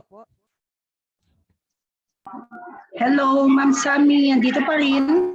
Good afternoon. Hello po, Ma'am Che. Good afternoon po. Sa atin pong participants po from the Provincial Government of Ilocos Sur. Present po, ma'am. Thank you po. Sa atin pong participants from Narvacan. Yes, ma'am, Sam. Hello po, sir. Good afternoon po. Good afternoon, ma'am. Opo. Sa atin pong participants naman from Santa Cruz. Ayan, on board naman ng LGU Santa Cruz. Ayan, present po. From Tagubin po. Ayan, on board naman po sila. Sa atin pong mga participants from the DILG Provincial Office po ng La Union. Good afternoon. Good afternoon po. Good afternoon po. Sa atin pong mga participants from the Provincial Office of Pangasinan. Good afternoon po. Good afternoon po. Ay, good afternoon po. Ayun. So sa atin pong participants from the provincial government naman po ng Pangasinan. Ayan, so on board naman ang ating Provincial Treasurer's Office and ating PPDO. Ayan. So sa atin pong participants po from the Municipality of Asingan. Ayan, present. Sa atin pong participants po from Bani. Afternoon po.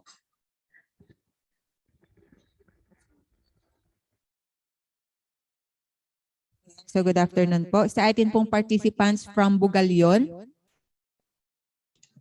Good afternoon po. Okay, good afternoon, sir. From the Municipality of Sual. Ayan, present naman sila.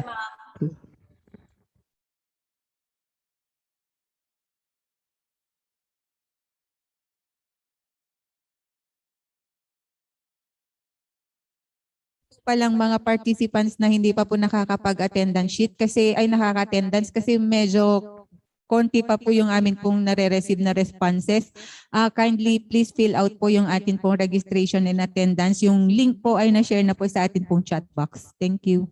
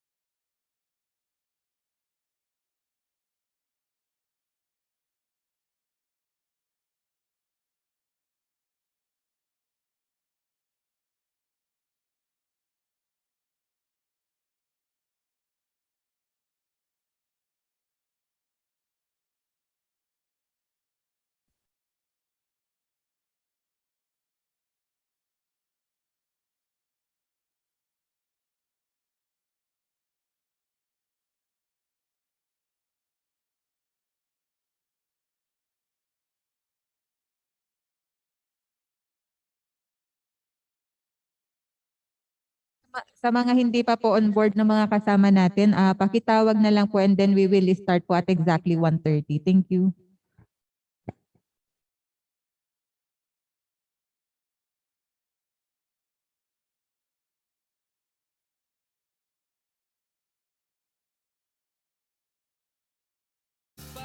siya? Sa social media, paano siya nilarawan? Mahinang kasari, ano may batas na karapatan? Mahusay iwana, sadyang kamangha-mangha. Ang tagumpay ni Wana ay tagumpay ng bansa. Patas oportunidad sa kanya ikaw at galing niya ay sapat. Patas na sistema sa kanya padama, kayang-kaya ni Wana. Sana'y mas tumibay ang mekanismo para ang batang si Wana ay tuluyang mahasa upang maging isang babaeng ganap na pambihira. Buhay mo, Wana, may saysay at halaga. Kaligtasan mo, Wana, kaligtasan ng bansa. Mahusay Wana, sadyang kamangha-mangha. Ang tagumpay ni Wana ay tagumpay ng bansa.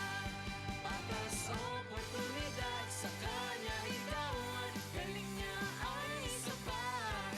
Patas na sistema sa kanya padama, kayang-kaya, kayang-kaya, Wana Tindita.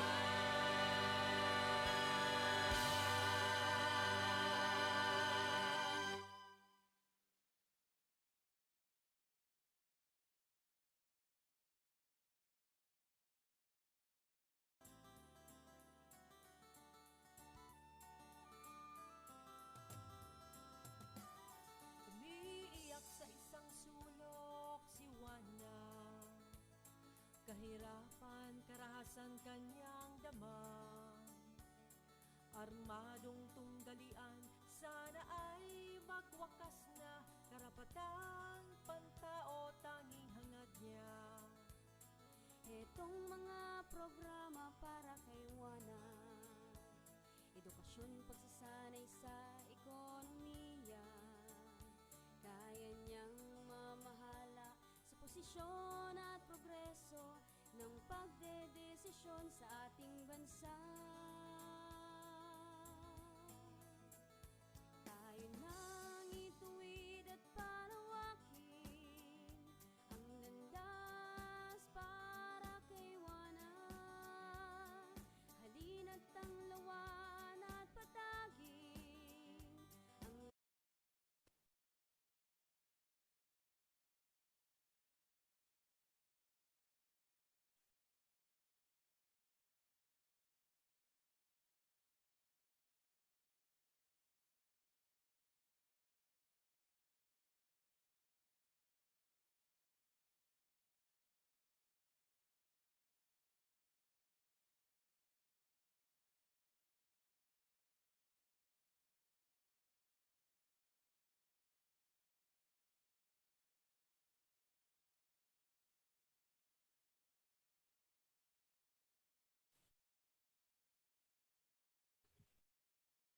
Yan, so good afternoon po sa ating lahat and we hope you had a good lunch and ready to dig in po sa atin pong mga remaining presentations this afternoon. Okay, so before we go po sa atin pong last topic. Last na. Yun. We would like to show you lang po yung atin pong session tracker. Medyo nakapag-advance naman po tayo. So our first topic this morning is yung understanding LED po. And now siguro we already know what is LED, especially sa mga newly appointed po na mga lay posts natin. And yung mga participants din natin na first time to attend LED trainings.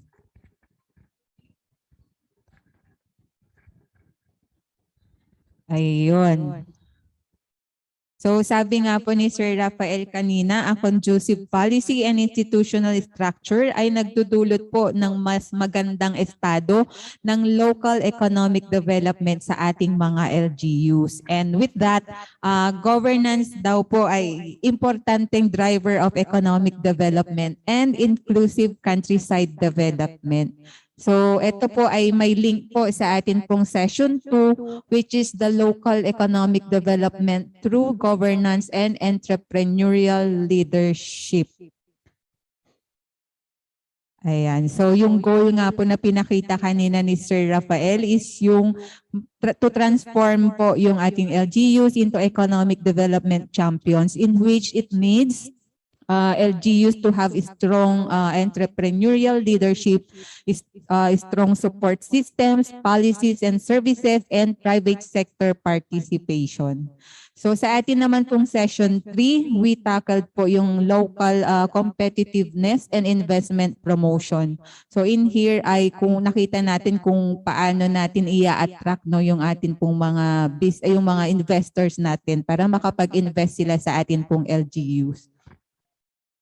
Okay, so we are down to our last topic po, yung gearing up for investment promotion, systems, strategies, and the prescriptions.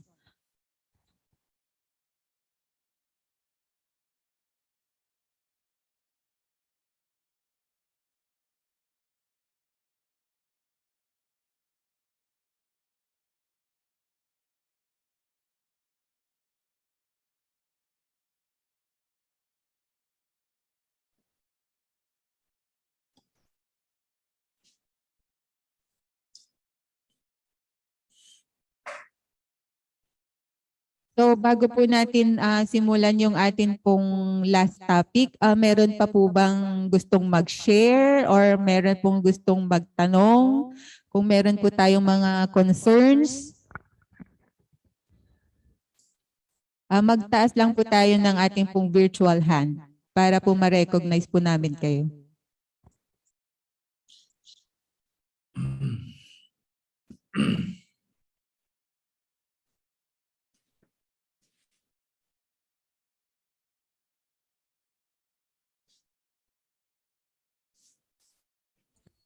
Ayan, so parang wala pa po tayong mga questions, Sir Rafael. Can we proceed now po sa atin pong session 4? Sige po.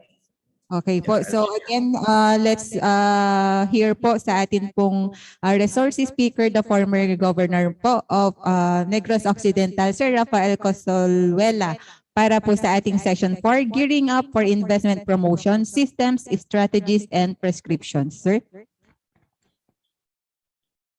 Okay, so good afternoon lahat. I hope you had a good lunch. Alam ko medyo sleepy time ito ngayon, no? So konting tiis lang. Ang topic natin ngayon ay gearing up for investment promotion, system strategies and prescriptions. So ito ang nakita na natin, emerging LGU priority ngayon, yung attracting domestic and foreign investors para ma-stimulate natin yung ating local tourism industry, ma-develop yung local economy, at maka-generate tayo ng trabaho sa countryside kung saan kailangan. And this is now a major part of the forward-looking LGU's agenda. No? So pag sinabi nating proactive LGU, ay ito na ang palaging iniisip. Okay? So dahil dito, meron na ngayong mga bagong trabaho, bagong responsibilities, bagong structure, bagong paradigm, no? At lahat ito parang itatambak sa LEPO or the Local Economic Investment Promotion Officer or yung LEDIP, no, yung Local Economic Development and Investment Promotion Team. So una, ina-identify natin yung constraints to local growth and competitiveness. Itong siguro ang baka hindi pa nakarating dito yung mga bagong designated LEPOs. So ito dapat ang among the things, no, the many things na kailangan gawin, here are some of the important aspects. No? Yung number 2, yung collect necessary information and make it available to business and industry. Sa nasabi ko na kanina, nagkakaroon ng problema yung mga layposts natin. In our province, at least we have seen this as a continuing concern. Tourism statistics, no? Number of visitors na dumadating sa airport at sa ibang ports of entry, yung mga visitors na nag-check-in sa various hotels and resort establishments, very often yung ating layposts or yung kanilang team nagkakaroon ng problema, ayaw ibigay yung data. There are various reasons kung bakit nangyayari ito, among others. Yung iba siguro ayaw nilang makita ng kompetisyon kung gaano kalaki yung kanilang negosyo, ang number of clients nila. So parang kung minsan ang treatment nila parang trade secret eh. No, yung iba naman siguro baka lang, no? Baka ayaw malaman ng local government or ng BIR kung magkano ang revenues na pumapasok sa kanila, no? Medyo malungkot kung talagang nangyayari yan dahil siyempre ang isang balak ng local government dyan is pag may naitayo na negosyo sa kanilang lugar, siyempre gusto nila unang-una kikita. Number two, magbabayad ng taxes and other requirements para naman may revenue yung local government. So this is a problem that surfaces very frequently, yung difficulty in getting the necessary information. No? So the more imaginative, the more creative you are in getting this critical information and making it available to the different industries and sectors, the better off you will be. Okay, number 3, ito, ang tinanong ko kanina, magfo-formulate ng investment strategies to attract new businesses. Ako personally, meron na akong nadaanan during my time. Before, madalas actually yung mga tinatawag na trade missions. No? So from the time we would get invitations to participate in such and such a trade mission, may Singapore, may Malaysia, may Thailand, kung saan-saan yan, may Australia. And siyempre naman, the attitude was always opportunity ito para ma-expose yung probinsya, para makapag-meet ng possible investors, malaman yung kanilang hinahanap. And we would bring along with us, yung binanggit din kanina ng kasama natin, bundles and bundles of investment promotion brochures, yung mga tawag natin collaterals on tourism attractions, etc. No? Basic data on the province, services offered, ganyan. No? But very early, maybe during the first several years, very limited ang positive responses or ang responses that resulted in actual investments. No? So it was essentially a learning process for us. Makikita mo dyan because siyempre may ibang Asian countries din na nandun din. Meron din silang representatives. For example, in our latest trade mission to the Northern Territory in Australia, there were participants from almost all the Asian countries. No? And all of them went there to make a pitch for their own proposals. And siyempre, yung Northern Territory also made a pitch for all of these countries to consider investing in the territory.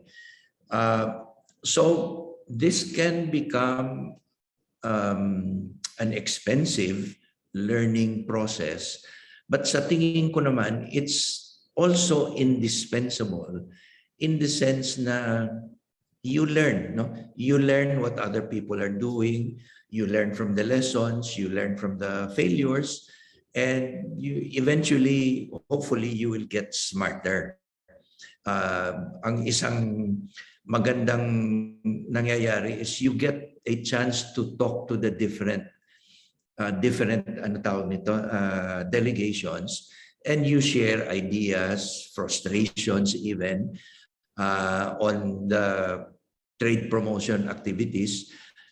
And from there, you learn, no? And then eventually, you learn that you need to be more focused. You need to know kung sino ang makaka-meeting mo dyan, alam mo kung anong hinahanap nila, alam mo kung anong interest nila, so that you can focus rather than address a big crowd of potential investors.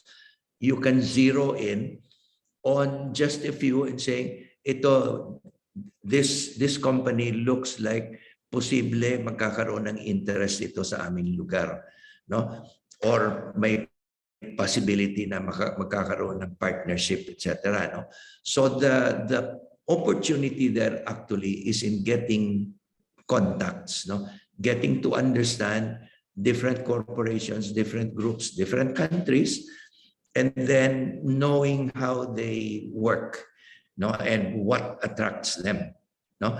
So even if you don't get the actual investments or buy-ins at the start, always consider it as part of a learning process. No? Hindi naman aksaya ng oras o ng pera as long as you bring learnings home. Okay? And syempre, always kasama yan pag uwi mo, natural, gagawa ka ng report, you know, the meetings held, the people you met, the possible prospects, the challenges, etc., so that your local chief executive will begin to appreciate na, you know, there are open opportunities, but there is a need to learn how to focus on the high potential opportunities. No? So it's a learning process, no? And we would encourage your exploring all of these opportunities. No? Don't think that just because wala kayong nauwi na investment, ibig sabihin failure. Hindi naman po. Okay, so this is tied up with item number 3, yung formulating investment strategies to attract new businesses. You have to know what you can offer that will be attractive, no, to potential investors. Like for example, here in Negros, we enjoy the distinction of having the largest installed capacity of solar systems, no? Solar power systems. Throughout the country, kami ang merong pinakamarami. And even the total installed capacity, malaki. We're I think, in excess of 360 megawatts. Okay? And we have always been asked, bakit ang daming pumasok sa inyo na solar power systems? Bakit hindi pumasok sa Iloilo province or sa ibang lugar, no? One of the distinct advantages of Negros Occidental is the availability of relatively large pieces of land, agricultural land, in fact, where you deal with only one owner or one corporation. Unlike most other areas where you have to put together, if you, for example, you need 200 hectares or more, you have to talk to 20, 30, 40 different landowners and put together small pieces of land and negotiate with all of them. Here, in our case, this hardly happens. Ang kinakausap, only one corporation or one individual, tapos nagkakaayusan na. So it's a distinct advantage, no? Dito, And that's why we have large installations in properties owned by a single individual, family, or corporation. So naghanap yan ng mga, in fact, what happened was, merong group of solar or renewable energy proponents whose job was to go around the country looking for potential areas to where they could invest in renewable energy systems. And when they came here, they found out that yes, there were these built-in advantages, and yun, nagkaroon ng focused discussions between potential investor and potential partner. And then of course, napagitna yung local government. And in the case of the local governments, the most important aspect was that the LGU should play a facilitative role and not get in the way of negotiations. In other words, tutulungan mo yung dalawang sides, yung investor at saka yung partner, and try to make things easy for them. No? Ay alam ko naman, alam naman natin lahat that in some areas, it's also happened here in the province. In some cases, potential investors pull out. Excuse me. They pull out because hindi, number one, hindi masyadong receptive ang LGU. Number two, walang integrity. No? Ibig sabihin, hindi pa nakapag-umpisa yung investment, parang may hinihingi na. No? And it can be different things. No? Humihingi na, okay, if you are able to put up your business here, I want all of your local employees to be from my town. You know, stuff like that. Of course, the worst that happens is hindi pa nakapag-invest, humihingi na local ng consideration. No? Yun ang pangit talaga. So, yeah, the LGU plays a facilitative role, and then it makes things easy for the different partners. No, in other cases where the LGU is able to identify specific targets for investment, then yun, kinakausap directly. Like ang provincial government talked to the BPO sector and told them, look, okay, we know mataas ang capital expense if you put up your own buildings. No, but okay, this is what we'll do. We'll put up our own building. This is the cyber center, yung tawag namin ngayon dito. This is the cyber center. We'll put it up for you. You come in, you don't need to invest in capital outlay, in building. All you just need to do is rent the space. No?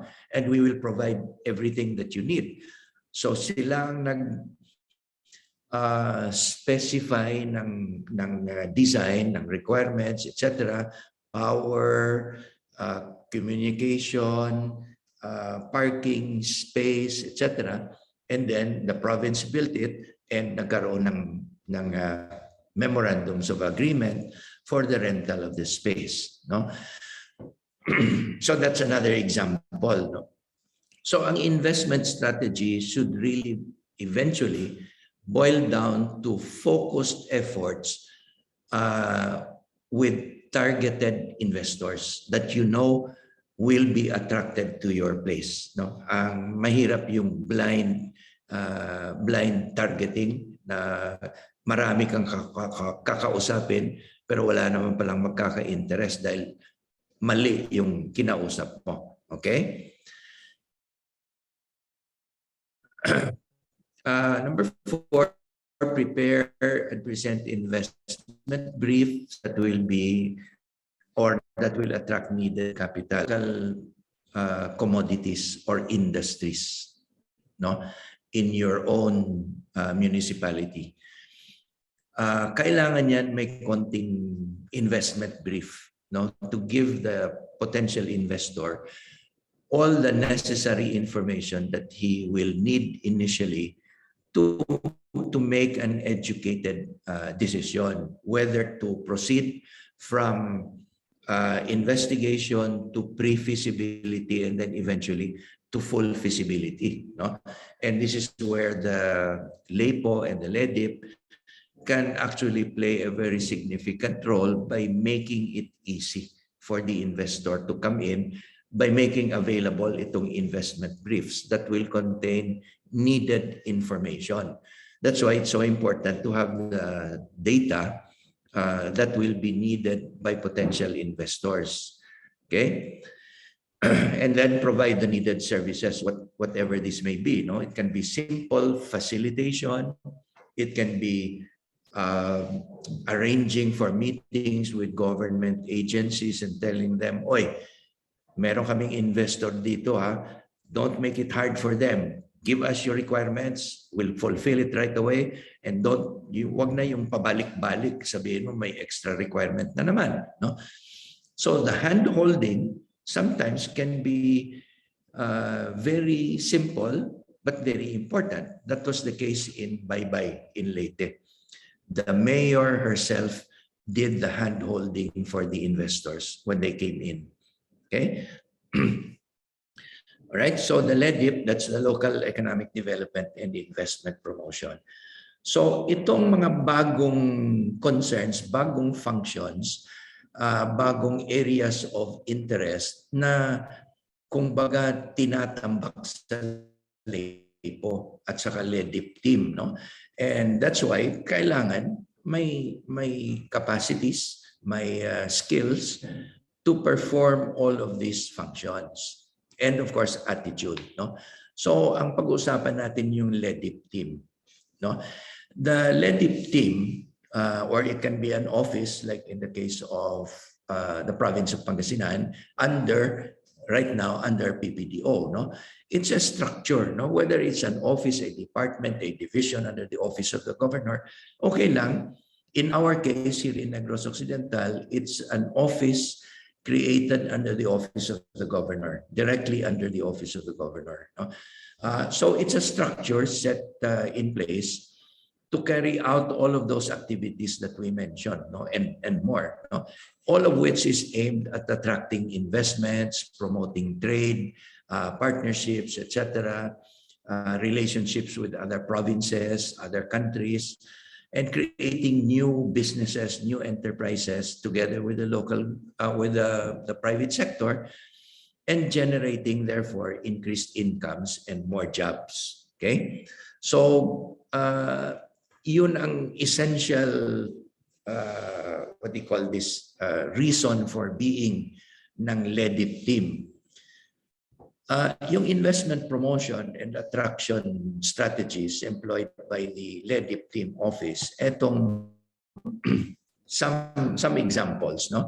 Getting the local business sector organized. For example, there are many small enterprises engaged in the same type of business. For example, here, let me cite a specific example. Kahapon, merong dumating from Mindanao na gustong i-promote yung growing of adlay. No? I don't know if you're familiar with adlay. This is a substitute for rice, low glycemic index, and it is used, well, it was used by the natives in Mindanao as a substitute for rice.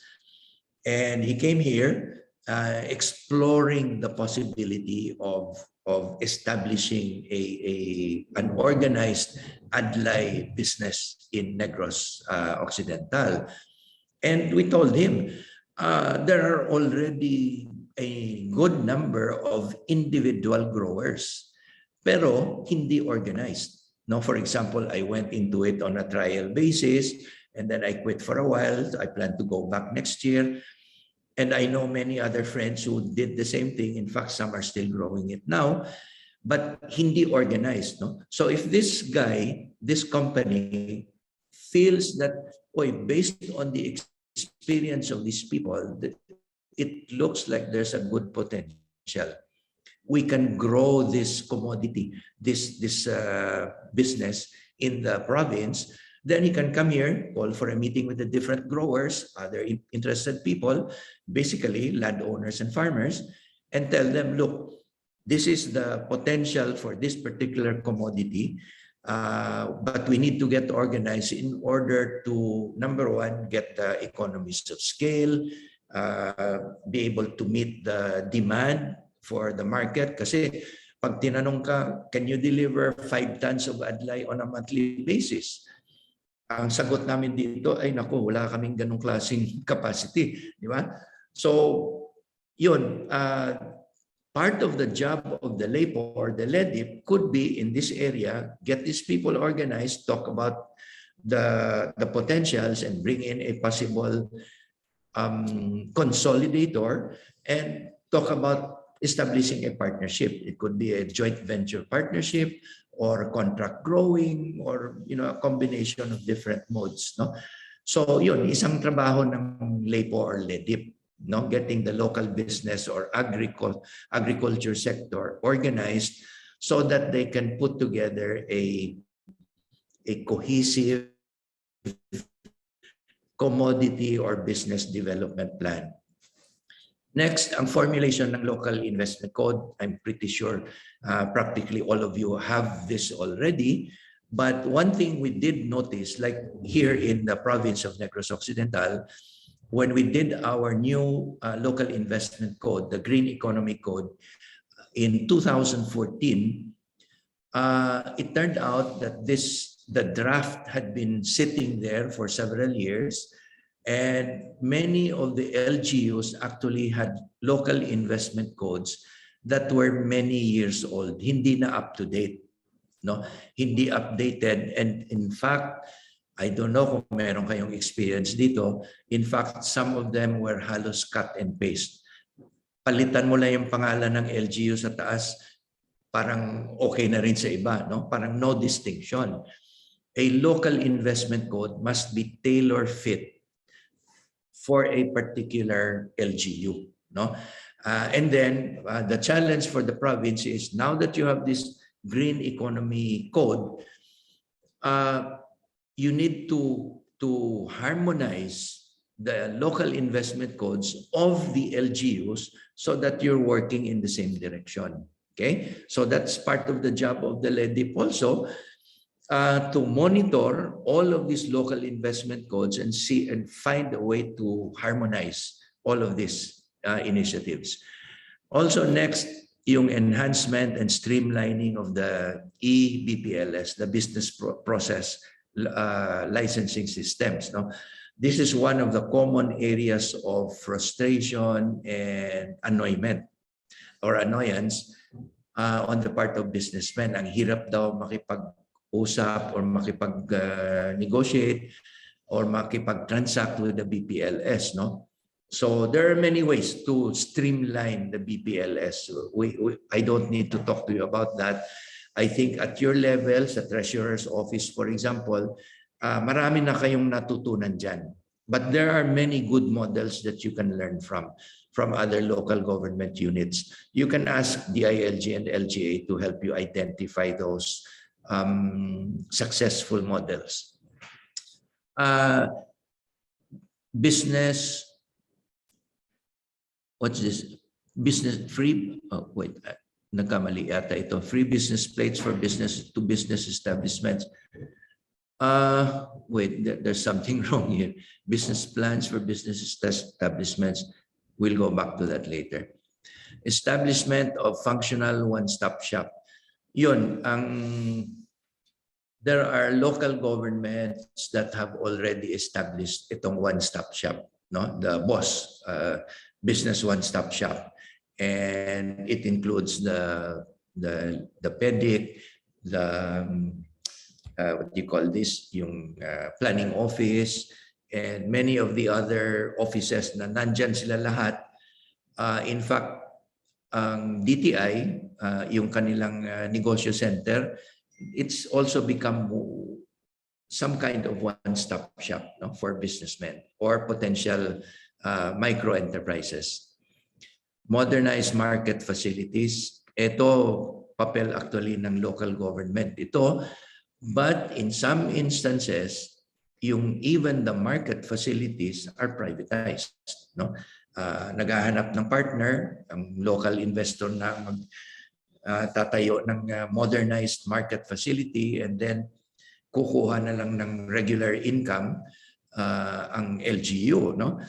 But I know, like for example, if I'm not mistaken, in Vigan, in Ilocos Sur, dinala ako doon ni Mayor Carlo.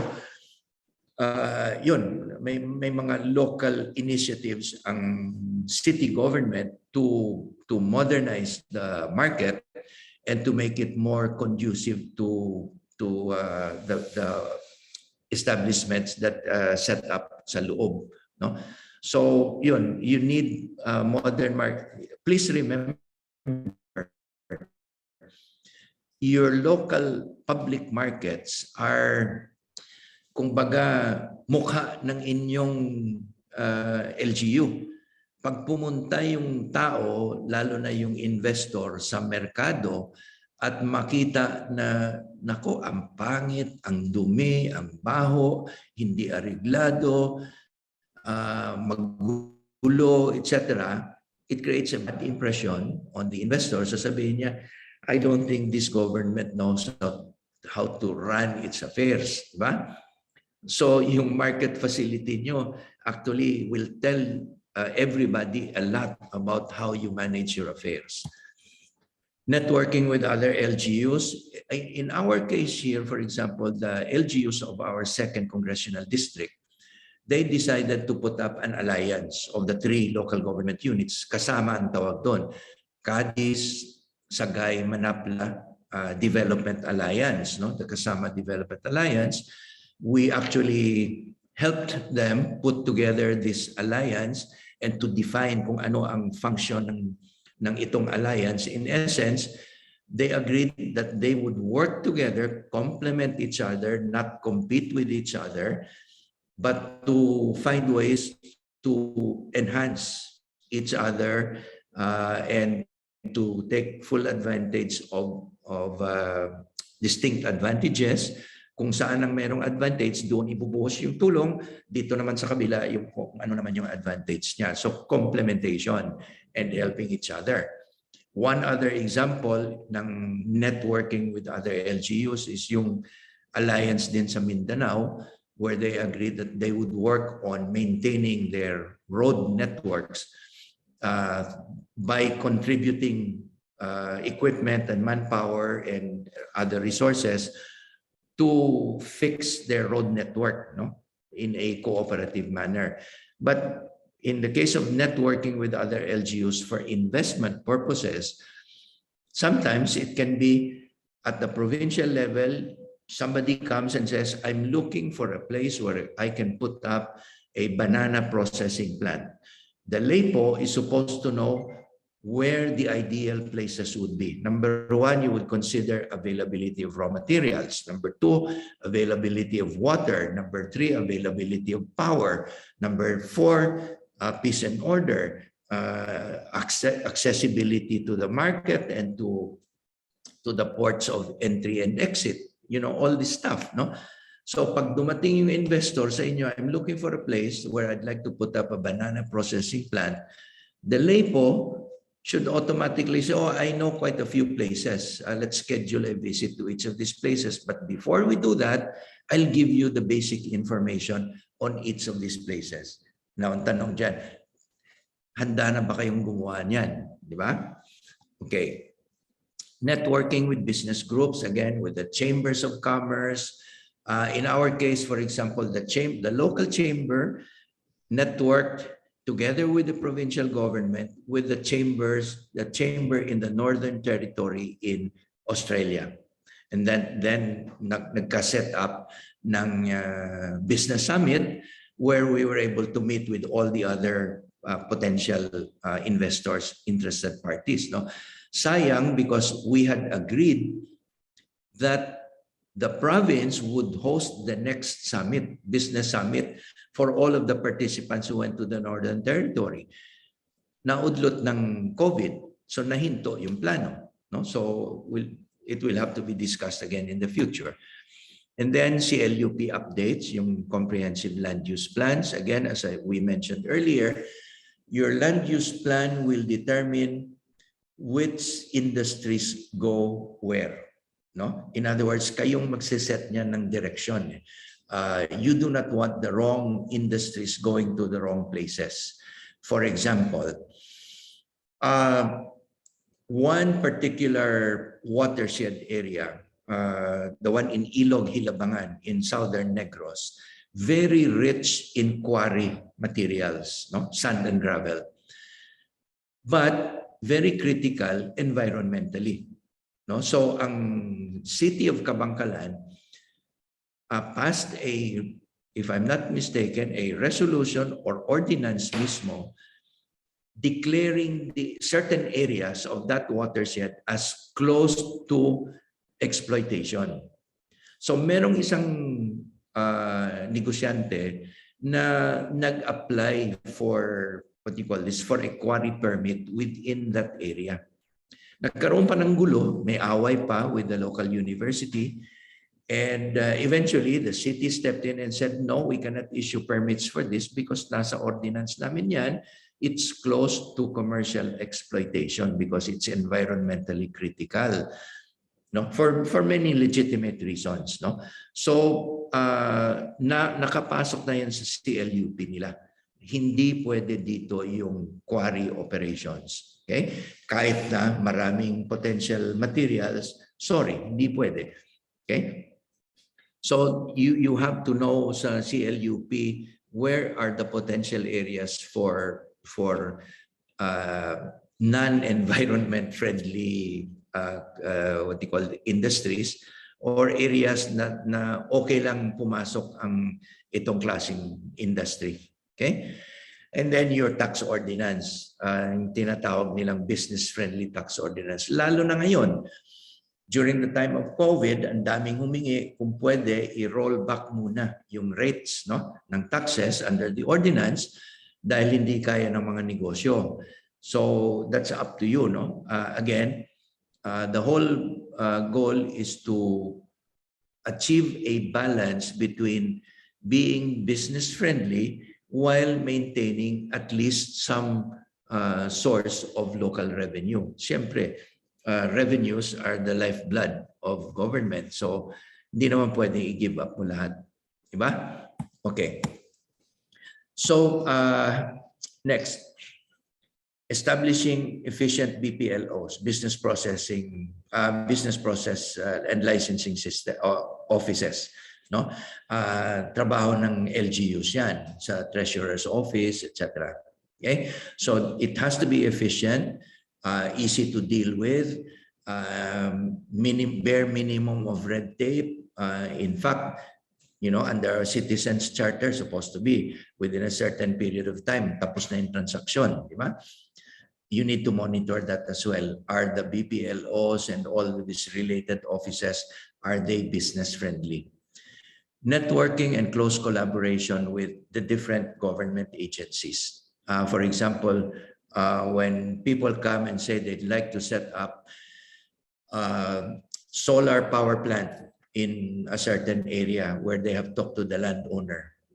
They're close to coming to an agreement, but now you need to talk to the Department of Energy, Energy Regulatory Commission, all of these other agencies, and then my DENR pa to get all your clearances, etc. No?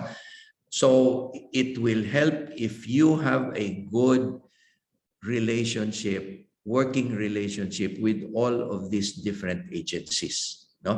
DTI, BOI, DOT, DPWH, the chambers, etc. Marami yan, no? DNR for permits, licenses, etc. So please remember, eventually you will have to work with these agencies. So make friends with them already. Conduct of investment fora. Trade missions, yun, exhibits, conferences, and business to business matching. No, marami na kaming nagawang ganito. Not all have been successful in terms of bringing home the bacon, but yun na nga ang sinasabi nila na you'll never achieve anything if you don't try. No? I think the lesson here is learn how to be smarter when you do these things.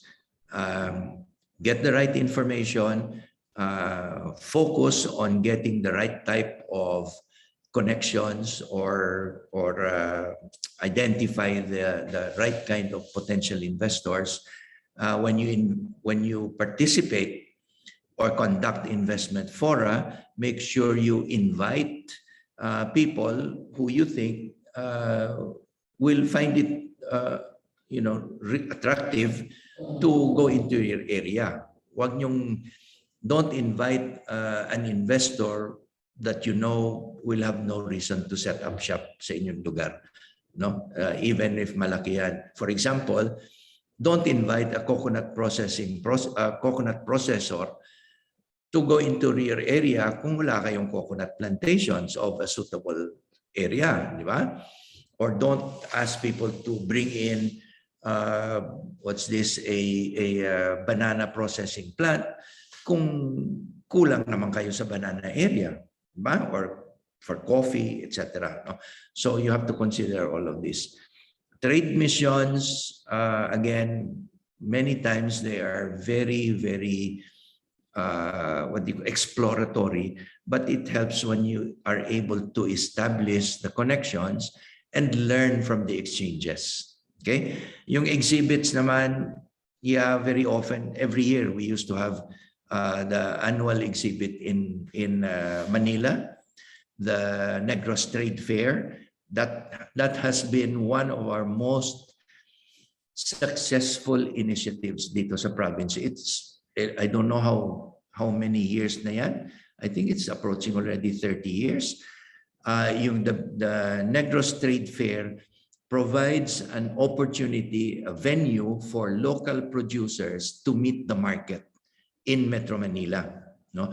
As a single activity, it can be considered expensive, no? Both for the province and for the individual exhibitors. But in the long term, many of our producers have been able to establish connections with buyers, both local and international. And yun, pumapasok yung orders. One of our funniest experiences has been pupunta yung buyers, international buyers sa trade fair, and they would find products na very, very attractive. Okay? Then they would ask, okay, we like your product, but I think you're going to have to bring down the cost. No? If we order you, for example, 12 containers of so many hundreds of dozens of your item on a monthly basis, can you bring down the cost to this level? Ang unang sagot niya ng one of the producers who got this experience was, first of all, hindi ko kaya yung volume na hinihingi ninyo. No? Because small producer lang. And then, hindi niya pa na-imagine na he would have to produce that kind of volume. And then when eventually started figuring it out, sabi niya, if I begin to mass produce this product, yeah, I think I can bring the cost down to competitive levels. Because we found out one of the other values of participating in exhibits, especially abroad, we found out that local products here, produced by local producers, were priced sometimes double the price of similar products made in Vietnam or China. And of course, the question was always, how can they produce those goods at such low prices? No? So these are learning experiences for producers. So this area is very useful. Consider them as investments for the long term. Interlocal alliances and tri-media, yes, for purposes of achieving exposure. And then interpersonal communications and fora establish personal relationships with, for example, cabinet secretaries. It will help, or undersecretaries or assistant secretaries that you can call directly. For example, may investor ka, nagkaroon ng problema sa DENR. Ang hirap ng tumawag pa sa regional director or provincial environment officer, tawagan mo na rekta yung assistant, what do you call this, secretary or cabinet secretary mismo. Boss, may problema ang investor namin dito, pwede bang pag-usapan to? Ano bang pwedeng gawin? Yun. Establish good connections. Okay? Private-public partnership, this is always welcome. In our case here, there are several instances of public-private partnership, and this continues to be pursued on a continuing basis. No? All right. Marketing the LGU as an investment destination. Again, yung nabanggit ko kanina, promote your LGU as an attractive place. Mas maganda yung kung kilala yung lugar ninyo, no? What I point out here as an example is Naga City, ang maugmang lugar, no? There are some LGUs naman that hardly anyone hears about, no? So part of your work really is to create a positive image for your LGU, and at the same time improve the awareness of the public. No, let them know what you are, what you stand for, what your potentials are. Make yourself exciting, attractive, di ba? So marketing is key to the skills that you will have to develop. Develop and promote tourism potentials. In Negros, for example, years ago, we decided to change our slogan from more than just sugar to land of sweet surprises, dahil marami na kaming na-offer actually. No? So I'm sure you all have your slogans. If you don't have yet, medyo late na kayo, you'd better work on it. Advertise your local advantages, like the Philippines, no? Only in the Philippines, or noon during the time of Secretary Dick Gordon, wow, Philippines, no? So in other words, you need to advertise, you need to market, you need to create awareness for your locality, no? If no one has heard of you, then syempre, nobody will go to you, diba? Participate in trade missions. Again, I cannot overemphasize the value of trade missions. And then provide fiscal and non-fiscal incentives. By the way, yung sa local investment codes, very often we like to provide yung so-called fiscal incentives. No? In the case of Bye-Bye Leyte, when I was interviewing the investors who came into Bye-Bye to set up their processing plants, I asked them, why did you come here? Was it the incentives that you were given in the investment code? Practically all of them said, no, even if there were no fiscal incentives, we would have come in anyway, because of all the other advantages that the LGU was offering, no? Including the hand-holding, the personal approach used by the mayor. No? Ibig sabihin, the potential investor was on a person-to-person, first name to first name basis now with the mayor. So, siyempre, yung confidence level mo mataas, no? Alam mo na pwede mong tawagan ng mayor kahit na anong araw, kahit anong oras kung may problema. Okay? So it's not always necessary to have fiscal incentives. And besides, limited naman ang, the time and the amount of incentives that we can provide. No? So it's not the be-all and end-all. The non-fiscal incentives sometimes can be more effective. Establish sensible and consistent regulations. Huwag pa bago-bago. Don't make regulations that are difficult to comply with or difficult to enforce. They can only become sources of corruption. Di ba? I think the principle is the less that businesses need to transact on a person-to-person basis with local government bureaucrats, the less chances of petty graft and corruption, the less chances of red tape, and the happier your business community will be. No? So try and look into this aspect. Cut the red tape, minimize the need for face-to-face transactions. Kung pwede lang paperless na no? Automatic. Siyempre, meron na tayong mga na-put in place niya na computerized systems. No? So if you don't have that yet, medyo huli na kayo. No? So learn from those who have already done this and are doing it very well. You can pick up a lot of the successful models sa website ng Galing Pook Foundation. Yung mga awardees. No, look at local economic development, governance, etc. You will find all the winners there. Look them up and you can call them directly and ask, pwede ba kaming pumunta dyan para matignan namin kung anong ginawa ninyo sa computerized system ninyo. Di ba? Okay? Be business friendly. Yan, the BFCL, no? The Business Friendly and Competitive Local Government Unit. You're all probably aware already na meron tayong assessment forms for the BFCL. Take a look at this. You can download the assessment form and you will see there kung ano ang hinahanap, ano ang ina-assess ng assessment teams when they go to your area and conduct the survey. They have this form that they follow.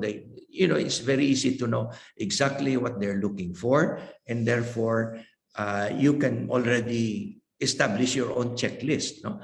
If you know that this is what they're looking for, make sure na meron kayo niyan, di ba? So that you can earn the label of business friendly. In fact, may contest tayo, di ba?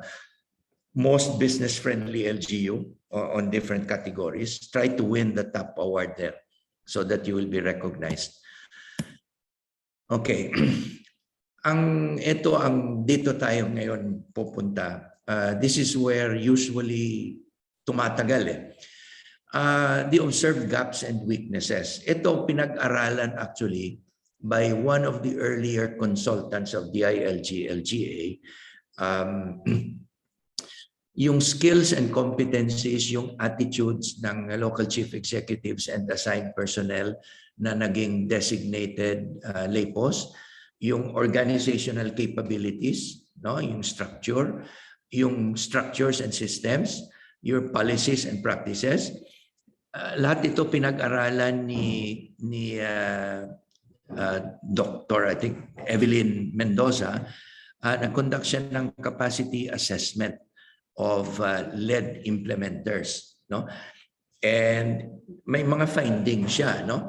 In these areas, nakita niya, for example, yung LEDIP, the Local Economic Development and Investment Promotion structure, based on the survey, at that time, no, this was years ago, during the early part of the creation ng mga LEDIP and LEPOs, only 26% of the LGUs surveyed had LEDIPs in place. Only 15% had a team. 54% had nothing. And 4% no response. No? Apparently wala rin. No? Now, nagtanong, bakit walang LEDIP team or office? The reasons were no executive order issued by the local chief executive or walang ordinance enacted by the Sanggunian. Number 2, lack of personnel. Kahit na mag-utos yung mayor na, sige, magtayo tayo ng office, wala ka namang makuhang tao. Number 3, no office or team, but a person has been designated. Ito ang nakita natin kanina umaga, maraming designated from the Treasurer's Office, from the PPDO, CPDO, etc., to be in charge of LEDIP. Or limited resources, fear of violating the PS cap. Sometimes for very practical reasons, sasabihin ng mayor, wag na tayo muna mag-invest dyan. That will add to our cost. Let's just find somebody who can do this on a case-to-case or project-by-project basis. Of course, that's not ideal. No? What you want is somebody who will establish the capability of your local government to do what the LEPO and LEDIP are supposed to do. Di ba? So, yun, itong mga, some of the common reasons kung bakit hindi nalagyan ng LEDIP or LEPO. And some constraints to LED, no? Number one, limited rural access to affordable credit. In many areas, walang bangko. Only the existence of money lenders, traders, or middlemen na nagpapautang. Common sa atin yan sa rural areas, di ba? Walang mapuntahang bangko. So it's the middlemen, the traders who go there, lend money at sometimes very usurious rates or exploitive rates. No? Yan, walang kulang bangko sa mga LGUs. So in the case again of Bye-Bye Leyte, from no banks at all to I think 2 or 3 banks na nagtayo doon. Also, inadequate access to modern production technology and equipment. The other day, kausap ko yung mga ARBs, Agrarian Reform Beneficiaries. They have a combination of sugarcane, rice, corn, banana, etc. Ang kanilang major problem, wala silang equipment to improve their productivity levels. No? So they were asking DA, provincial agriculture, the local government, other agencies, including the Office of the Congressman, kung matulungan sila, no, to provide them with equipment. So, yan, in many areas, very limited. Inadequate entrepreneurial and business development capabilities within the LGUs or their LEPOs, LEDIPs, and even among the MSMEs. That's why if you have a strong LEDIP with a strong skills base, you can assist the MSMEs, no, to meet certain requirements, no, or to do better business planning. So, yeah, this is one area identified as a need for the LEPOs and LEDIPs to address. What are our prescriptions? Number one, for strategic business and industry development plans for LGUs, kailangan i-harmonize district, provincial, regional levels to improve the overall competitiveness of your area. Like for example, if the province of Ilocos Sur were, for example, to work together with key LGUs, Vigan, and a few other major cities or towns with distinct advantages, you could create a business corridor that will be attractive for a number of various commodity or processors, etc., businesses to set up because nagko-complement kayo, no? Sometimes it takes more than just one LGU or one economic zone to make it attractive for an investor. Baka gusto niya makita yung buo, no? Sa buong district, buong probinsya or region, so that makikita niya yung potential for expansion or growth. Okay? So, maganda kung ma-harmonize yung economic development plans from the regional down to the provincial or local level. Complementation, efficiency improvement, important yung economies of scale. Pag sinabi na, in order for us to put up a processing plant here, we will need an area devoted to this commodity totaling 5,000 hectares. Eh kung kayo lang mag-isa, ang kaya nyo lang 500. But if the whole, let's say, province or the district says, ay, sige, we'll put together the 5,000 hectares. So yun, you can have the economies of scale. Pero kung kayo lang mag-isa, wala na. Diba? Okay. Business-friendly LGUs. So important yung local incentive investment code, your LEPO and LEDIP offices, your business assistants through negosyo centers or similar structures, streamlined BPLS, common or shared service facilities, and other services for MSMEs. Itong common or shared service facilities, sometimes when you have small producers, for example, involved in a particular commodity, let's say agriculture commodity, balik tayo sa banana. In one town, you have a total of, let's say, 100 different banana growers, totaling, let's say, 300 hectares. So collectively, they have enough volume. But since they're not organized, nobody wants to go in there and deal with them individually and say, okay, you deliver all your bananas to me, I'll put up the processing plant. What if the rest don't want to do that? So your banana processing plant will become useless. That happened to our case many, many years ago. Somebody put up a bamboo processing plant and forgot to ask the question, will I have the raw materials available from nearby? Wala palang makuha, no? So failure, no? So in this case, you need to find ways to bring all of these people together, and sometimes that can encourage the investors to put up the common or shared service facility, processing plants. They become consolidators, no? So yeah, you need to understand things like that. And then enterprise promotion, retention, and expansion approach.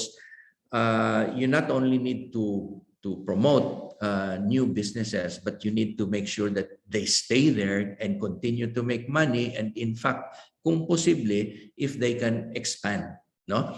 Like for example, initially somebody starts as a micro enterprise, no? Producing a very limited volume of a specialty food item. Then the food item becomes popular.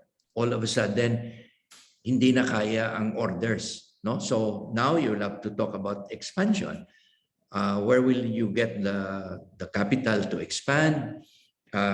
Kailangan mo na ngayon yung packaging equipment, kailangan mo na all kinds of new things, etc. You have to meet all kinds of new requirements for sanitation, etc. So kailangan mo na ng bagong capital. Where will you look for that, no? So these things, yung promotion, retention, and expansion approach to enterprises operating in your area, importante din. Okay? So you need to go beyond investments, promotion, and enterprise creation, but look into expansion so that they grow bigger and bigger. And dito, palaging lumalabas itong capacity building.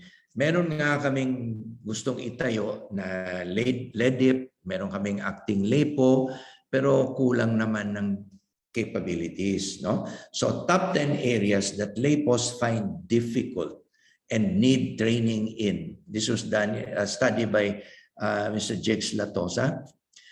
Number 1, LED policies and law. Siyempre, hindi nyo na kailangan, when you have the materials from LGA, DILG, LED, no? The LED4LGU, actually, merong manual yan eh.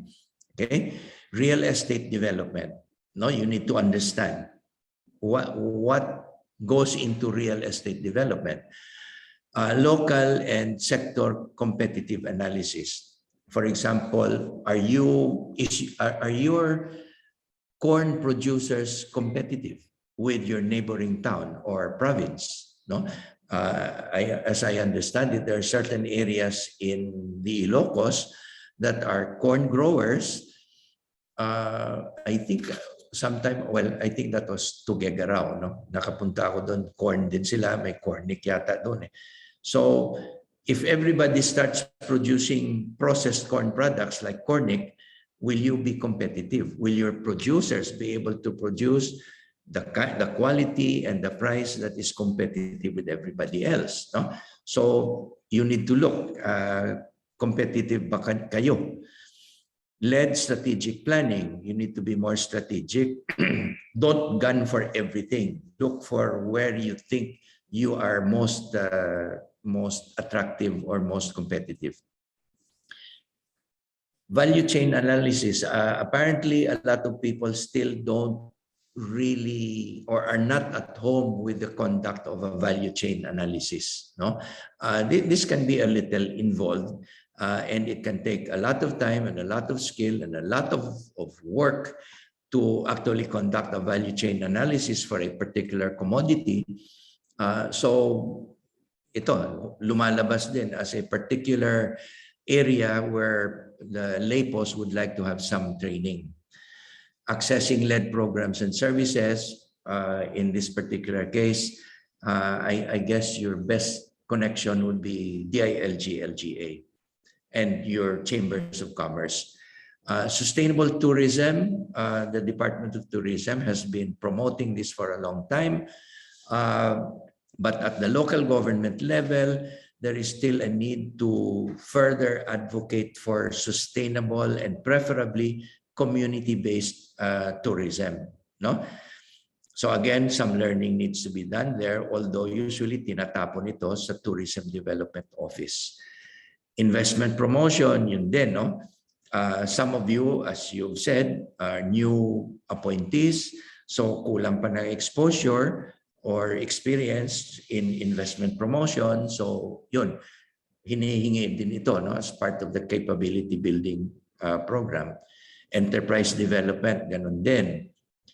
And then business planning. How do you help your MSMEs do better business plans kung kayo mismo hindi nyo kaya? Ba? So the 10 areas, top 10 areas that LEPOs identified as areas of difficulty at kailangan nila or gusto nilang magkaroon ng skills training.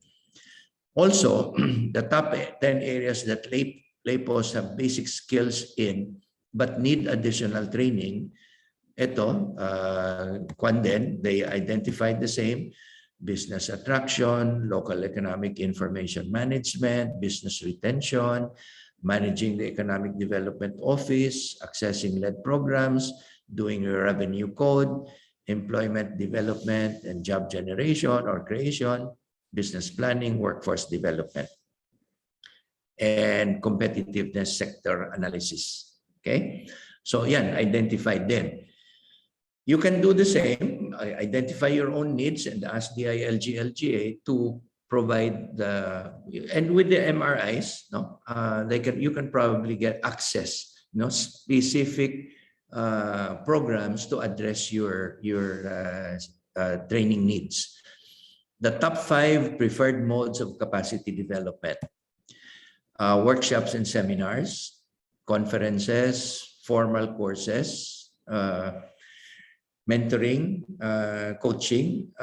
Many times we're told that the LGUs like the mentoring or coaching approach. I've been through, ilan na ba? 4 na yata. Mentoring and coaching, what do you call this, experiences. Parang one-on-one mentoring and coaching of newly elected mayors, officials. And yun, it's much more focused, much more involved, and there's plenty of time and opportunity to attack specific areas of concern. No? So many people find the mentoring and coaching approach more effective, but this is on a longer term, no? Involving usually several months. Study tours also very helpful in terms of giving you a broader perspective, getting exposed to all the other things going on. I found, for example, when we did study tours in Taiwan, in Thailand, in Singapore, in Australia, ang dami mong makikita doon na dapat pala gawin natin ito or ito kaya din natin, bakit hindi natin ginagawa? Or ito, mas maganda yung ginagawa ko kaysa dito. But then very often you will find ang dami nilang ginagawa. How can they do so many things so well, so often? No? That teaches us something. No? They are so much more focused and outcomes oriented. Tayo dito, unfortunately, no, we sometimes or many times we tend to be project oriented. Doon sa kanila, they're really outcomes oriented, no, results driven. Remember, good governance. Okay, so right, incentives that would increase LEPO involvement in CapDev activities. Ito. Matagal din pinag-usapan ito. This was a few years ago na, but it gives you an insight, no? More information on skills enhancement opportunities. So in other words, the LEPOs are asking DILG, LGA, give us more opportunities, no, to get more information, more skills. And then they're asking for financial support from the LGU or the department nila for training or skills development. Inihingi din nila less expensive seminar or course fees, although in the case of DILG, wala namang bayad dyan, di ba? Introduction of LEPO accreditation program. I don't know if we've gotten anywhere here, no? Maybe we can get some information from DILG later. This was proposed a few years ago na dapat bigyan ng accreditation yung LEPO. Pag tinawag kang LEPO, ibig sabihin may ano ka, may kumbaga bragging rights, no? You've gone through a certain skills development program that makes you a capable, competent local economic investment and promotion officer. So, syempre, if you define what a LEPO ought to be, ano ang requirements, etc., then you can eventually put together an accreditation guideline so that everybody who gets designated at LEPO will have something to shoot for, no? Eventually get accredited as a LEPO. In fact, ang suggestion is to make it a, what do you call this, a permanent position in the local governments. Greater recognition of LEPO services by way of awards. Yun, recognition lang kailangan doon. Recommendations for LEPOs. The roles and functions of LEPOs need further definition and clarification. Yeah, tama yan. Very often, the deeper you discuss the work, the more this comes out. No, we need to have better definition of our work. Given the extent of LEPO functions under Memorandum Circular, tingnan mo 2010 pa ito, as well as the emphasis of the LGU, or rather on LGU and business sector competitiveness, there is a need to create a formal position for the LEPO. Not many LGUs, I think, have done this, no? Na actual tawag LEPO. So it's something that needs to be addressed. I don't know if maybe we can get an update from DILG later. So the minimum qualification standards should be established for this position. Important areas for LEPO professionals, workforce development, real estate. Ayan, it's a repetition actually of what was mentioned earlier, no? I think, yeah, covered lahat yun. Very important core areas for LEPOs. Core learning areas: investment promotion, strategic planning, business attraction, business permits and licensing system, economic profiling, LED policies and law, job creation, coordination with various stakeholders, accessing LED programs and services. Okay, I think klaro naman sa inyo yan. Some suggestions for a model LEDIP structure. Galing ito sa mga nakapasok na and who by experience learned na ito pala ang dapat i-consider. The creation of the office or team should take into consideration the capacity of the LGU to have one. Yun. Not all LGUs kayang gawin or gumawa ng opisina. So very often, concurrent, designated ka lang. Municipalities may start with a team or a single person. Cities and provinces may have a separate dedicated department or office. In the case of Negros Occidental, we have that PEDIC office. The LEDIP team or office should have private sector and academic sector representatives. Yes, we work together with the SMED Council. The LEDIP office should be a separate unit with corresponding staff and budget. This came from one of those who had been designated and got very frustrated dahil kulang ng tao, kulang ng budget, etc. LGU should allocate funds specifically earmarked for economic development and investment promotions programs.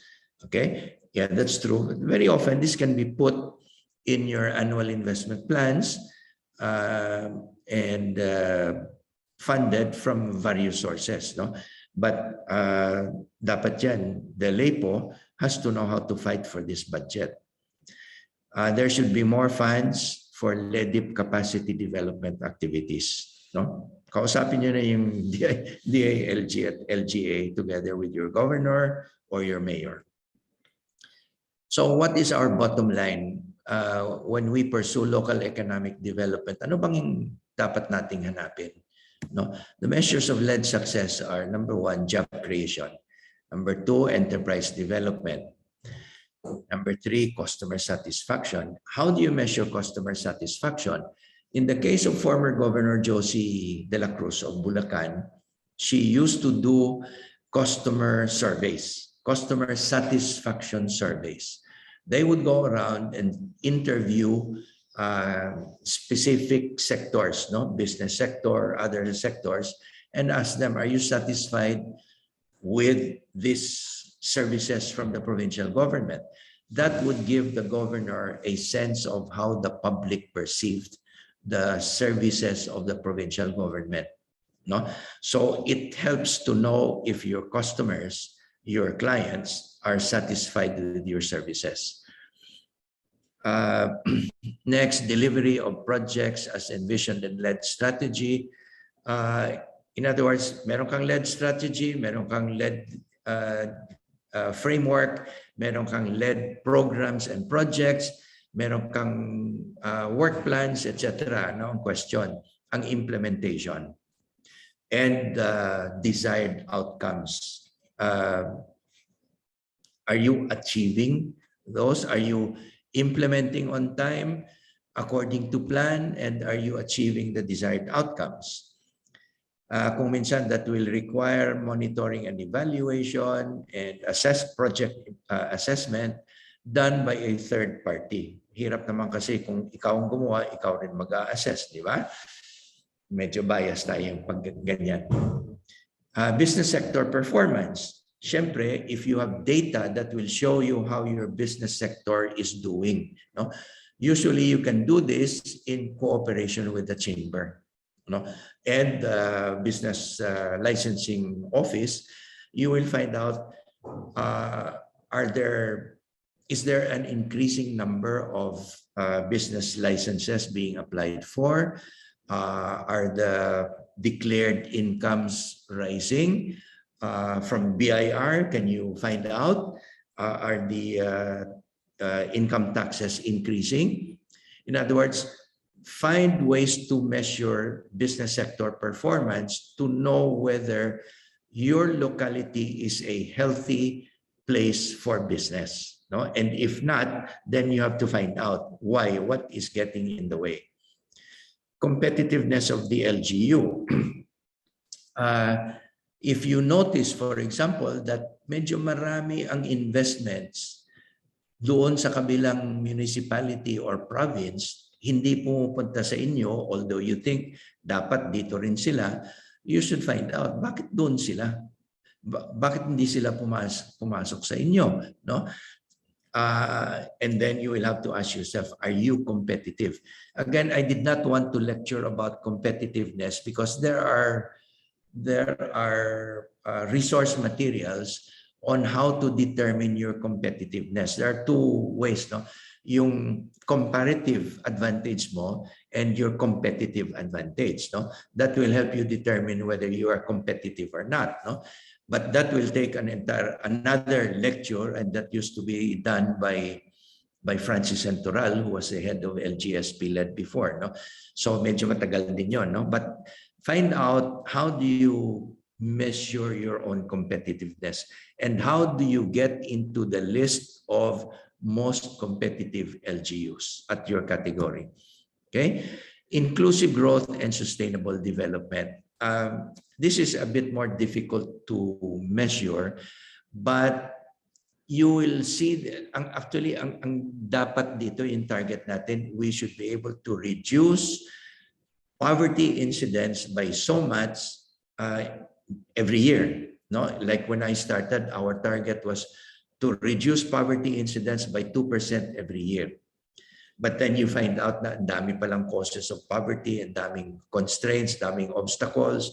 If you cannot remove some of these obstacles, you'll never reduce the poverty incidence.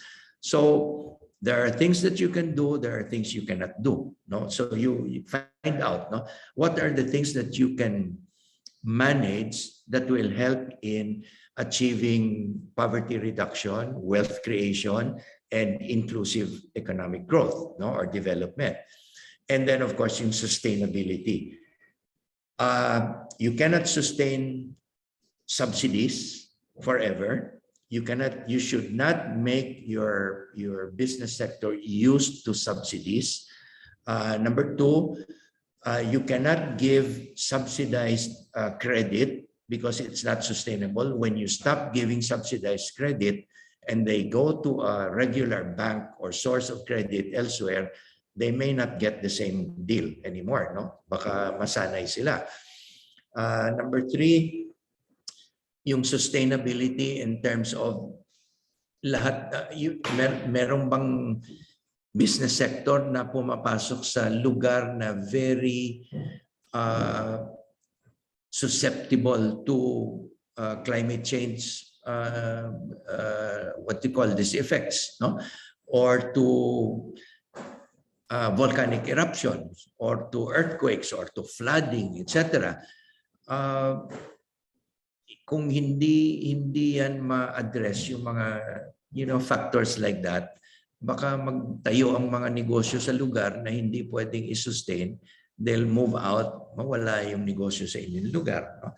So look at all the aspects of sustainability and try and make sure that there is a bare minimum of factors that will decrease the sustainability of the businesses in your area.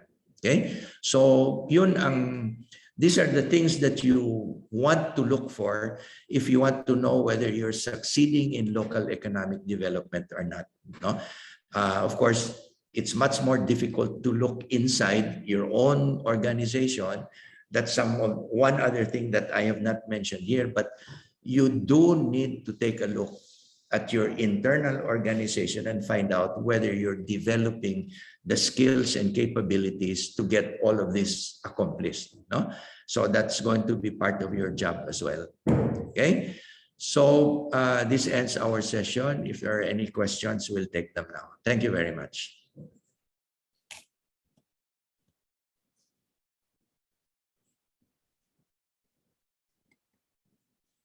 So thank you so much po ulit, sir. Meron po ba tayong mga questions or clarifications po sa ating sa atin pong naging topics for today?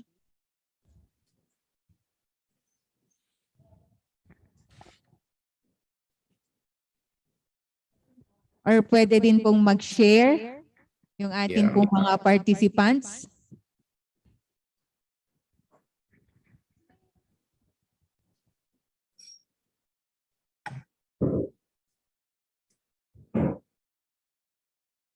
Okay. So may we hear po from our participants po ng LGU Bani?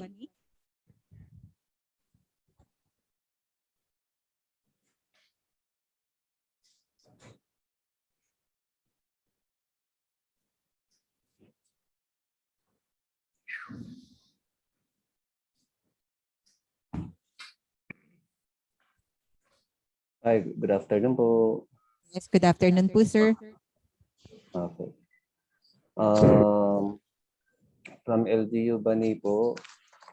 Sa planning office po ako pero mga around 2 months pa lang po ako dito. At salamat pala po sir sa maganda pong mga topics po natin saka po sa DILG para po dito sa tawag dito po sa ating discussion po na nagagandahan po kami sa topics, especially kailangan na rin nga po namin mag-prepare ng mga investment codes at very timely po ito.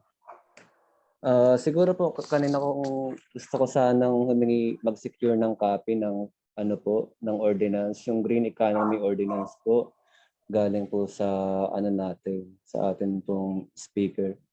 Medyo curious po ako sa Negros Occidental tsaka sa leadership ni Sir Rafael po. Yeah, email ko sa DILG Region 1 and they can share it with you. Salamat po ng madami. Okay, so sa atin mga participants, yung lahat po ng mga presentations naman po natin ng ating 2-day activity, may send po sa atin pong mga DILG provincial offices and sila na po yung bahalang pong magbibigay po sa inyo ng copies. Okay, so anything more po? Let us hear po from the participants po ng LGU SWAL.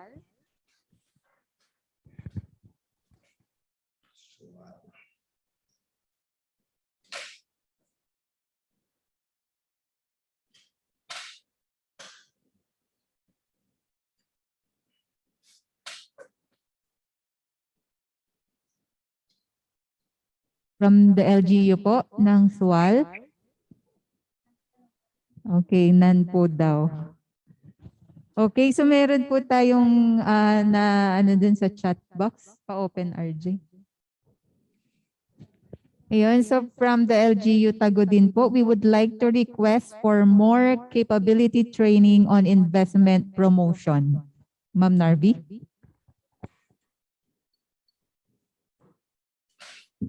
Hello, good afternoon. Yun pong investment promotion ay term po yun ng DTI. So, nakatuka po ang DTI sa Module 2. So, pwede po kayong mag-request sa kanila. Module 2 will be on March 30 to 31. Anyway, kayo po yung mga participants. So, pwede po ninyong i-raise itong request nyo sa kanila. Okay po. Okay po.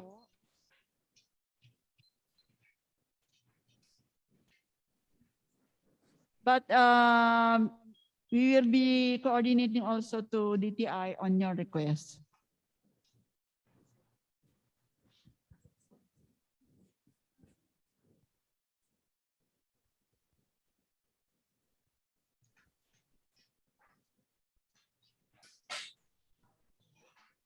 Okay, so Hello, ma'am. Yes po. Hello. Sa Pangasinan po, pwede pong matanong si sir kung kung anong difference ng comparative advantage sa competitive advantage. Okay. Dapat tawagin ninyo si Francis Hentoral, no? Yung Kahit comparative... pahapyaw ko, kung may, if it's a separate session, kahit pahapyaw lang ho siguro.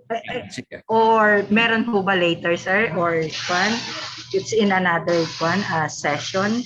Don't know kung nasa ibang session, no? But very quickly, yung comparative advantage refers to more or less yung physical attributes ng lugar.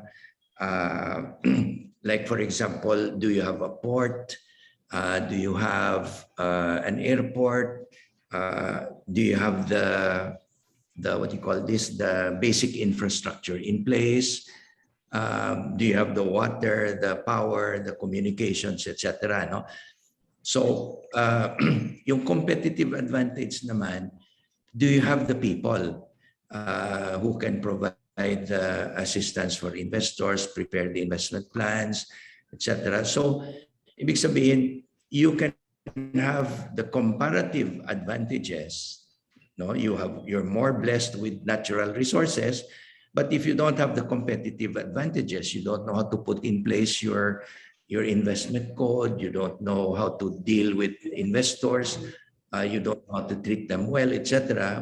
You're not competitive. Okay. No, yung processes nyo, your systems are not efficient, hindi ka competitive. No, so in other words, you need to look at that. Two factors. Parang para ho bang Juan, ang comparative advantage is more on the tangibles. Yes, yes. And the competitive intangibles na po. Okay. Yeah. Thank you very much po.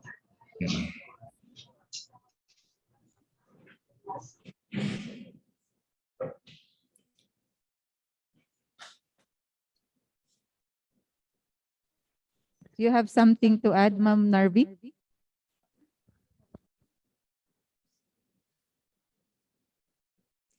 Okay.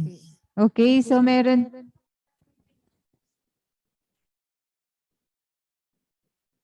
po sa atin pong question on the comparative and competitive advantage ay matatakel po natin sa next module. Ayan. So, meron pa po Yun. tayo.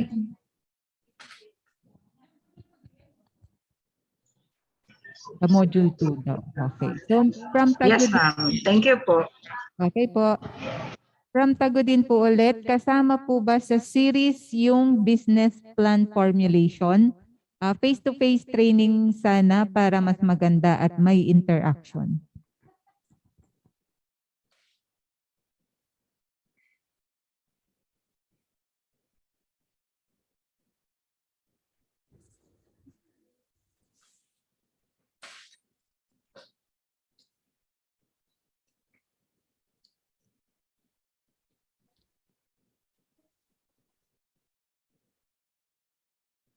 Hello. Itong business plan formulation, ma'am or sir, ay nandoon po sa module 2 na training natin dito sa series ng LED4LGUs. Kaya lang, virtual pa rin po yung pag-conduct natin ng training. Siguro po, pag okay na ang lahat, baka yung request po ninyo na face-to-face ay makakandak na rin po. Hopefully, in the near future.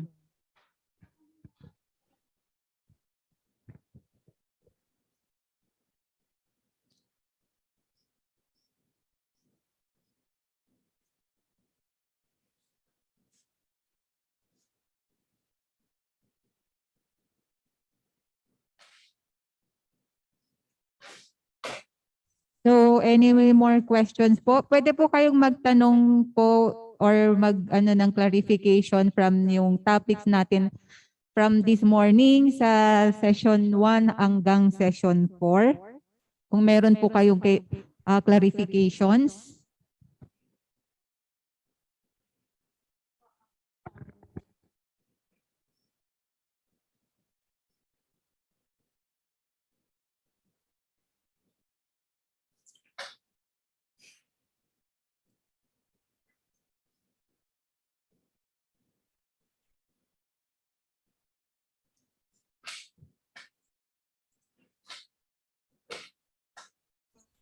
Wala na po bang hahabol na mag-share or mag-question po mula sa atin po mga participants?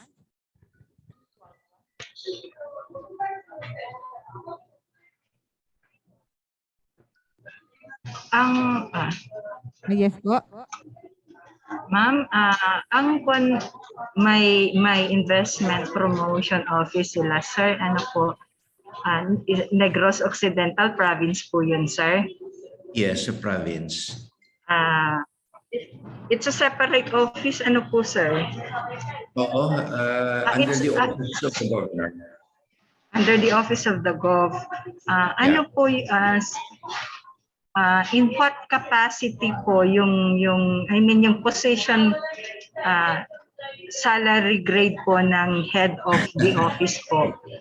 Ang actual item niya ay PDO4. PDO4, Yes. grade 22 po.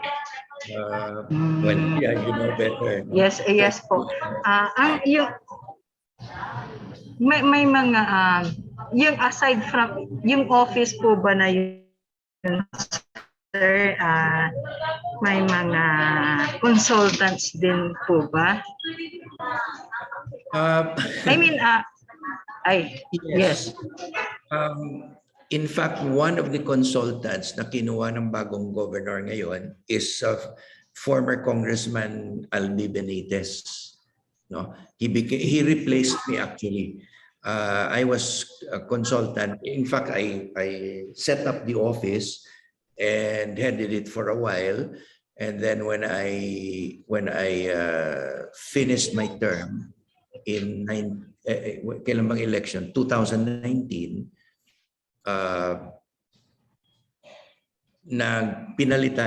Pinalitan ako ni former Congressman Albi Benitez. Okay?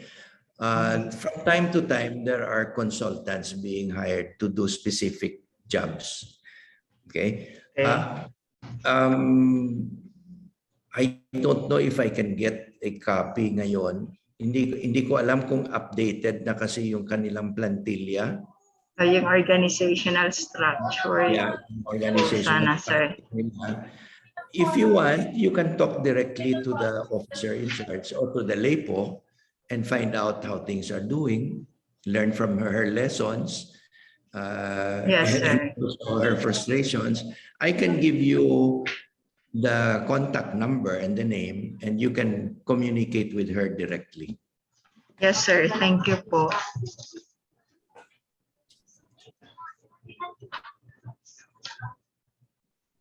I will appreciate po, sir. Sige, Salamat. sige. Salamat po. So much din po, ma'am. Any more po? From Ilocos Sur, meron po bang pang mga tanong or baka may gusto pong mag-share? Po sa atin po mga kasama from LRI, baka meron po tayong mga questions or clarifications. So hanggang nandito pa po si Sir Rafael to address po yung atin pong mga concerns.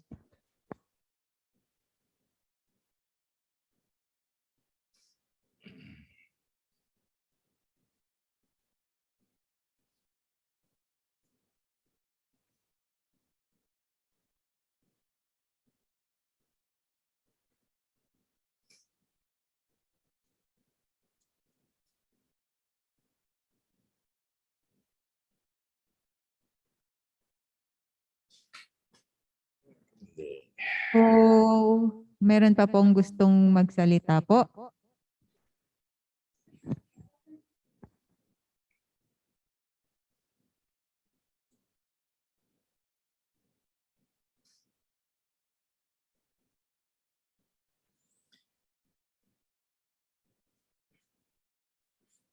From the provincial government of Ilocos Sur po, meron po ba tayong questions, clarifications, or would you like to share anything po?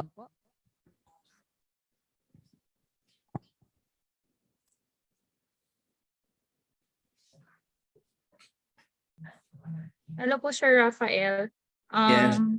I remember you po. You're one of the mentor of Mayor Carlo. Yeah. Dati po Right. akong nasa city government actually. Okay. Yes po. Lumipat Sir, na kayo. yes po. You said before na yung mga local government enterprises natin is in a losing part. So, as per observed din po, most of the LEs po talaga on that site, nakasa losing site po talaga siya. So, what would be the best intervention of the LGU on this aspect? And bakit po kaya nangyayari aside from mismanagement? Pero on the private establishment naman na the same kind or type of business, nagtatribe naman siya. So ano po kaya yung pinaka-problema? Number one, baka ang business model hindi maayos, no? Because if the so-called economic enterprise is meant only to provide service, walang profit orientation, eh di siyempre yung sa tax ordinance, di ba kailangan may tax ordinance yan to authorize the local economic enterprise to charge rates, no? So normally, may tendency that the rates charged by a local economic enterprise owned by the LGU will be lower than the private sector. Siyempre, kasi non-profit, eh. Kahit na malugi, okay lang. Number two, yung utang, yung unpaid rentals. No, maraming cases yan na mahirap singilin yung mga locators or yung mga stall, ano tawag mo sa kanila? In the case of markets, yung stall, ano tawag sa kanila? Yung mga tenants po. Yung tenants, no? Kung minsan ayaw magbayad or laging nakikiusap kay mayor, wag lang muna ngayon, mahirap, etc. Di ba? So sometimes collections can be a problem. Also, baka hindi nagawan ng proper feasibility study to show kung yung economic enterprise na yan will be feasible or not, or how to make it feasible. So that's why the preferred option really is privatize. But we also know na maraming local economic enterprise owned by either provincial, city, or municipal government na also making profit, no? So it's a question of management and attitude, no? Depende sa local chief executive kung ano ang objective. If it's purely for service to provide the facility, never mind kung malugi, then at least klaro. But I don't think it's sustainable in the long term. Sayang din eh, because you are actually depriving other sectors in your locality of the opportunity. Kung binayaran ng husto yung rates, then you can provide more services to other sectors naman, no? So, to review, number one, attitude. Anong objective? Service or profit? Or a balance? Number two, enforcement of rates. Kumukolekta ba o hindi? Number three, are the rates correct? Are they too low or non-profitable? I can remember one case, yung public market, in one municipality, pina-improve ng new mayor and then pinag-usapan yung bagong rates. And I think the mayor observed that the rates, the previous rates were too low, that the tenants were making money on subleasing the stalls. In other words, without doing actual business, isa sublease lang or bentahan ng tawag nila doon, yung ng rights. The rights were going for as much as several hundred thousands. So siya ang holder ng stall, pero wala naman siyang negosyo. He gave it to somebody else and make a profit. Making a profit at the expense of the municipality. So binago, and of course sinabi sa mayor, baka magkakaroon ka ng maraming kalaban dyan. No? Remember, you have to run for office again. Ang sagot naman ng mayor, no, let's do what is right. What is right is right. If they don't like to vote for me, eh, hindi bahala sila. Siguro naman kung sila tatakbo, wala rin boboto sa kanila. Parang ganon. No? So you really need to review the operations and ask, ano ba talaga ang objective? Thank you po, sir. So, meron pa po?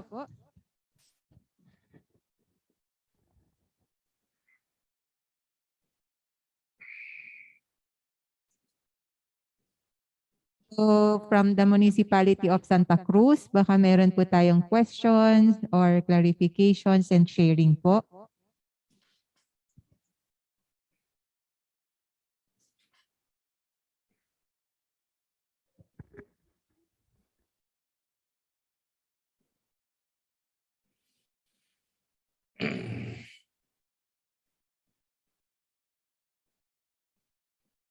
Okay, so since wala naman na po yatang hahabol na mag-question or mag-share. So again, Sir Rafael, thank you sir po. Thank you po sir for the very comprehensive yet clear, very clear presentations po for today. And I personally learned a lot and I'm sure po ganun din po sa atin po mga participants, especially sa mga LGU participants po natin. So wala na po talagang, ayan, so merong ano sa chat box. Okay, ang sabi po ng LGU Santa Cruz, all of the modules po were well explained. Ayan, so we thank Sir Rafael for the clear presentation. Ayun, thank you so much po. Salamat, salamat. Opo. And we also want to thank you, sir, for responding positively po sa amin pong request, no, for you to share your experiences and knowledge on economic development. Ayan, so maraming salamat po. Yeah, basta DILG at LGA all the time. Opo, sa uulitin po. Dahil mauulit at mauulit po yun, sir. Okay. Sige, Okay, basta so, kaya lang. Thank you so much po, sir. Salamat din po. Salamat po sa lahat for your attention. Regards po sa inyong mga local chief executives, kay Governor Ryan, kay Mayor wala si Mayor Carlo, iba pala yun, sa Bigan yun. And all the other officials, and syempre sa kay Director and Assistant Director. Thank you for the invitation and this opportunity. It was a pleasure helping the LGUs in the Ilocos region. Maraming salamat po. Thank you po. Sabihan ko po si Mayor Carlo, sir. Salamat. Regards to him. Yes po. Thank you so much po, sir.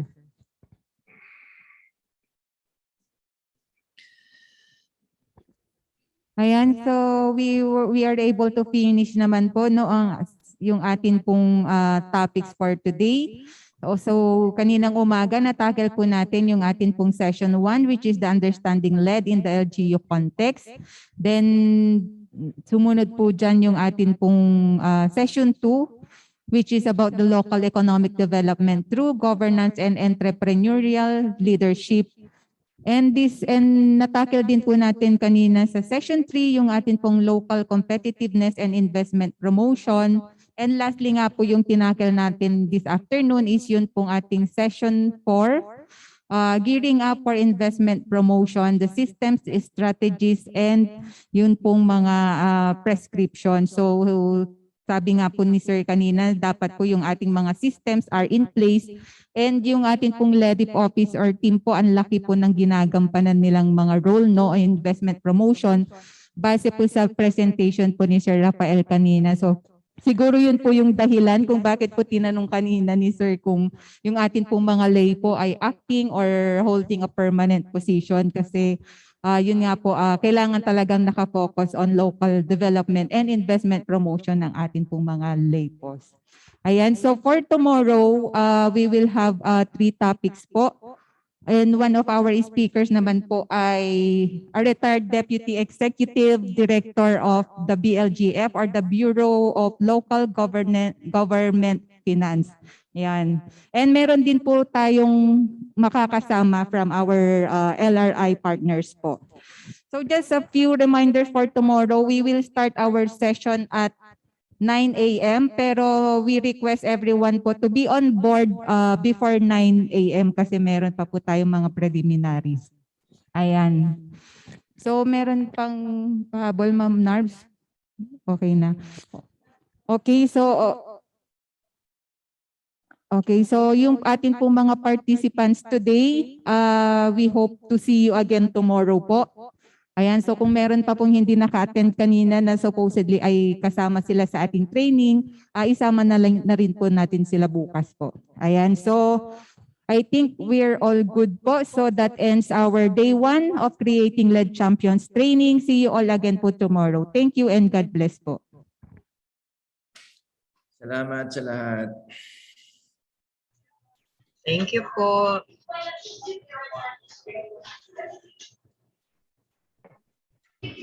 Thank you po.